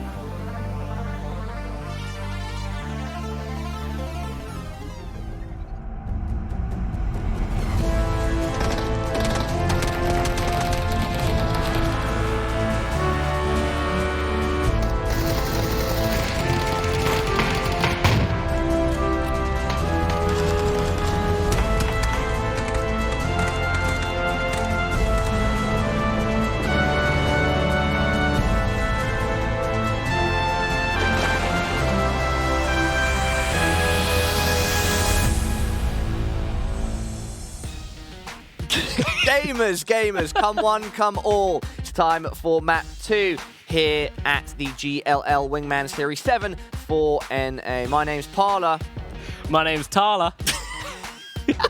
And together we're just half Asian guy and Asian guy in floral shirts at 2 AM in Stockholm, Sweden, looking forward to 3 more maps of PUBG action. We saw Almost take map 1, Mime there, doing a brilliant job of being the only person alive on his squad and getting not only the #1 placement finish, but also 9 kills. 9 Salute, kills, sir. and absolutely impressive to do up in a lobby that's completely full. Was it 1, 2, 3, 4, 5, 6, 7, 8, 9, 10, 11 times 2, 22 NPL players in that lobby. Yep. And you managed to kill nearly all of them. Well, not nearly. What's fractions? So don't do math, like tough math like that. At 2 AM.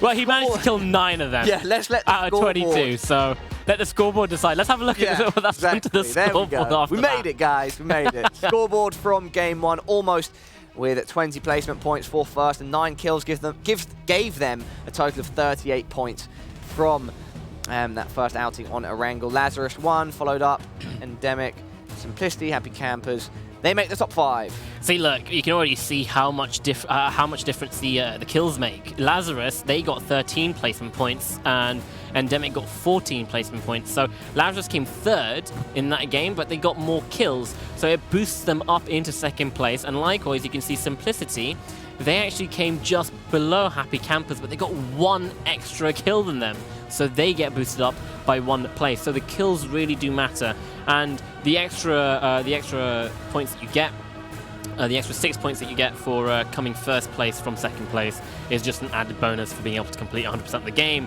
Likewise, you can see after the top 10, it doesn't really bode that well for a lot of our players. Cloud9 Blue, only 3 points, and that's with 1 kill, and their placement wasn't that great either. So they have 5 points. Yeah, I was going to say the maths ain't right, but my maths ain't right there. 5 points. So, you know, we've got a lot of time left for some of these teams to make their way up. Wildcard Gaming, of course, favorite of NPL, the North American Pro League, also not quite breaking into any sort of points whatsoever. But there are 3 more games remaining. 1 more on Wrangle, and the last 2 on sunny Miramar. Miramar going far.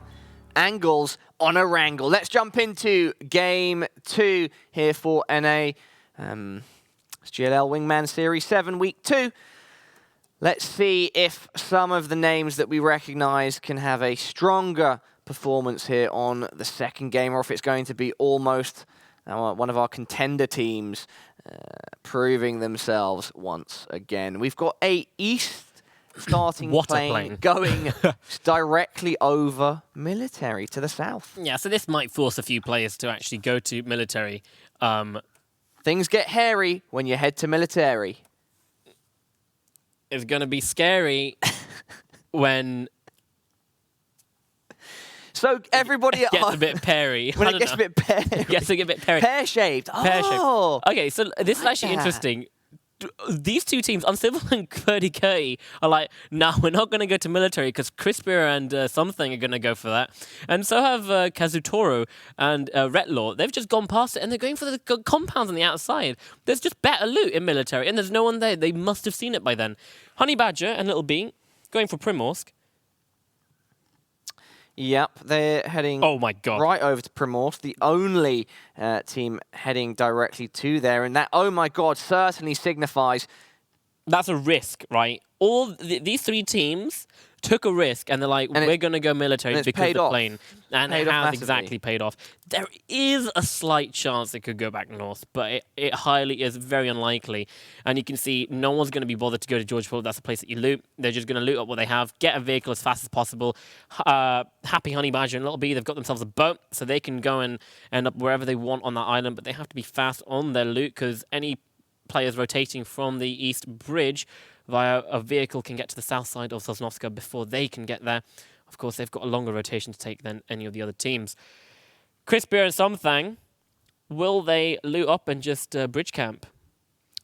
Yep, the bridge camping on military is a very strong way to, once you've got a position, a stronghold on military, keeping it and making sure that the other teams are at bay and unable to get easy entry onto the island.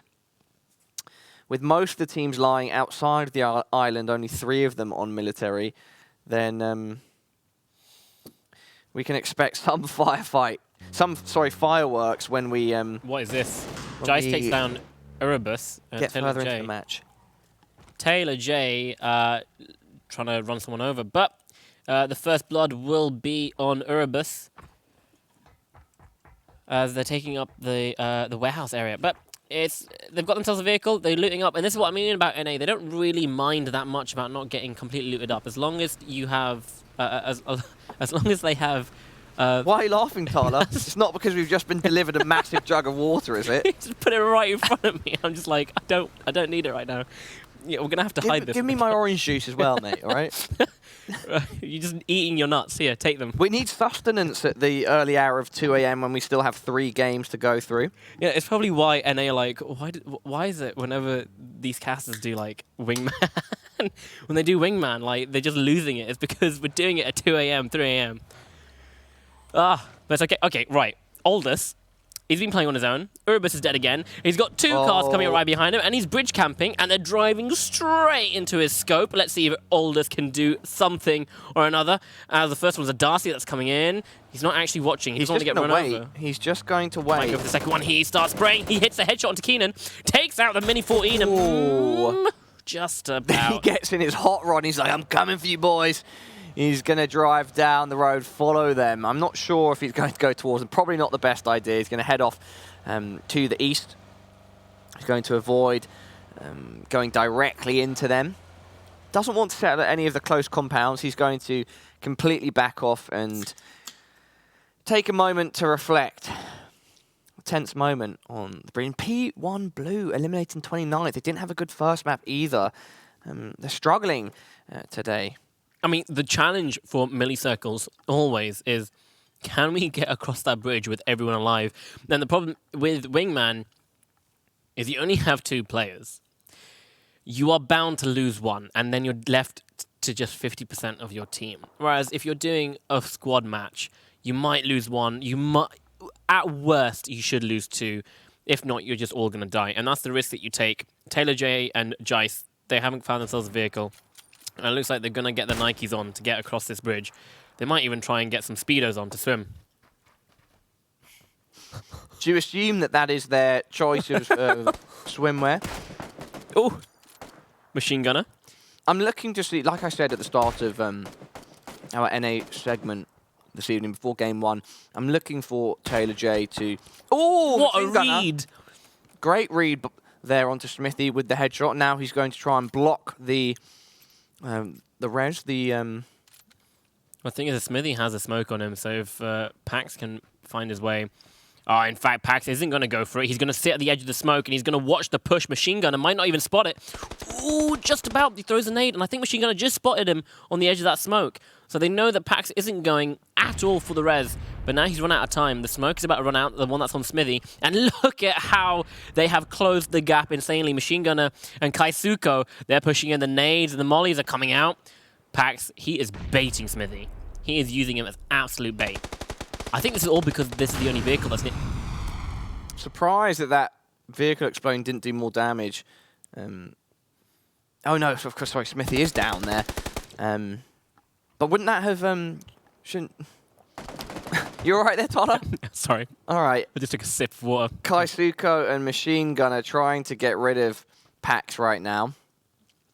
I think Pax isn't going to be able to get out of this one alive. He's healing right now. He's got himself a rock, but they've got both the angles coming. Yuki and Penta hearing what's going on. Oh my god, they're actually stopping. They've heard it. They've seen them. They're stopping. They want the fight. It out.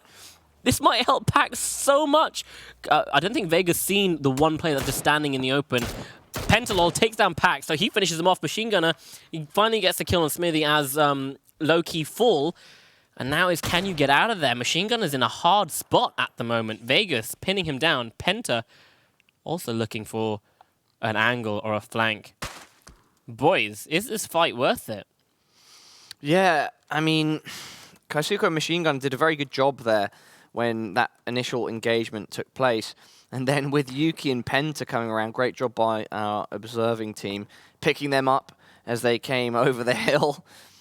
Death Squad kind of threw a spanner in the works of what Machine Gunner was up to. Yeah, Tumai and Caden, they're driving past as well. I'm really surprised that the winning team are going for this fight. It's like Machine Gunner, okay, yeah, he is completely screwed in that area. But, okay, I'm surprised that Kaisuko actually moved out there. He had a good position where he could return some fire.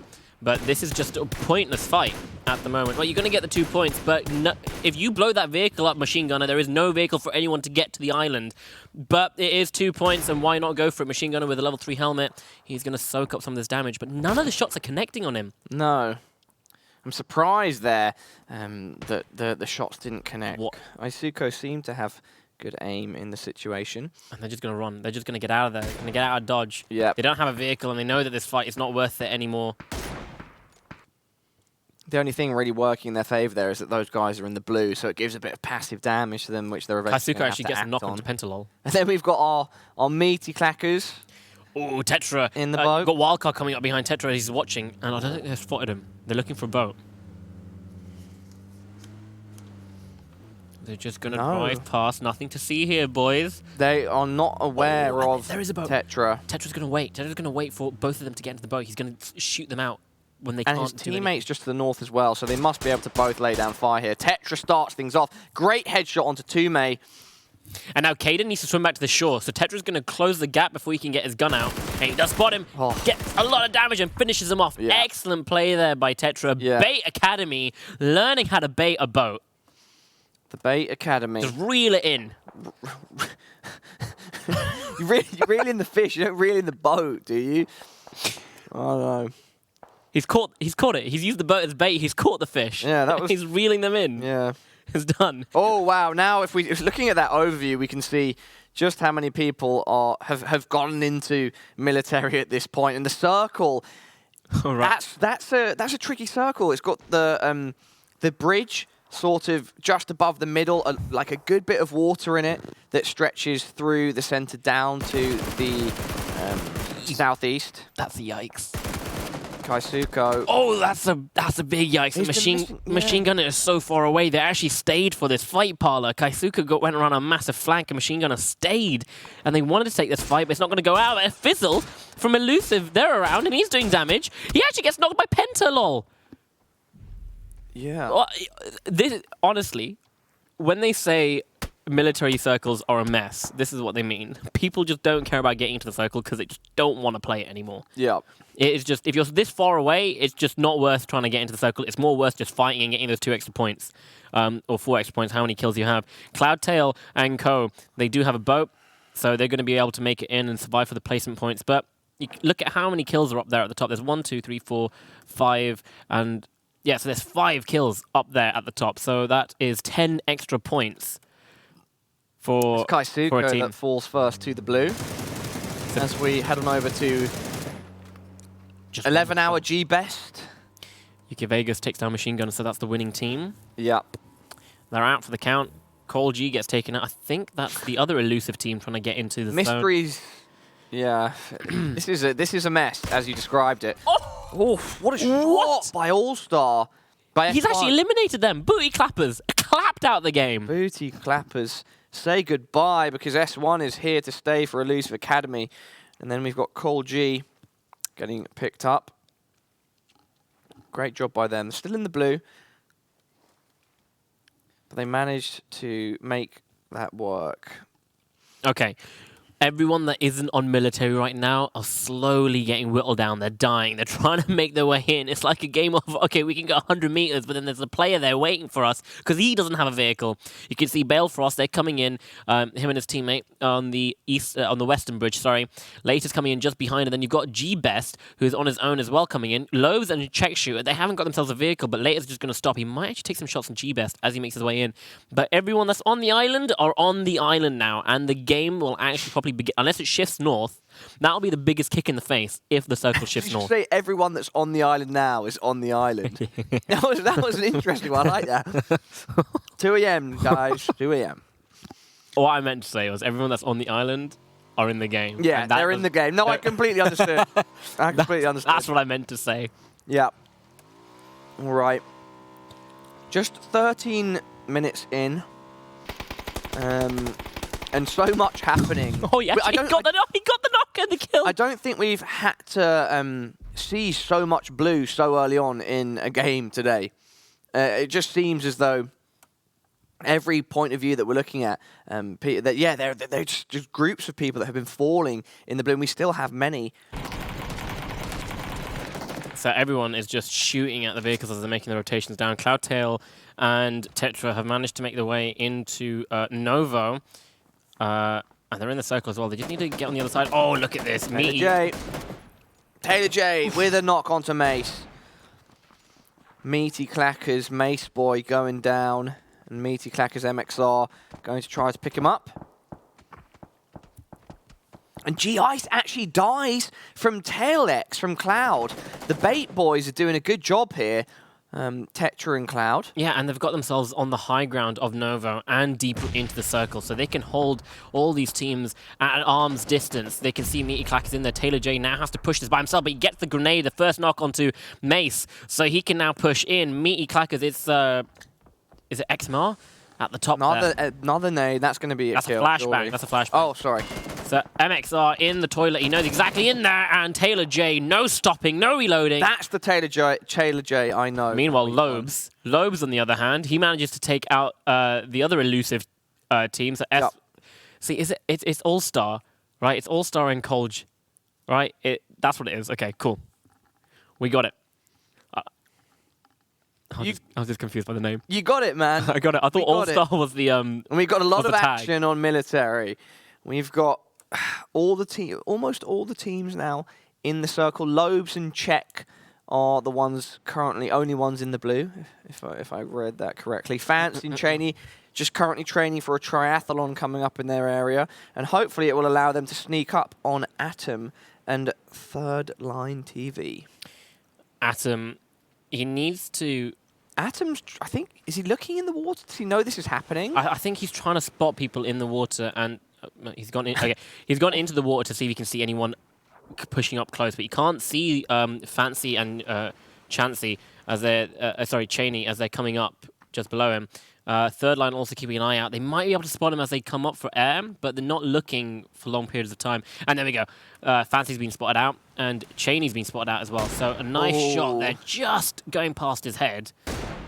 The other one too. It's quite hard. It's quite hard. This is shooting practice for Atom. 3 down. Let's see if the 4th will be lucky. No. Dips under the water. Just put the 3x on your main weapon and spray the heck out of that area. You're bound to hit them. That's what everyone does. This is funny. It's like whack-a-mole right now. They bob up and then they go down. And whilst they're up, Atom, you need to land a shot, buddy. There we go. No. You're close enough for the AK-47. Honey Badger takes down on Civils. So Purdy Curdy. Yep, has to go and get the res. Later, finds check shooter. There we go. Fancy gets headshotted. Finally. Gets at least a single. And check shooter gets taken out of the game as well by Later. And Cheney, he is closing the gap, but the problem is as soon as you come up, you're just going to get obliterated because you don't have time to heal completely. It's just there we go. Right, Shrimps is eliminated. They just round 4 points, just completely denied. Oh boy! I don't think they have a kill yet. Oh boy! Then we've got some more. We've got some more swimming Lazarus action. 1, 0 kills. That could have been their 2 kills. Oh, we've got Yuki now trying to do his best Michael Phelps impression. Win some Olympic gold for swimming. Oh no! And Roth is now finding himself in the same situation that Lazarus did, where he's trying to hit a whack-a-mole shot into the water. Oh, but instead he spots. Is that Bowden on the other end? Yeah, Bowden Kadonka just took out Berry, and now he goes back to Yuki in the water. That sounds like an indie band sort of like single name. Yuki in the water. An indie band name. They use the ukulele and the banjo and stuff.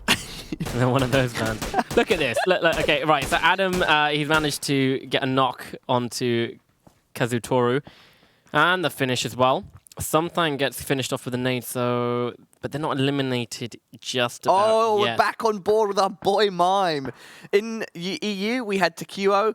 Now our boy is Mime, all right, in NA. He had that this is our boy now. And how are they doing on the... they haven't actually got a kill yet. So not surprising. They're waiting it out. 18 teams remaining, no pressure. On a mill-based circle, you either have a bunch of kills or you're just struggling to try and stay in the circle. And that's good. Tetra, though, Bait Academy doing a heck of a job as they made themselves... they made themselves a nice home on Military Island. They find Happy Honey Badger and finishes them off for a good measure 2. Uncivils gets tagged up pretty heavy, needs to back off, and that is by Bait Academy as well. It was Tetra that was hitting him, so there's just no stopping for Bait Academy at this point. It's a good position to be up here, Purdy Curty and Uncivils, but how long will it last? I mean, if the circle keeps going in your favor, there's just no way someone can challenge you unless they get a nutty nade, which I highly doubt is going to happen. Lazarus 2 and Dub Scrubs eliminated in 17th. Is Lazarus 2 Purdy? No, that's Allow and Adam. All right, Lazarus 2 is Allow and Adam. Purdy Curty and Uncivils is Lazarus 1. And they might just spot the other 2 players on their team. Let's have a look. Purdy Curty is looking towards the direction where Adam is. Poonage takes down Cloudtail.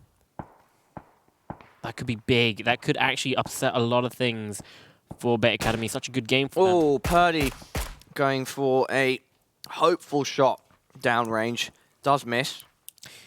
Cloud, he needs to be rezzed here. But he's currently... oh, no, he does get up. I thought Uncivils maybe had the right angle to make sure that didn't happen. As we say that, Lobes taking out a low of Lazarus. And Balefrost knocking Purdy. That should be Lazarus out of... I mean, that Lazarus team... So Lobes has found himself a nice, hard, dip for cover, but it is just a bowl for nades. A nade gets in there, you are just going to die. But Adam's going to use this. It's like a Beyblade. Yeah, you just put it in and it's going to get completely... as soon as it rolls in there, you are dead. But Adam is unable to land a nade in there, but he's going to use the opportunity that he has from that cover to get into a better position and close the gap between himself and the circle. And look at the death lead he has. He can actually just wait for Lobes to get out of that and take revenge. But he's got... well, his teammates up there, not his teammates in this game, but his teammates up at the top there. If he does get spotted out, Purdy, Curti, or Uncivils could take him out, and there would be no holes barred right there. Donk Donk from the Freak Party, laying Roth on his back. Kendo is going to need to make a huge play to be able to raise his teammate. Oh, and he does. He takes Badonka Donk out, and he's going to be able to get his teammate back up for his efforts. Kendo 4, we did see him do some insane plays, on the last game on the Everest as he was making the push. Tetra now has to fight Little B. He's in the Harry Potter. He's going to go in. Check the bottom. It's clear. Little B closed the door on him, though. He's like, you're not going to get in. You're not going to get in here easy, my friend.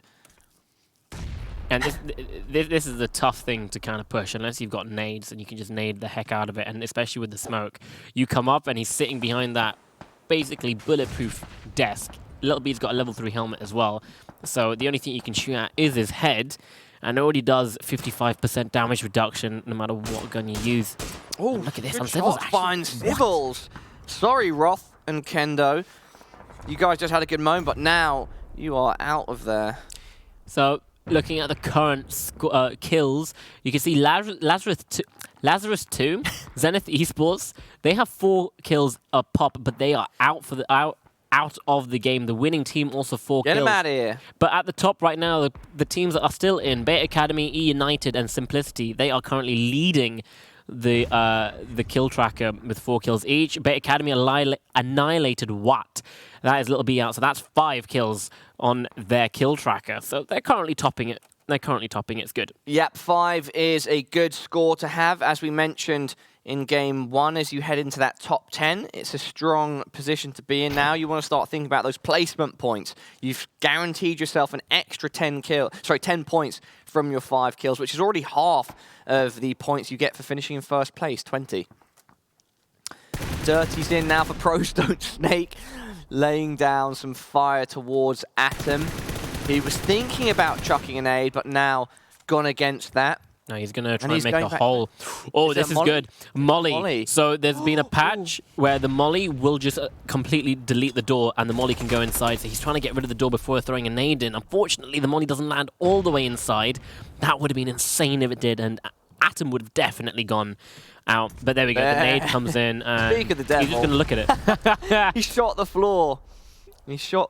I'm not sure if that was a protest, frustration, or attempting to see if he could delete the grenade with a bullet, but it didn't work this time. It's one of those things. You have a level 3 vest. Doesn't really do anything against the nades. You don't get damage reduction against nades. Should. I think that would be a cool thing to introduce, that you can also get damage reduction from nades. It would very much higher the value of armor. Of armor in general. I mean, oh, Uncivils. Look at this. Ruthless. This is the problem. 3 kills for Uncivils now. Give him a clap. This is the problem with Military Circle, is if the circle keeps coming up on this top hill here, there is no way you can contest it. We still have Mime and Evasion, and they've been walking, they've been creeping up, but everyone else is dying. Good for them. And good for Lazarus 1. They're getting the kills, and Mime and Evasion, they're getting the placement points as well. But no one can contest them until they get up there and do something. Taylor J. How is Taylor J going to survive? Here he is. Crispier Thought you might be able to finish him off there, my friend. But Uncivil's now looking towards Taylor's direction. If he can reposition himself slightly, he might be able to look over the ridge, and Taylor throwing some sort of utility, maybe a smoke, presumed yes. He will, I assume, try to heal himself within it. So Uncivil's, there we go. He actually takes out Taylor J and all of that. And he's looking for a few more. He's going to look towards Crispier. And then a massive nade. It might... ooh, just about. If it just landed... A couple more bounces. It's been cooked a bit too much, but lol, Soup. Ooh, Crispy lands the nade and Soup goes down, but I think it's going to get stolen by Uncivil. And he has 5 kills apiece. Keenan gets taken out by Dirty Zin. Yep, that will be Noble heading out on their shields as Uncivil continues to battle, looking to lay some fire down towards Crispier. This position has really paid off in spades, being so high up as everyone's centered around. But now as the circle's moved, Talha, how do you think that's going to pan out for them? They're already trying to make a move. So they're going to have to come down. They know that Crispier is down there behind that rock, and he's just going to stay in cover. Because I think Crispier might have an angle. Sega Sultan ooh, he manages to make it inside. No, he doesn't. Purdy Kurt, he finally gets a kill. Welcome to the scoreboard, Purdy. He gets the kill, and there we go. Poonage gets Secret down, and now Dirty Zin needs to get behind the cover. See, they still have the high ground, so they can do stuff like this. Purdy Kurt gets 1 kill, and he's now laying down the law on PDS as they make their way down the circle, but... Excuse me. Oh, Civils. I'm not too sure if he saw Mime. He did. He saw the gun of Mime, but he's on 4 HP, and Mime has no idea. Where's the aggression, Mime? Do you think Mime saw him? No, Mime heard him, but he's backed off. Okay, well, they're aware that there are other teams around them as well. They potentially don't want to get third-partied. And, and Purdy peeks out. These positions from Lazarus have been great.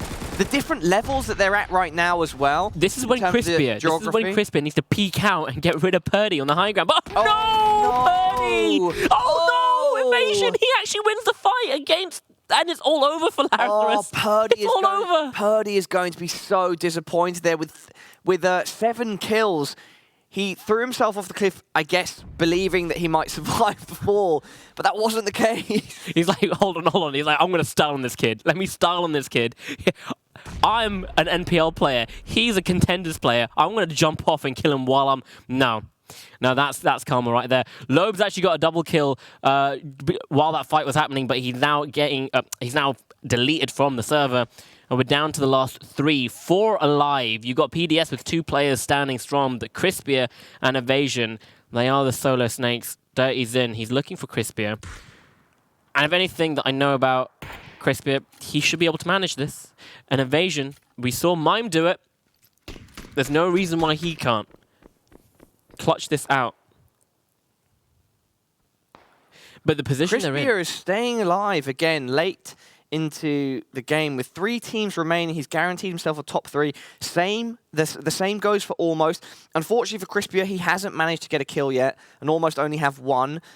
So Pros Don't Snake should be able to get the first place position here. Guarantee it if they get 1 more kill, I think, based on where the other teams end up, or if they don't get kills as well. But they're in a strong position considering that there's 2 of them still alive and they have the most kills. Crispier just chilling. He knows Evasion is somewhere on the road going up the hill. So he's checking the blue, making sure that Evasion has not been playing it very late. And now he's snaking to cut off any potential angles and work his way down from the furthest back position.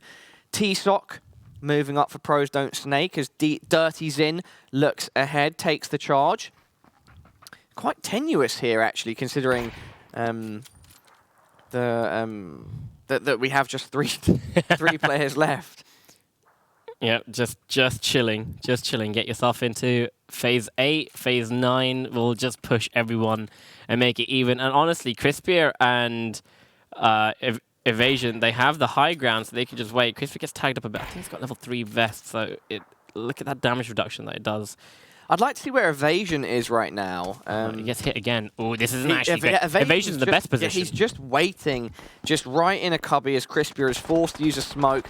PDS laying down so much fire onto him. He's he's under pressure, and with the blue just behind him now, he doesn't have too many options. And Crispy's out of smoke. This is the play, though, Crispy. He's out of smoke, so he has to take this fight, and he does, and he wins! All right, underneath the banister. Go back into the smoke. He guarantees himself second place there. I think that's the best he can do in this position. Okay. And there, exactly. Winner, winner, chicken dinner. I swear to God, Okay, I'm not going to say the rest of that, but pros don't stake with the chicken dinner. First place finish on our second game on Erangel map number 2. Congratulations to them, 4 kills. Crispia in second with his first kill happening directly at the end on to Evasion. And Evasion and Mime in third. The most kills, though, on Civils and Purdy Curtis, 7 kills. But their placement is only 5. In fact, it won't matter, will it? Because what I've been saying is kills matter the most. So they came 5th with 7 kills.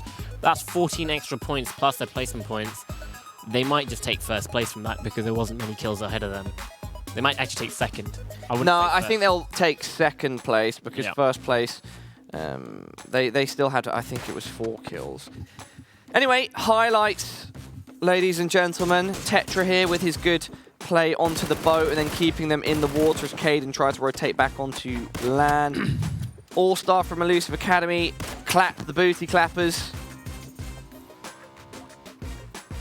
Feels odd saying that on stream. It's a real team name, guys. It's a real team name. Booty clappers. Here you go, mate. This is G-Ice getting knocked. G-Ice. G-Ice. G-Ice. Ice, baby. Taylor J, absolute maniac, just running in. He wanted revenge, and he takes it. So I don't understand Badonkadunk. Like, he gets the first knock, and then he goes back in after being tagged up.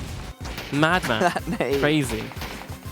Not this mad, is where we saw Uncivils and Purdy this so is much from their position. This is their frag video. And presumably what will help them...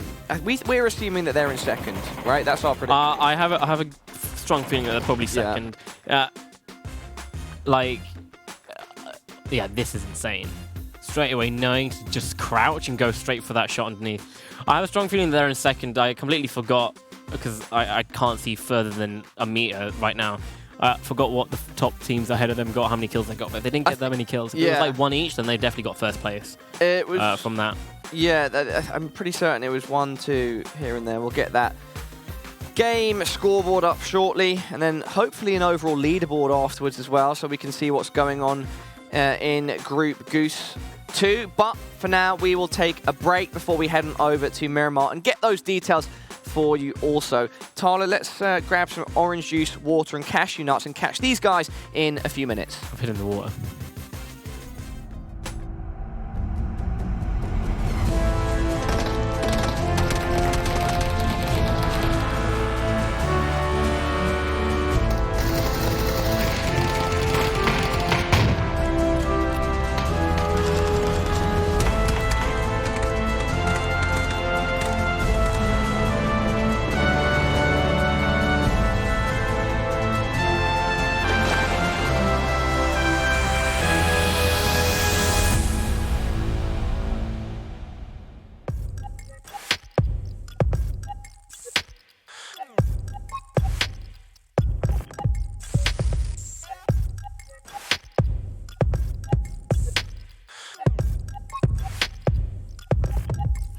I've been feeling like a man out of time. I've been staring into space to get in tune. I've been waiting for the sand to fall behind. I've been looking for a face inside the moon. I've been looking for a faith to lead the faithless. Caught slipping trying to catch the speed of light.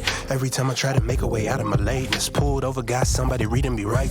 Cause we've been chasing after hours, counting minutes second hand, spending all of our tomorrows trying to come up with a plan. We don't call up information cause they don't know what we saying. No one knows, no one knows. We all woke up in the upside down, turning inside out like we've all been led astray. We've been standing on the outside in, trying to find our friends like we're all just castaways. Feel like we've been missing out. Falling overboard, catch me off the side. Or maybe you just missed it. When you close your eyes, life goes in an instant.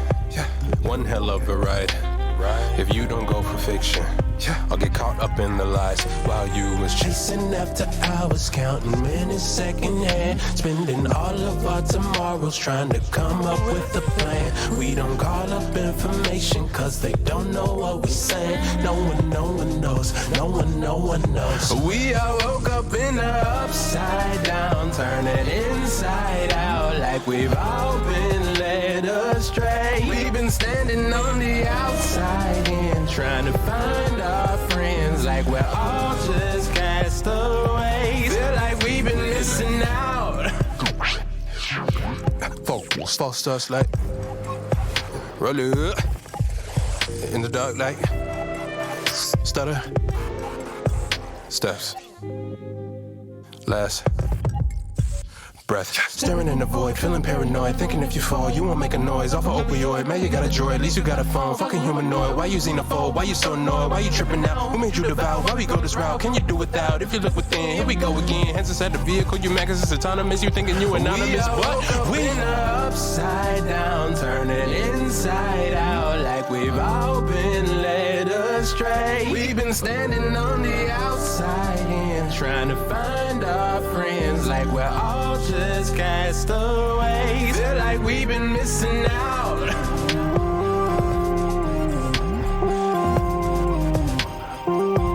Feel like we've been missing out.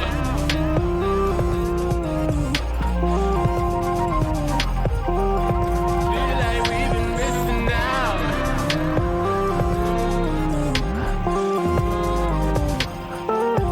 Feel like we've been missing out.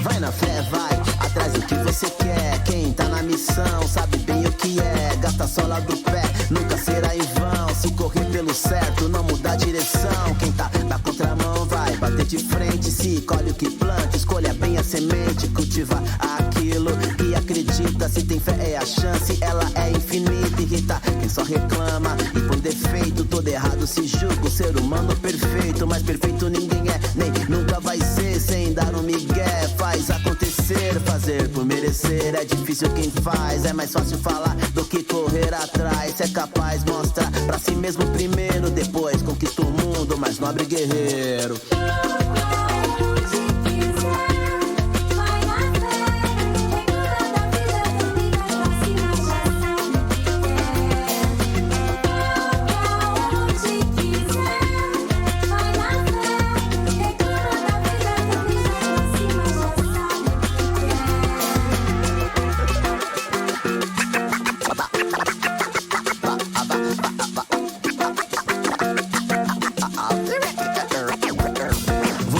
Você faz, esse é o conceito de quem assume a responsa e bate no peito. Não basta ter fé, se não se movimenta, nem o teto se mantém sem o pilar que o sustenta. Tenta, até conseguir. Se a fé não remove a montanha, ela te ajuda a subir, progredir. A cada passo dado, evoluir, resistir o peso do fardo. O obrigado atrai tanta coisa pra agradecer. A vida dá um pensamento pra vencer. Enquanto só reclama, só chama mais problema. Deixa o mal fluido solto e o bom cheio de algema.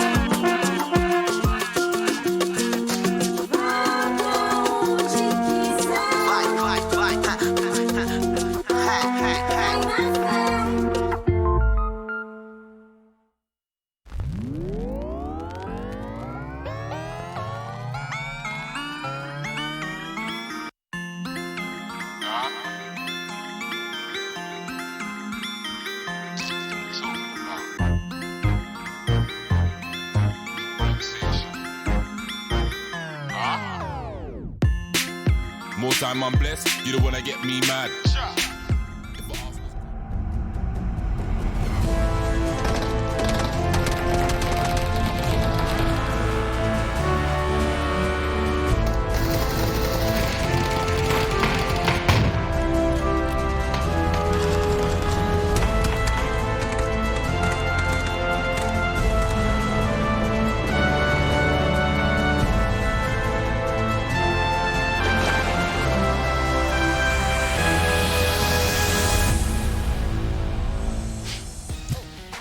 What is going on, everybody?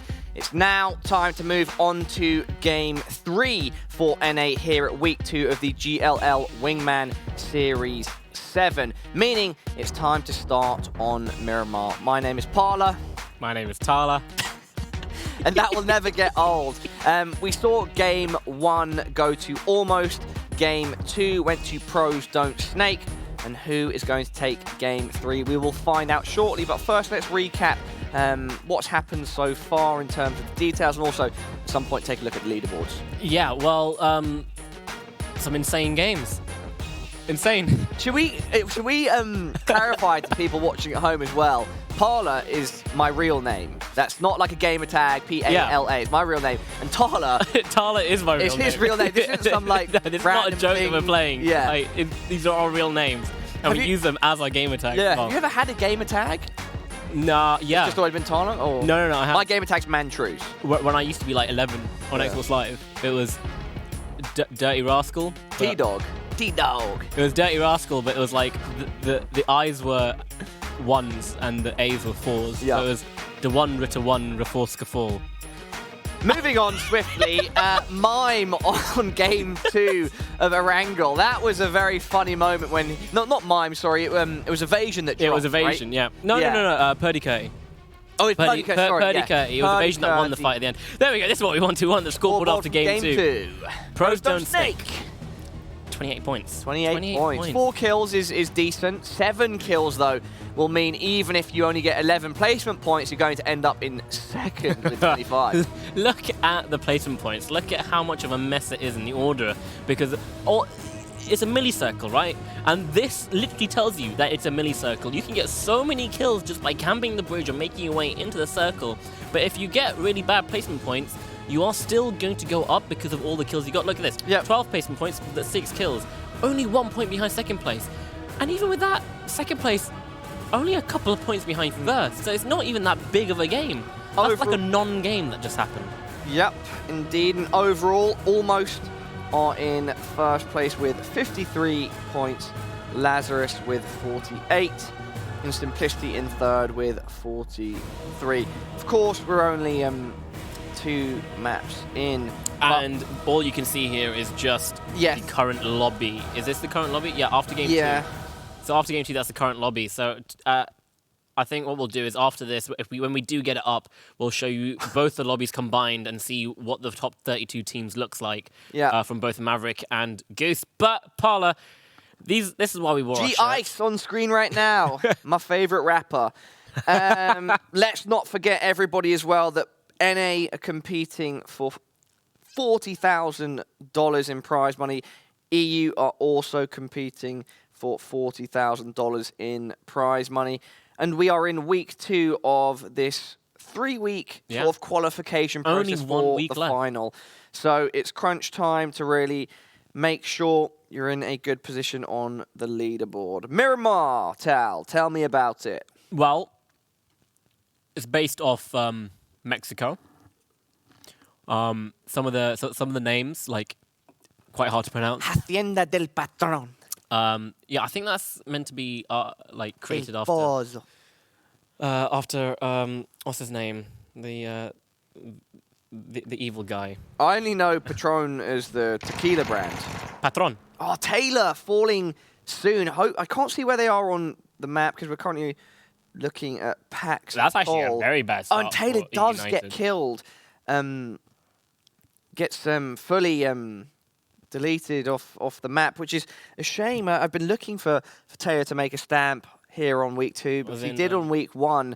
Yeah, Los Leones. He did have a moment on map 2 where he was firing at some some enemies going into a building, but he's not had the same impact that he did over on week 1. Already just a bit more action coming out by the NA guys opposed to EU. You can see the NAs don't really like to split up. The NAs, they don't really like to split up. You know, we had EU teams actually taking every single city. Here, everyone's just in Los Leones. Los Leones and El Pozo, and then you just have this line that everyone's going across down the middle, which is basically, we don't want to go to Picado, we'll just loot around it. But everyone is in Los Leones, and it's just, well, why not? It's the biggest city, and El Pozo the second biggest. So let's just see what's happening there. But the circle is southwest. It might go down towards Valle del Mar, and we did see...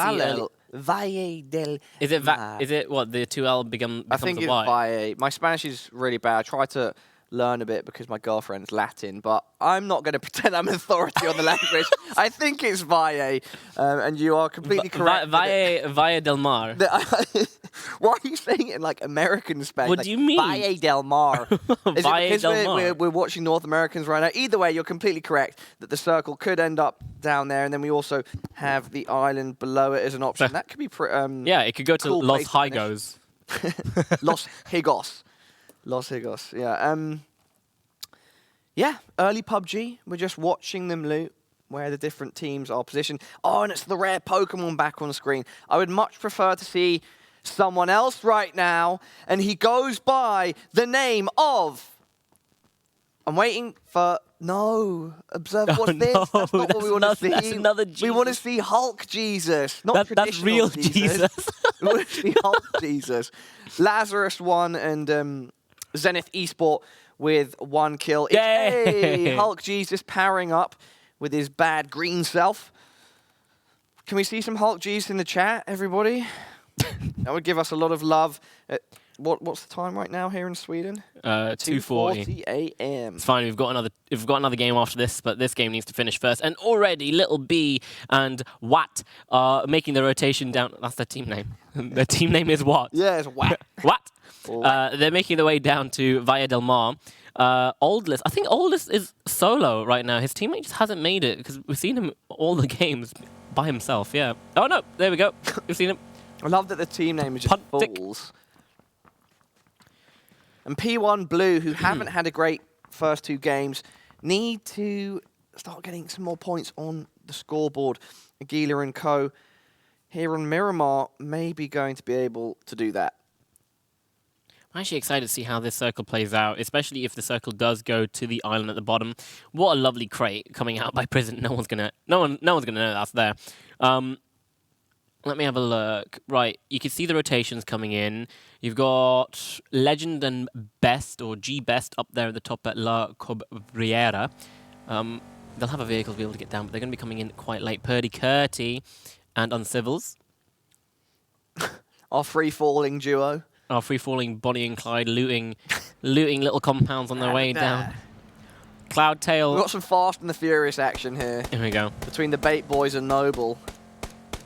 This is one of the God, reasons why it's actually Miramar kicking off. can be really funny to watch because of these long stretches of road that cars can go across. All we need is some... Oh, there we go. The firing line is up. Keenan. It's music in it. Nothing connects with Keenan so far. Going for the tires. Nothing connects there. There we go. 45 HP. That's it. That's done. Cool. That's good enough. I would like to request our production team that if we do see another car chase at some point over this map or the next, that we have some police siren visual effects come on screen, because I know that that's possible. Oh, we've done it before. Mm-hmm. We've done it before. Producers told us it's going to happen, so we'll see. There we go. Ret Law, he's got 2 bites, and they took out Aldous, and, to Punt Tick now is on his lone having to survive until the end of the game.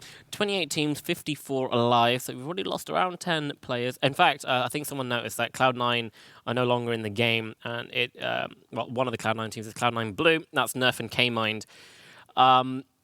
By the looks of it, they're having some electricity problem in their gaming house. Who? Cloud9. So they're not in the game anymore. They're not in the lobby. Oh, are they not? Yeah. They don't... Yeah.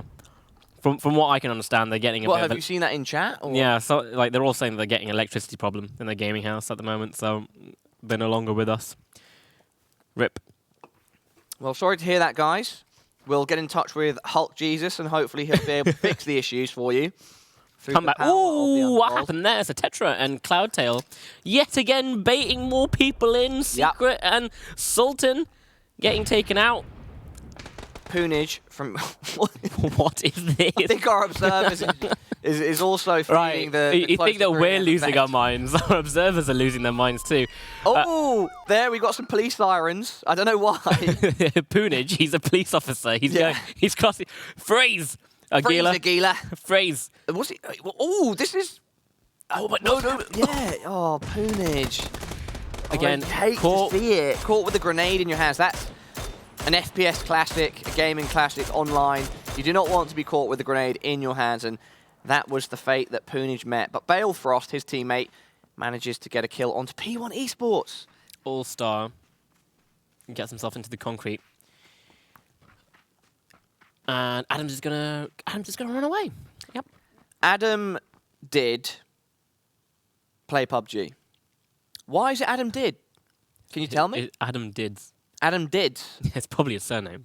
Do you think so? I don't know. I don't know. Never Probably. met a Dids, but a Mr. Dids. Mr. Dids. There we go. So what are the... is it Elusive team? Yeah, so that's Elusive Fizzle at the bottom. Academy, Fizzle and Co. So Fizzle and Co. They're going towards Los Higos.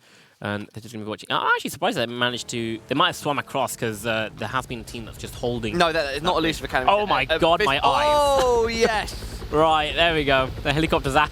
It's that Tokyo. It's... Drift. Is it Starsky and Hutch? That's it. I don't know, but Caden right now is looking like he's in an action movie. Both exhausts firing off on all cylinders. I don't know if that's a correct car reference to make. Oh, but we're in chase mode right now. Our observer's going after Caden. Oh, as the jump happens, and he's made his escape. Good work, Caden. Ooh, Officers Talha and Pala will fight. It sounds like we could be in a Bollywood movie, really like a Bollywood comedy. Officers Talha and Pala. Yeah, we're the only good cops that don't take bribes. I can't speak any Indian or Pakistani languages, or can you speak any? I can't speak it to a good level, but I can. I can understand. It's enough for us. It's enough for us enough to get cast in Bollywood. Bollywood. It's enough for Bollywood these days. Right. Okay. It's happening. It's okay. 50 alive. Right. 10 minutes into the game, something's about to happen. Purdy Curtis spraying lobes at the moment. Nothing connects. Mime, an invasion takedown Roth, so kills are happening. Oh, Purdy connects a shot with a wheel, and Lobes has to get out of his buggy. And the mystery is who's under Purdy K. Yeah, it's mystery. It's mystery.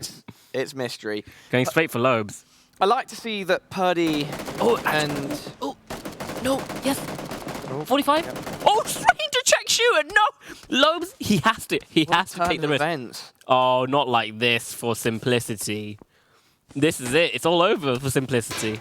No way. He's just running back and forth, hoping his smoke will plume before anyone can land killing blows onto him. However, that is exactly what happened. Mystery, in order to dodge to get Lobe. away from... yeah, it gets away from Lobes and goes straight into check shooter. Oh my God.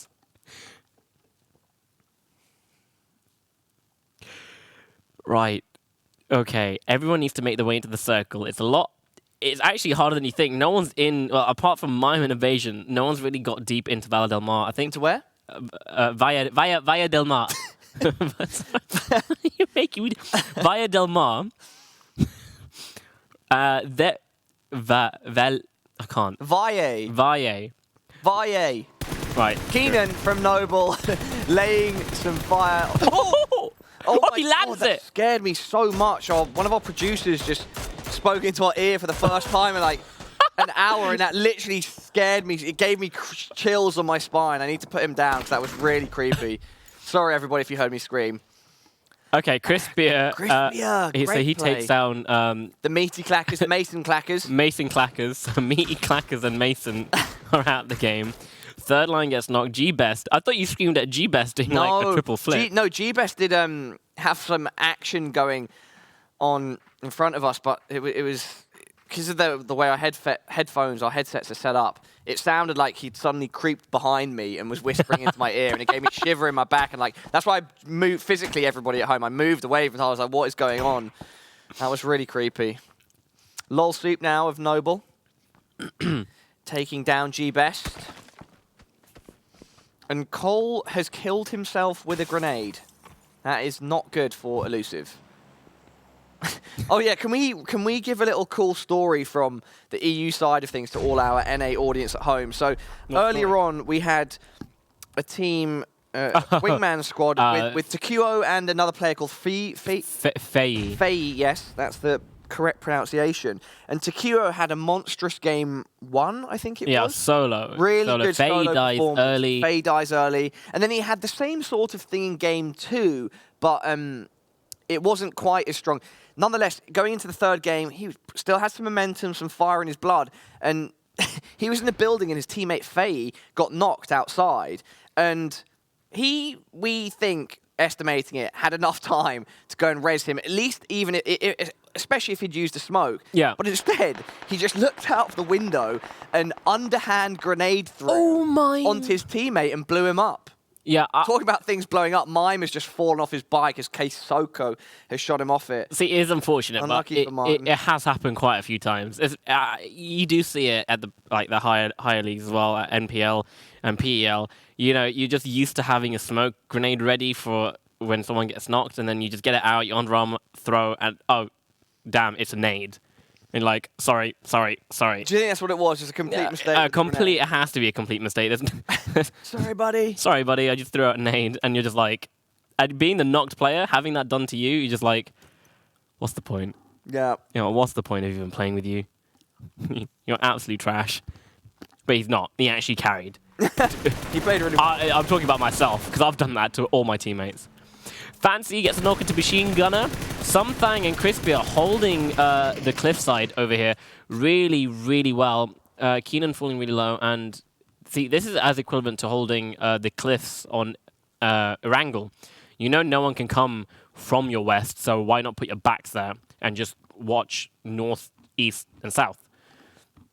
And everyone wants to go south, so no one's going to be attacking you from the south. Everyone's going to be wanting to go there, so you can just keep your eye out from the north and the east. Good work by our boy Caden as we jump on board with Badonkadonk from the Freak Party. Eurabus, currently in the blue, healing up, trying to staunch the effects of it. Is it Eurabus? Eurabus? I've been saying Urubus. Hey, it's up for debate. If they want to tell us how to say it, we will happily comply. Fancy taking down Machine Gunner. Alo and Adam from one of the Lazarus squads also playing the edge of the blue. And unfortunately for Adam, he's getting some fire chucked in his direction. Dirty's in now from Pros Don't Snake. I'd love to know how they came up with that name, if it's a reference to the old Counter-Strike meme of pros don't fake, or if they had a teammate that snaked them. I don't know. Or, no, it's PUBG snaking. That's what he's talking about in the grass. Pros don't snake. Yeah. It could be, but it could be other things as well. What did you think it was? I thought it could be snaking on your mate, as in, like, you betray them. I thought it could be a reference to pros don't fake. It is, but it's PUBG specific. Yeah. That's cool. I like that name, Pros Don't Snake. But I think snaking's cool. I actually like to see it when it's utilised properly.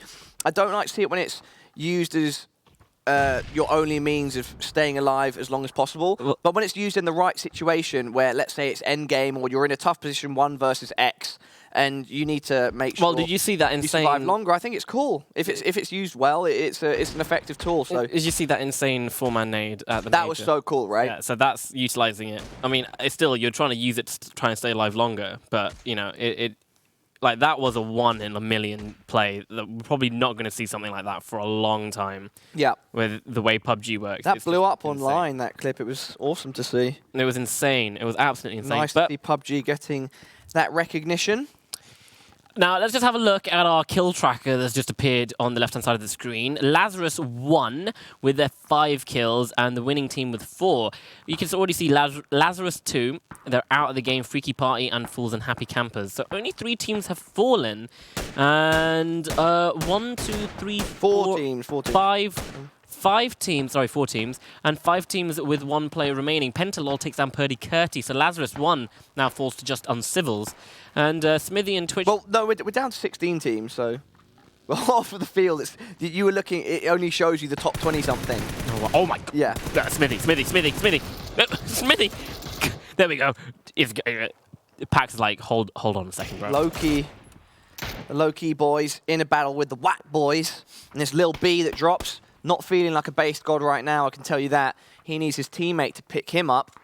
And Pax is making sure that as he approaches Lil B, oh God, happy Lil Honey B's Badger. soon to be corpse, that he's not being flanked from anywhere, and he picks out Honey Badger. He knows where he is, and he should be able to finish that kill, but I'm not seeing it on the kill feed. That is hard to hit. Kaisuko, he's now in the open in the blue. He's going to get sprayed down, and Cheney gets the kill and finishes him off. So that is IRL Duo eliminated in 15th place. We're down to the last 14 teams. Pala, and you've got one of the Elusive Academies. They're coming in. Little B gets finished off finally by Pax. Elusive Academies just sitting tight in this long building. And they're going to wait till they can fight. But they might be able to spot out Honey Badger, who is just sitting on the bridge. I mean, they're all in the zone. Tetra from Bait Academy on the other side as well. So everyone's just going to be waiting until someone makes a stupid peek. Cheney gets taken down by Evasion. Here's the last remaining. Mime has fallen. I think he spots out Fancy, but he hits him with an M24 shot. But look at the absolute thirst coming out. Evasion's going to die for this right now. Cheney's been picked up by Pentalol, so it's being stolen. And because of that thirst, Evasion falls, and he doesn't get those 2 points that he wanted so badly. No, he does not. Penta and Yuki across the road from the anti-snakes, T-Sock and Dirty Zin.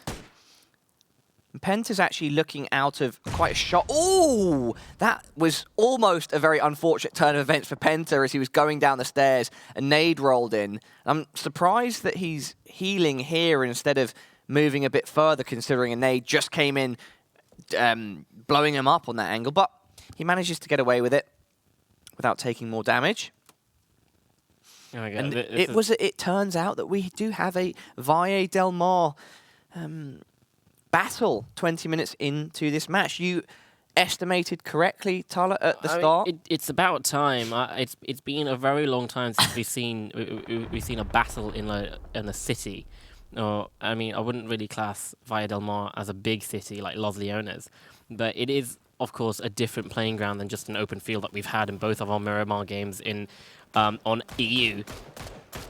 And it's just interesting to watch. Fizzle comes up behind and starts taking down the team that is in front of him. Smithy gets taken down, but it's going to be Pax lying down on the road. He has to take out his other weapon, but it's going to be Fizzle and Vibes that take the victory right there. Coming in. I think what you were just touching upon is a good point to mention with regards to seeing how Miramar for NA has played a lot differently so far compared to our Game 3 of Week 2 for EU. Yeah, like you have the open field battles, and they're just long range. Can you get into a good position? Now where does the circle go? And as Pentalol takes on Fancy, you can see Honey Badger just holding the bridge against the winning Smithy. With 7 kills now. Good for them. They needed that. And co. But like, I really do like the urban battles, the buildings. Like, can you get into the right room, the right building? Can you clear a building, breach and clear with flashbangs, all that kind of stuff? It really does make for exciting PUBG. And it's different. Fizzle throws a nade, does 72 damage onto Happy Honey Badger, who is now being pushed. He's okay, right. Never mind. That nade was on the other side of that RV. That is insane. The shrapnel went under it and it sliced his feet off. Fizzle and Berry are in an interesting position here because Tetra is in the middle of the bridge between them and VII Del Mar. Is there a chance this circle could go towards Fizzle and Berry, or is it almost certain at this point that it will be more towards VIE? What are we? We're in phase... The next phase will be phase 7? 7, yeah. There is a 6. chance. The next phase will be 6. Okay, so there is a chance it could still go towards them, but then there's also phase 8 where it'll shift completely Whoa, away, good so they need to shot get by out of Tetra. there. Tetra landing some good shots, but being tagged in the backside. So look at the kill ranking for half a second. Yeah, so Tetra needs to be careful. So he knows that he's being pushed by Fizzle and Berry. Oh, but as Fizzle and Berry are pushing, Lol, Soup, and Keenan from Noble fire off a couple of shots in his direction. Tetra's got the peek advantage, and he peeks out, gets tagged. He needs to throw a nade. He's going to throw it straight over, and that's going to land in between both of them. Going to stop their push. It's actually taking out Fizzle really low. They're double nading. That's some good communication. I can't see where it. No, it lands short. It needs to get over. Oh, that did damage to Tetra. He's going to throw a nade back. It's not close enough. Fizzle heals up. They're throwing more smokes in. A lot in. of nades. He thinks that they're closer than they are. And they still haven't managed to get a nade over those boxes. That's a big nade, though. Fizzle's running towards it. No. They're just falling a bit short. And now Tetra's going to go and look underneath the truck. But there's just smoke everywhere. Look at the utility being used. 3 smokes. One's already expired, but 2 more is up. Go into the smoke, Tetra. Make an audacious play and go into the smokes. Oh, God. He can just spray. He should just... Oh, okay. he's trying to... No, it's a nade. He's just trying to put along the ground. That nade's going to hit. But it doesn't matter. He shoots him. He shoots him. He takes him down. He actually spots him and finishes him off. And now Berry needs to come around the other side, and Tetra's got the advantage here. Tetra just standing firm and really messing with Berry's plans. And Elusive, in the 2 versus 1 situation, I feel... Wait. Caden's making a push for it. A nade hits Berry and takes him down very low. But if Tetra goes out any further, Caden and Wildcard, they're ready to take him out. If he peeks out any further... Nope.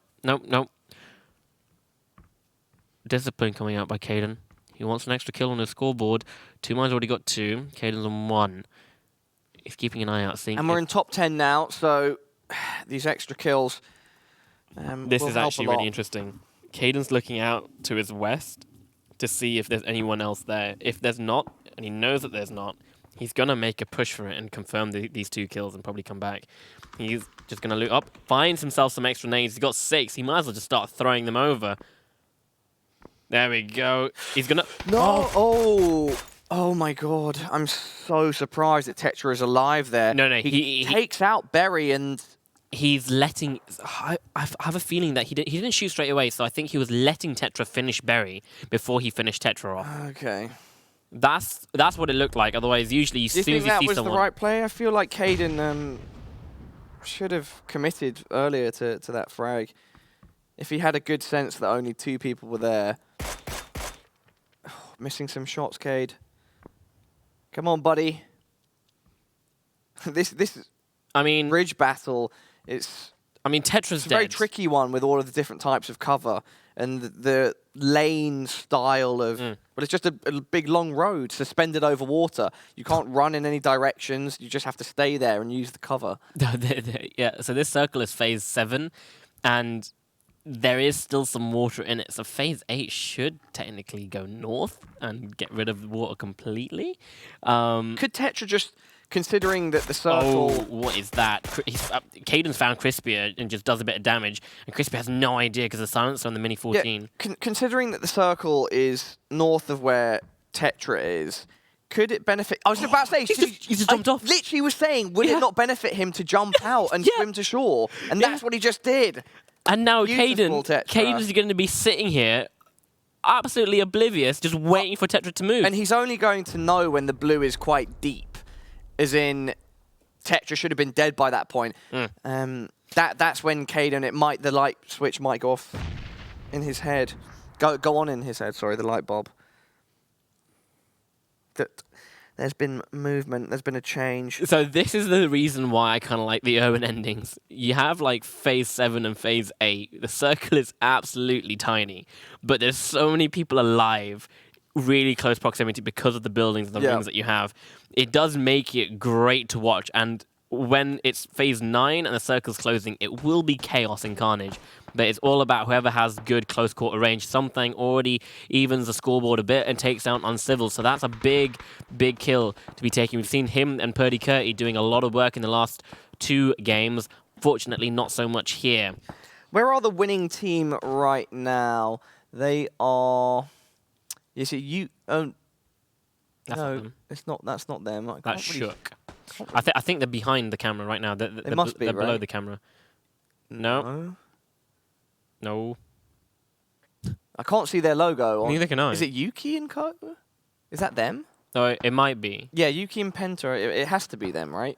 Yeah, Yep. it is them. All right. So they don't have their logo up, but they're in a strong position in their building. They're part of the urban Let's have a look. battlers. Okay, there you go. I mean, there's still a bit of water in that circle.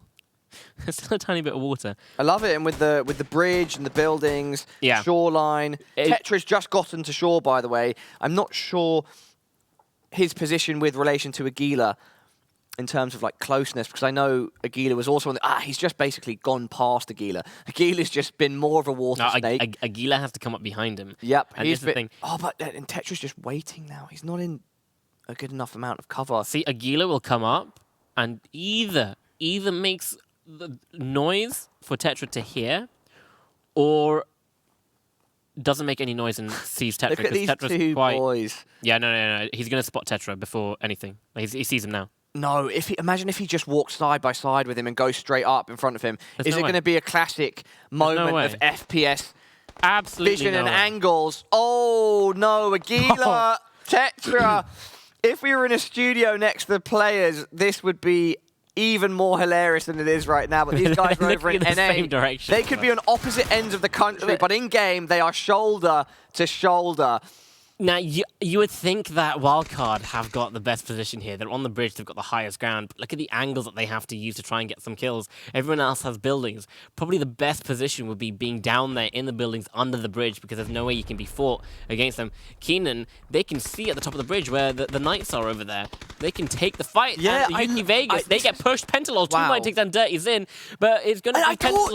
What is going on, everyone? Tetra. It happened. Aguila went up right next to him and just walked forwards, and suddenly Tetra's like, who He's like, that? whoa. Takes him down.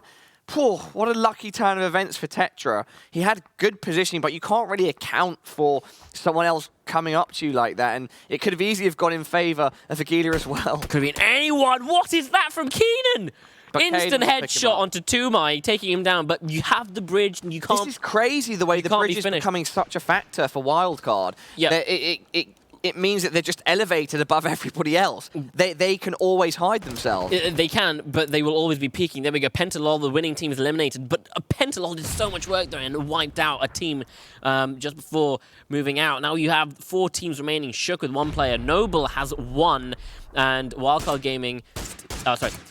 Noble have 2 players up. Wildcard Gaming have 2. And Endemic have 2. Bait Academy, still the 1. But Tumai finds LOL Super, finishes them off. All right, you've got Eagle Vision, Bird's Eye View on everything. And Tumai... he's getting himself some kills in Caden. I wonder if Caden and Tumai had... I wonder if this was a gambit of theirs to try to get control of the bridge, because they did this maybe 10 minutes ago, 8 minutes ago. It could have potentially been a plan to... I'm finding it hard to see. So Caden finds Keenan. I think the center of the zone isn't on the bridge. They're going to have to jump off. No. They are. They're going to have to jump off, Pala. No, not like that. They have. Yeah, there you go. They have to jump off. Will they be able to activate their parachutes from this height? No. They don't have any parachutes. Oh, of course they don't have parachutes, guys. Yeah, Like, so Mystery is on the bridge. Tetra's still alive. They're going to have to jump off. They can just wait. Tetra might be making quite a push here quite early. I'm not too sure how Caden hasn't seen him. Caden does spot him out. Tetra. it's a good kill by Caden onto Tetra. Tetra put up a good fight.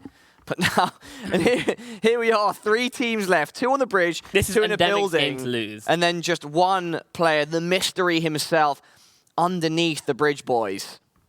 I want to see how this plays out. Do you smoke everything below you and then jump into the smoke? Right, you're taking the fight with Crispier, but then you have Mystery. Look at this. He's going to use this tiny gap in the bridge to try to chuck a nade. Oh, no. Oh my god, that lands right on top of Mystery. Monster nade. It actually takes them out as well. Underhand How nade are through Wildcard the doing gap this? onto Mystery. They're in the blue. They need to jump down. They've taken down Something as well, and Crispier comes out. He's going to take the spray, but Caden, he's going to spray down Crispier, and he... No. Oh no, my no. god, I Caden thought for a dies second to there. the blue. No Caden way. dies to Crispier the blue. fell so low. Wow. Oh my That god. underhand nade was so impressive. How did he, like...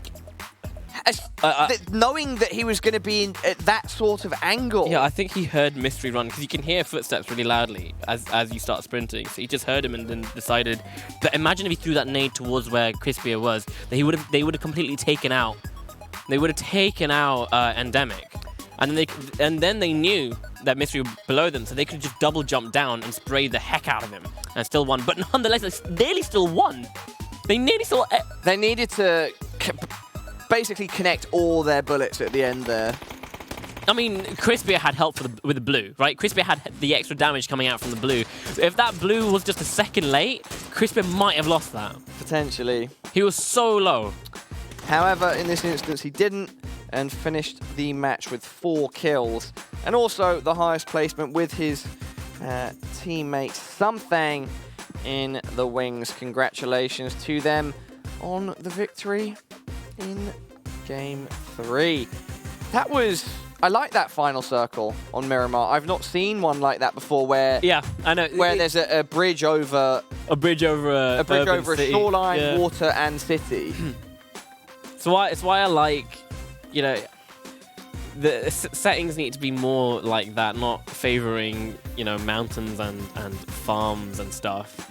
But it's the players like playing more on the farms and all that kind of stuff. It's a lot more fair and it's interesting. And I say this all the time. It's fun to watch, but I'm pretty sure it's absolutely horrible to play in something like that. But I think it really does test your capabilities of skill and what you can do, and especially being under pressure in new environments, it really does show what you can do.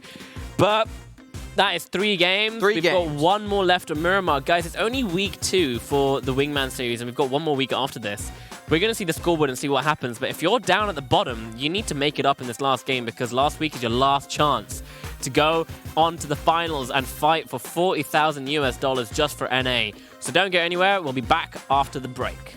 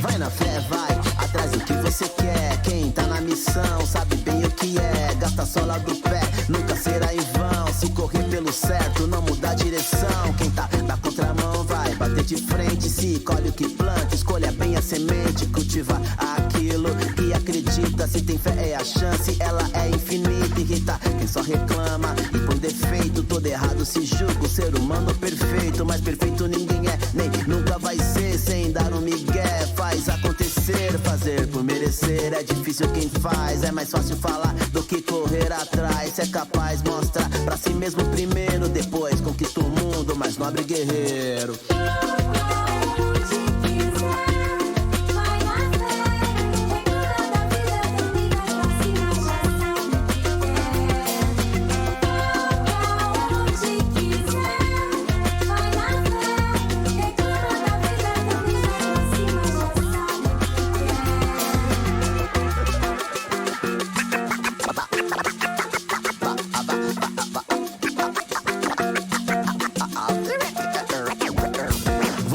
Você faz, esse é o conceito de quem assume a responsa e bate no peito. Não basta ter fé, se não se movimenta, nem o teto se mantém sem o pilar que o sustenta. Tenta, até conseguir. Se a fé não remove a montanha, ela te ajuda a subir, progredir. A cada passo dado, evoluir, resistir o peso do fardo. O obrigado atrai tanta coisa pra agradecer. A vida dá um pensamento pra vencer. Enquanto só reclama, só chama mais problema. Deixa o mal fluido solto e o bom cheio de algema.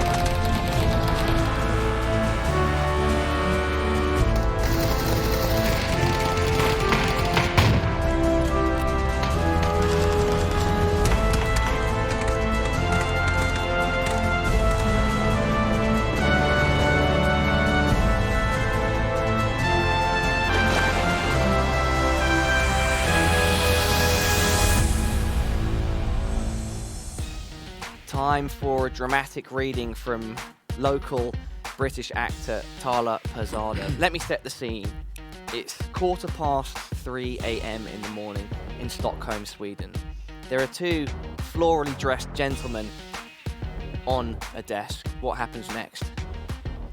Oh, we've got one more game. We're going to go to sunny Mexico.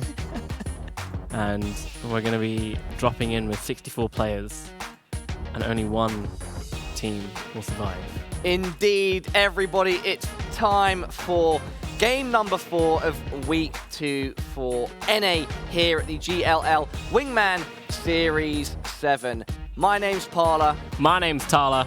And we should get right into the action. We've seen so far 3 exciting games on the NA front. EU also delivered in their 4 games. And yeah, as we just said, it's time for final game of the night. Well, we haven't actually had an NA team take 2 chicken dinners tonight, which is really, 1, really cool, and 2, it can do all sorts of wonders for the leaderboard. And don't forget, this is the final game of Week 2. Week 3 is the final chance that the teams have to get in the top 24 of their region. There are 64 teams. The 32 that you see on your scoreboard, on the leaderboard that we put up, aren't the full amount of teams. There's another lobby going on over at GLL 2 that's casted by Goose Boys. Yeah, the Goose Boys. That's the right. Group Goose. We're on Group Maverick. And you want to get all of your points. We're gonna get a scoreboard up. Show that at the end with all the teams put together. See what that does. But right now, on game 3, this is the points that every single team collected. Excuse me. It was Endemic that came out in first. Wildcard in second. Well, we thought, joint actually first. Joint because of the 3 extra kills. Thank you for pointing that out. We're just looking at them, Endemic coming out on top because they start with an E and Wildcard start with a W. The winning team came third. Then we saw Bait Academy and Lazarus. Game 2 was taken by, who was it? Game 1 was taken by Almost. Game 2 was taken. It's gone from me right now. It might have been. I've not been writing it down. Yeah. Who was it? We'll see if our producer. Pros Don't Snake. Pros Don't There Snake. we go. Yeah. I've There we just go. remembered. I was about to call in the aid of our producer Hulk Jesus, but no. But there we go. We just saw a flash the scoreboard of all the games conglomerated together. But Pala, it is late here in well, it's not going to be dark outside, is it? It's dark in the studio. Probably light. It's probably light outside in Stockholm.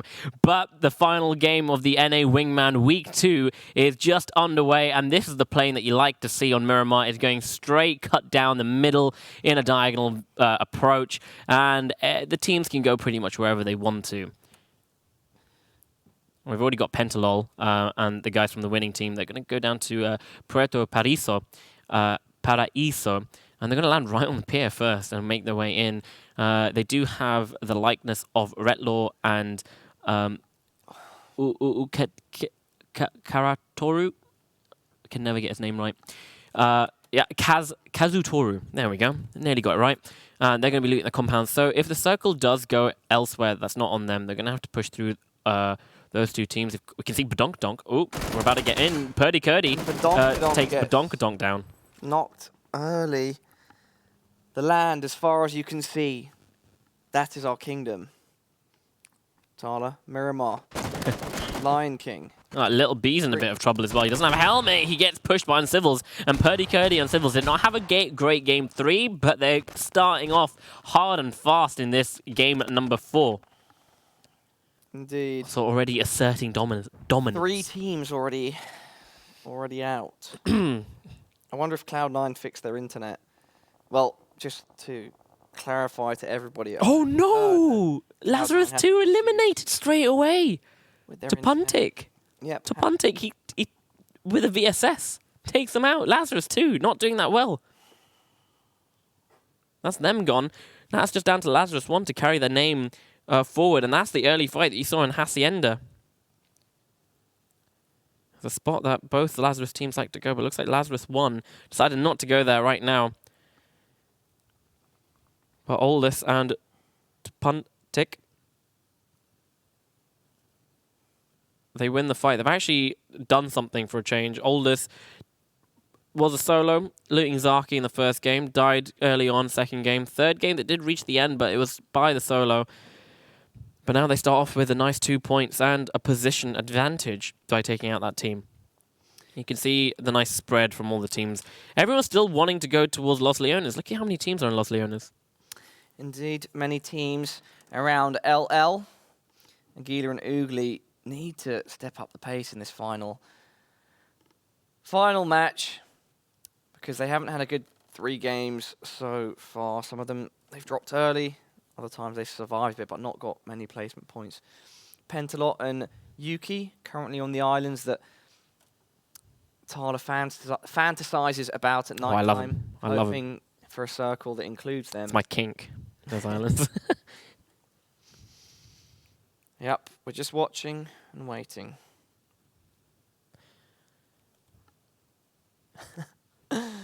Enjoying ourselves on the desk this evening, night, this morning, whatever you want to call it. As we see Urabus in the graveyard. Poonage and Balefrost around a Minas Generalis. See, this is the thing about Miramar games. They are slow to start, but then as it progresses, it does kick off. Wouldn't it be quite fitting if our final circle of the night ended on Impala for Talha and Pala?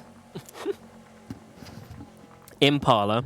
Imp for me being 5'4", and then Pala. Oh, man. Imp. That's a very nice medieval RPG word. Okay, Berry Vibes taking on the other Elusive team. So Elusive Academy versus Elusive. No shots being connected, but again, showing some dominance over the road right now. Not going to take the party bus, going to take the Bronco. Start racing after it.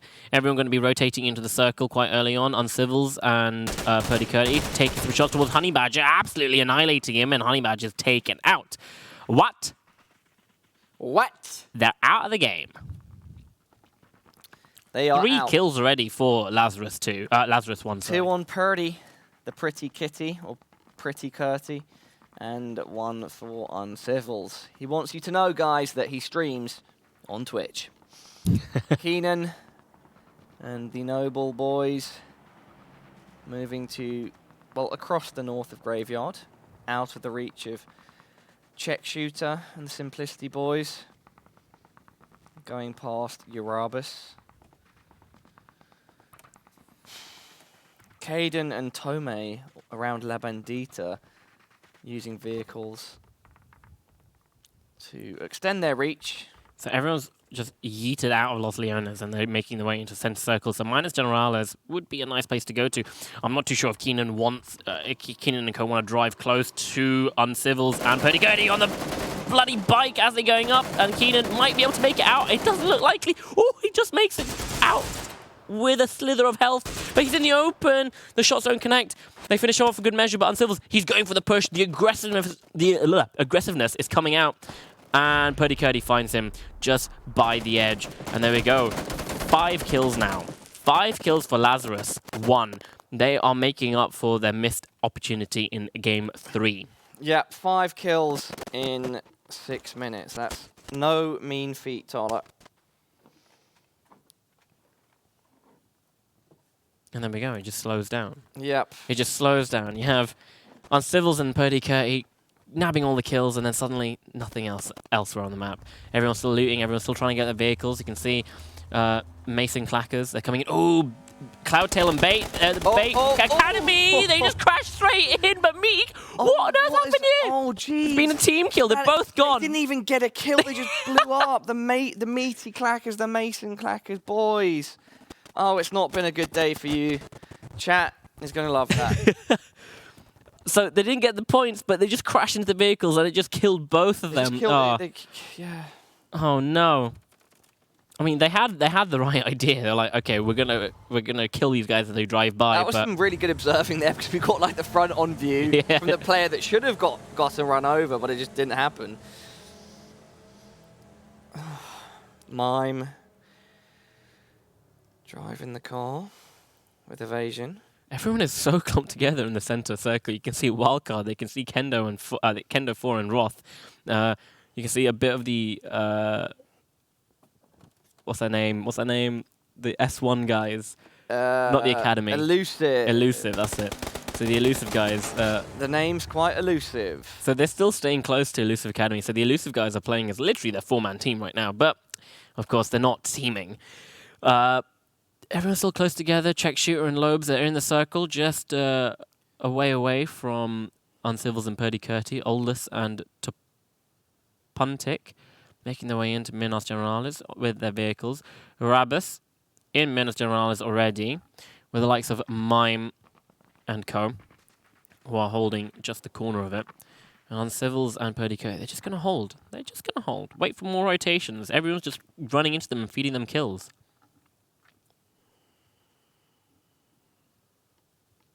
Kill tracker showing only 2 teams with kills right now. And they're about to 5 find of each other. which They're right next to each other. With Lazarus.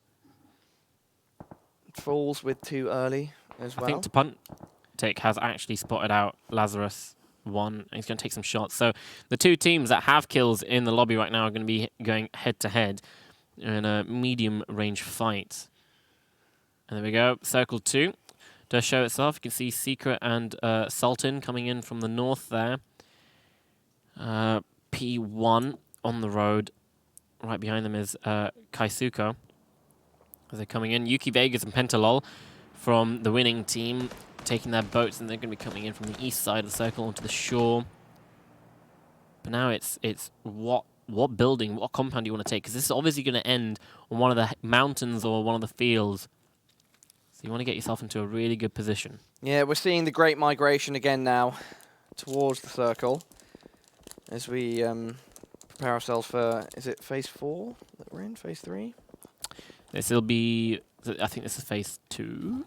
Yeah, so going into phase 3. Yeah. Aguilas hears a vehicle, jumps out of his buggy, gets a quick spray, but he knows it's now safe for him and Ogli to move on further in. I think Kaisuko, yep, so they've stopped at the petrol station, so they're going to take that away from P1. I would not be surprised. Yeah, so Aguila and Ogli, they're going to try and take the fight here. They're going to split up. And look at this machine gunner and Kaisuko. They're pushing up. They're trying to make it hard for P1 to try and fight them.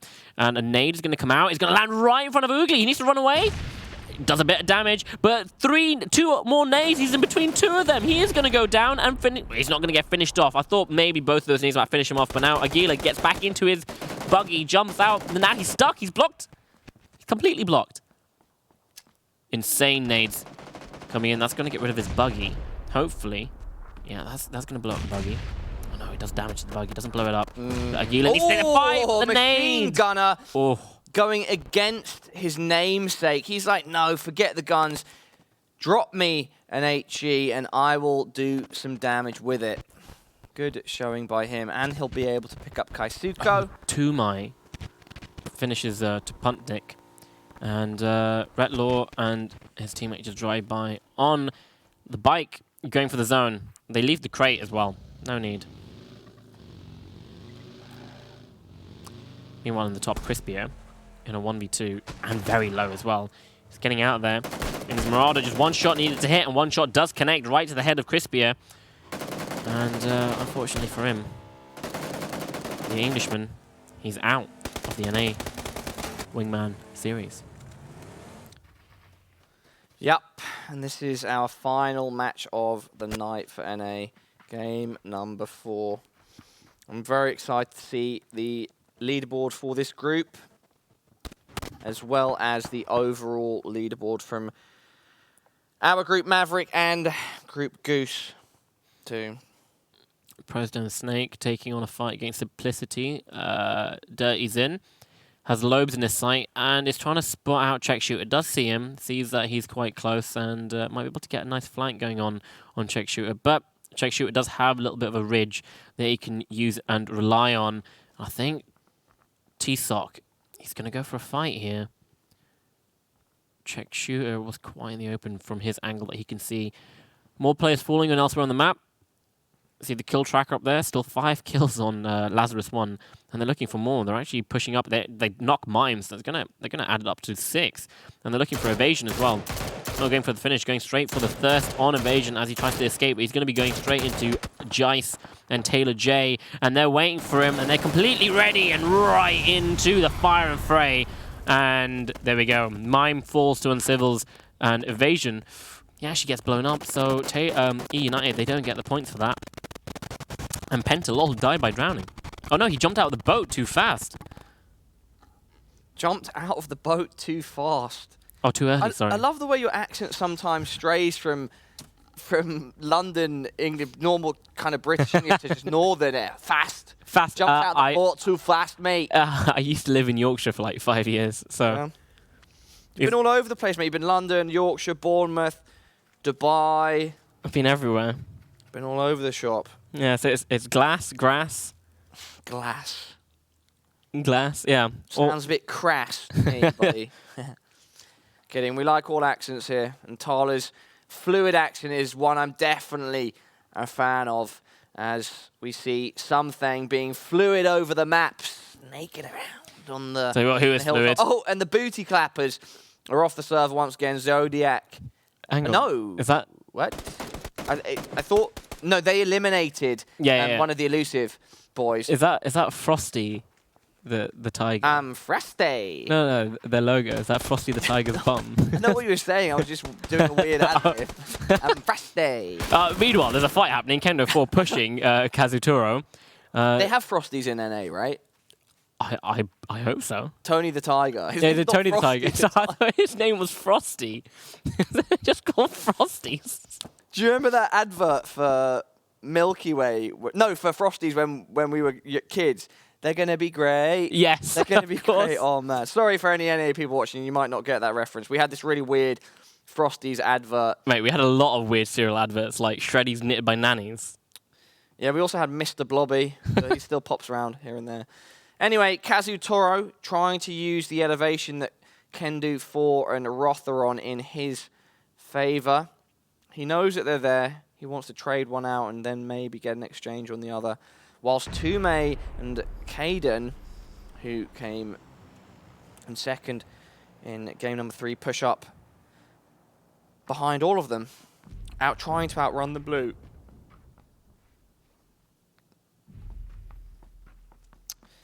Caden and Tumai, they're going to be coming up behind Kendo and his teammate. They actually do spot him, but you don't want to take this fight. They haven't spotted you yet. You can get up closer and you can get into the zone. You don't want to be taking a fight where the zone is doing extra damage to you. And I think Kendo, he might have... No, he hasn't spotted it, but Caden goes for the spray, gets the knockout. And now this is a 2 versus 1 as they come into the zone, but the zone is doing a lot of damage to Tumai and Caden as they come in. Look at this. Caden enters, well, Tumai enters with half health. Caden, less than half health, but Kazuturo, he sees Tumai. He's going to wait for Caden to come in. He's actually going to go for the nade. This is going to be perfect timing, but he gets spotted out. The nade, it does land. It bounces in front of Tumai, and he's in the blue as he gets knocked. Caden, he needs to find the time to heal. And Kendo 4, he's going to get rezzed. In fact, Kazuturo takes and finishes out Tumai. And Caden is in a very risky spot now. Kendo 4, rezzed. Roth, he's got Pika's advantage as he comes in, but it's going to be Purdy Curty that takes out Caden. Where are you? Purdy Curty, he's going to see Roth now. The nade goes over. Oh, that's a great nade. Oh, it bounced off the it foot knocked Kendo. That could mean that he wins this 2 versus 1. And yes, he's going to get a second nade that damages Roth heavily. He needs now just to land maybe 1 or 2 bullets onto Roth. And that will be a successful battle for him. But he's running too far. He's overlooking. Oh, he's being shot from behind. What? I'm not sure why he went... I mean, maybe it wouldn't have made... Oh, like Dirty Zin, he wants to get in on the action as well. Everything's happening. Lazarus 1 is out now, but they've had an insane start, and that might just be enough to give them a couple more positions on the leaderboard and the scoreboard. And I think Dirty Zin just spotted the head, so he's going to throw a nade, cook it up, get the Shroud gloves. Was it worth the money? Nope, because they don't give you enough, enough length on those nades. Neither does that one. Come on, my dude. I can't believe that Roth and Kendo made it out of that situation. It wasn't a favourable position for them, but they get away, surviving. Oldest. Back to game 1 we see, all by himself. Lobes and Check Shoot are just above him. They're going to make some noise. I'm not too sure if Oldest, if they know that Oldest is just below him.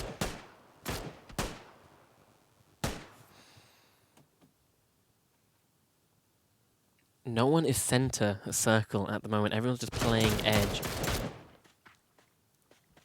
It must be pretty tricky just to get into that center. Now, Poonage is going to be coming out of the shed, looking around, trying to make some ground. Tetra, all by himself. He's got Sultan and Secret coming in from behind. They are crouch running and walking.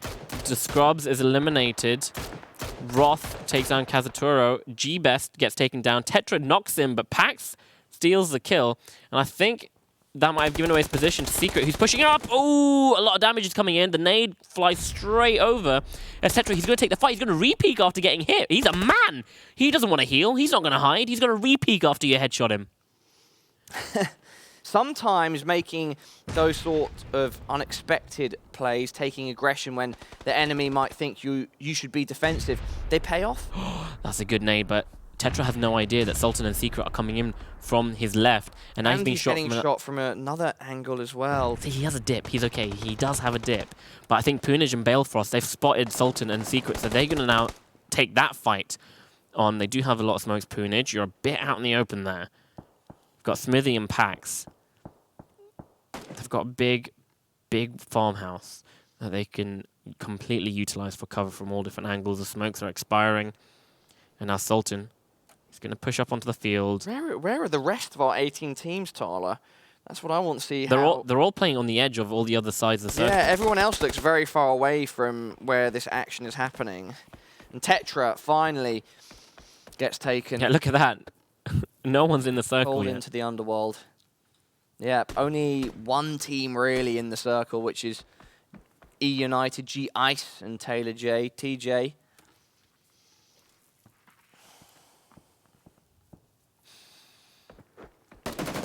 Belfast goes for the spray, takes down Secret, and he kind of flies over, so he's not going to land below the ridge. The thing about Miramar is you can kind of peek over the ridges, and when you get knocked, you fall back down into cover, but not like that.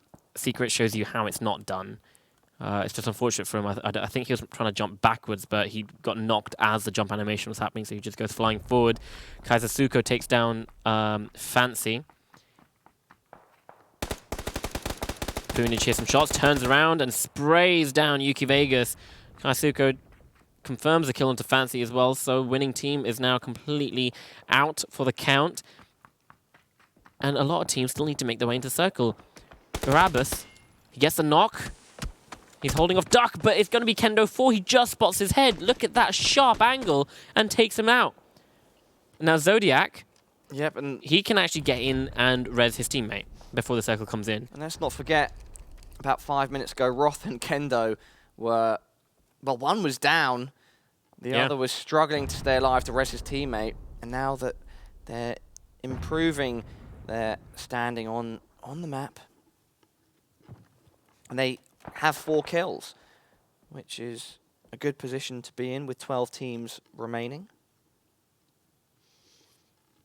Pros don't snake, not yet to land a kill on this 4th map of the night, morning, evening.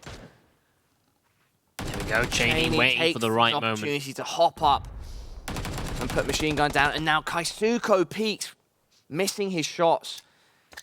A nade going to come out towards Kaisuko. He's going to get away from it, shouldn't do any damage. His nade flies way over Chain. Chain's going to get a good opportunity here to land the damage needed, and that's going to be a double kill for him. Doesn't have time to loot. He's going to get out of there. Good play. Booty clappers, they're out. Booty clappers. And that's going to be 6 kills now for Zenith. I like the animation there. So the booty clappers. Zenith means like peak of a mountain, doesn't it? Zenith? There's a Zenith, I think. I think it means like the peak of something. You check.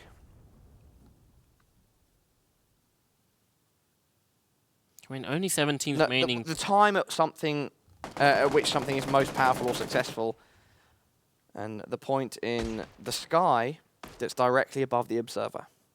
Right. So that is what Zenith Esports means. Well, there will be a time for them to come out on top and be absolutely powerful. And with this southern rotation, they're going to be going towards Elusive Academy. And now E United keeping Pros Don't Snake at bay. But Pros Don't Snake have taken their old compound, but it's not in the circle anymore. So it's going to be waste of time for them to actually... Taylor J is pushing it. He's pushing it to go fight. They need these kills. They're on 0 kills right now. And they realize they're in the top 10. It's 23 minutes in the game, 7 teams remaining, only 13 alive. This is now where you can rack up the points. If you can start wiping everyone out. They do a lot of damage. Dirty's in, falls low, but he's going to be behind cover, so he's going to get a med off. And if you can smoke it up and push it across, you've got 1 minute and 20 before the circle fully closes for phase 7 to start. Yep. 23.5 minutes now gone on the clock. 7 teams remaining. This might be the fastest we've seen that few teams. Oh, what a nade. It actually reaches the full length. In a match, I think. Oh, Taylor J spots out Dirty Zen, goes for the spray. Nothing connects so far. Dirty Zen hits the first shot, but he lies down. He's got the smoke there. T-Sock. He is knocked, and he's going to get finished off by Lobes. E United still can't get a point to the name. And look at this. They're going to come over. They're going to silhouette themselves. They do grab Dirty Zen, but now Simplicity know exactly where they are. E United, they're going to back off and try and find a different fight, one that they can probably win with ease. Yep. Taylor J and G-Ice Jice just getting their first kill on the scoreboard now with 6 teams remaining. They've had less of an impactful day compared to week 1, and so I'm sure they want to clutch up when it matters at the end of today. As we see Fizzle shooting his rifle into the distance, hoping that him and Berry... Oh, that's a good nade. Big damage onto both Kendo and Roth, but we've seen them survive tough, arguably tougher circumstances before, and they're using the geography in their favor. They managed to get away from that second nade as well.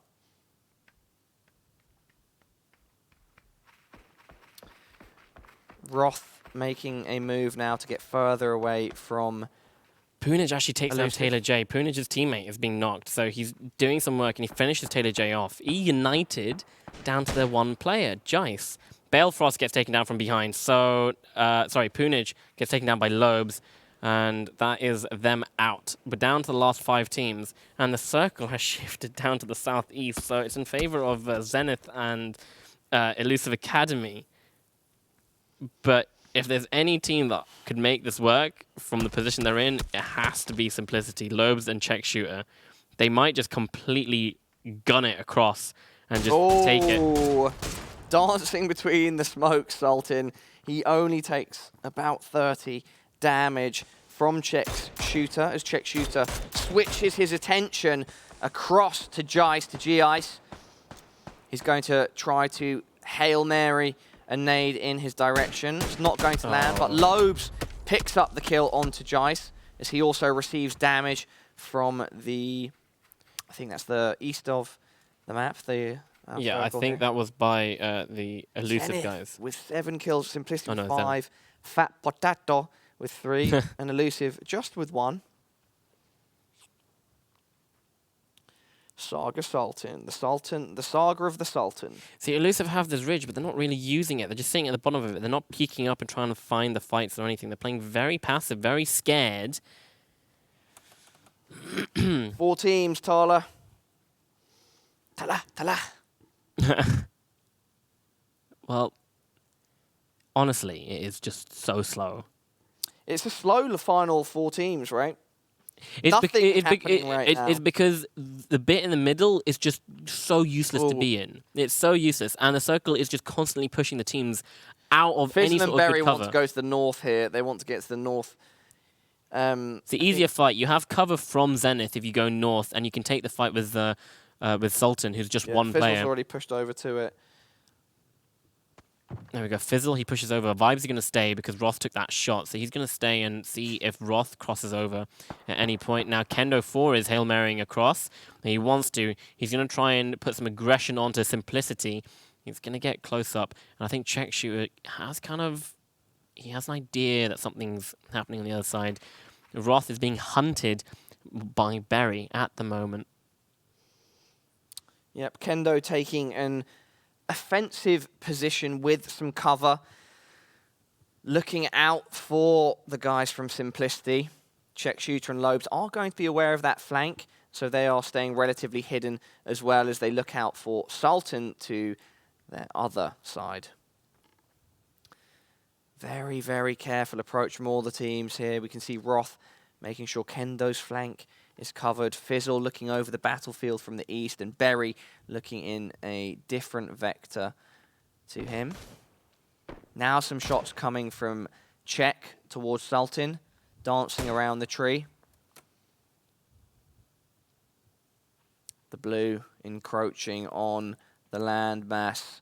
Phase 9 will be enacted very, very shortly in 10 seconds, ladies and gentlemen. 4 teams, just one of them down a player. This is going to be a bloodbath shortly, let me tell you that. See, it's gonna end up on the northern side of that road, so right there. So Kendo 4 and Zenith, they have a hard task of having to cross this road. They need to get up, silhouette themselves, and everyone can see where they are. I like that. It's another army term. It's one of the 5 S's. What is silhouetting? So silhouetting is when you're up on a ridge and there's light behind you, so you are literally a shadow on a hill. And you stand out. You stand out, so you don't want that to happen. And that's basically what it is. Berry Vibes, he eventually comes around. He is unable to get the knock, and now he's lying down. Oh, God. Okay, he stands up, 11 HP. Eventually will get knocked by Roth. I'm pretty sure he didn't need to use the M249. The M24. But he finishes him off nonetheless with his M4. Lucky right there. How all of those shots did not connect, I do not know. I don't think he knows either. Sultan, he's making a push towards Simplicity. They're using their smokes. The smokes are coming out. This entire final part of our game is going to be covered in smokes. Oh, yeah. Yeah. Fizzle is getting knocked out. Lobes finds him, and now Sultan. So Kendo 4, he has to hold the smoke. He can hear them. What is that? That's going to help Kendo out a lot. He's trying. And he finishes off Lobes and check shooter. Kendo. What on earth? 5 Sultan. kills apiece, 10 kills overall for Zenith. Now they just have one opponent left on the side of Fat Potato, and they finish it off. Winner, chicken dinner as Sultan falls, and Zenith Esport claim our final win of the night. Would you say Zenith Esport stands for the time for which something becomes super powered or something like that? Well, that was it right there. They pulled it all out. Something to do with power and at the right time. Man, yeah.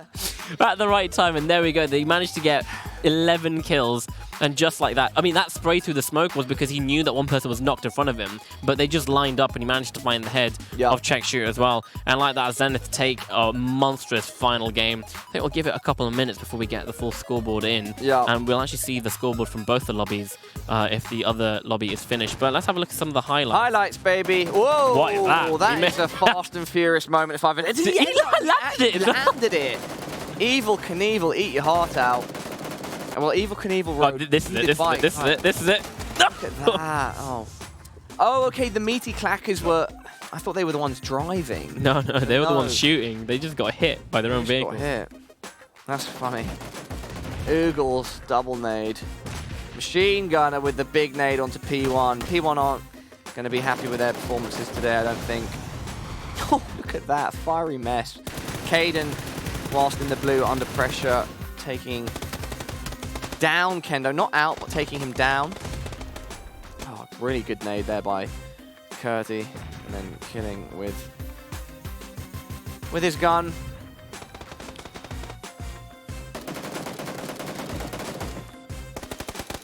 Poonage as well had a moment. Erebus onto Cheney. We thought he could have done a bit more with that, and that is exactly what he did. He got the double kill. It was a good job from him. Kendo here. Oh, really, really good job by the Zenith boys. An excellent 4 games by the NA guys. I mean, it's so vastly different from EU. You can really tell the difference between the playstyles, but that is just Wingman nonetheless. But the NAs do come out on top on form when it comes down to Wingman. You guys just love it more than we do over here on this side of the pond. But this week was the week to kind of even out the scoreboard, because next week is the final week before the grand finals, before you can actually get, well, your placement matters next week, is what I'm trying to say. Your placement really matters. So if you've had a terrible week this week, you've got to hope that you do super well next week to be able to qualify for $40,000 US. Yeah, so we will get that over, well, the game 4 scoreboard and then the overall leaderboard up shortly. And so, yeah, here it is right now. Really shortly. Zenith with 42 points overall from their 11 kills and 20 placement points. Simplicity in second. That's Congratulations to them. Fat Potato, who I'm not exactly sure how they were doing throughout the rest of the evening. Yucky aiming 4th, and Elusive in joint 5th, 6th with IRL Duo, and Lazarus in 7th. Lazarus in 7th. Yeah, Lazarus 2, 32, so 0 points across the board. A lot of teams not being able to manage to get at least 1 point. The winning team got 1 point. So here is the leaderboard for Group Maverick, the group that we've been covering today for NA as well as EU. And Lazarus won with 79 points. Oh my god. Zenith with 72, Endemic with 70. They really pulled it out of the bag, Zenith did. They're not that far ahead of 3rd, and they're not that far behind 1st place either. So again, anyone's game next week, but if you're in the mid-board, you can see the total leaderboard for NA, the top 32. Sharp Start still on top, so they were our leaders after week 1. They've managed to hold on to it. Zenith are now in 2nd. Fridge full of beans, who I remember from week 1. Must have been doing some work over on Goose because they're in 3rd. And then we see Endemic and Lazarus almost as well. So a lot of, that's 4 teams in the top 5 from Group Maverick. And then Player 1 Black in 7th. That's quite unfortunate for Cloud9. You can see that they've kind of dropped down, but they weren't able to do a show. There were no show this week, unfortunately. Nonetheless, next week is all or nothing for a lot of the teams. You want to try and be in the top 24 out of all 64 teams in the NA leaderboard to be able to qualify for that 40,000. And of course, that's going to be played, next week.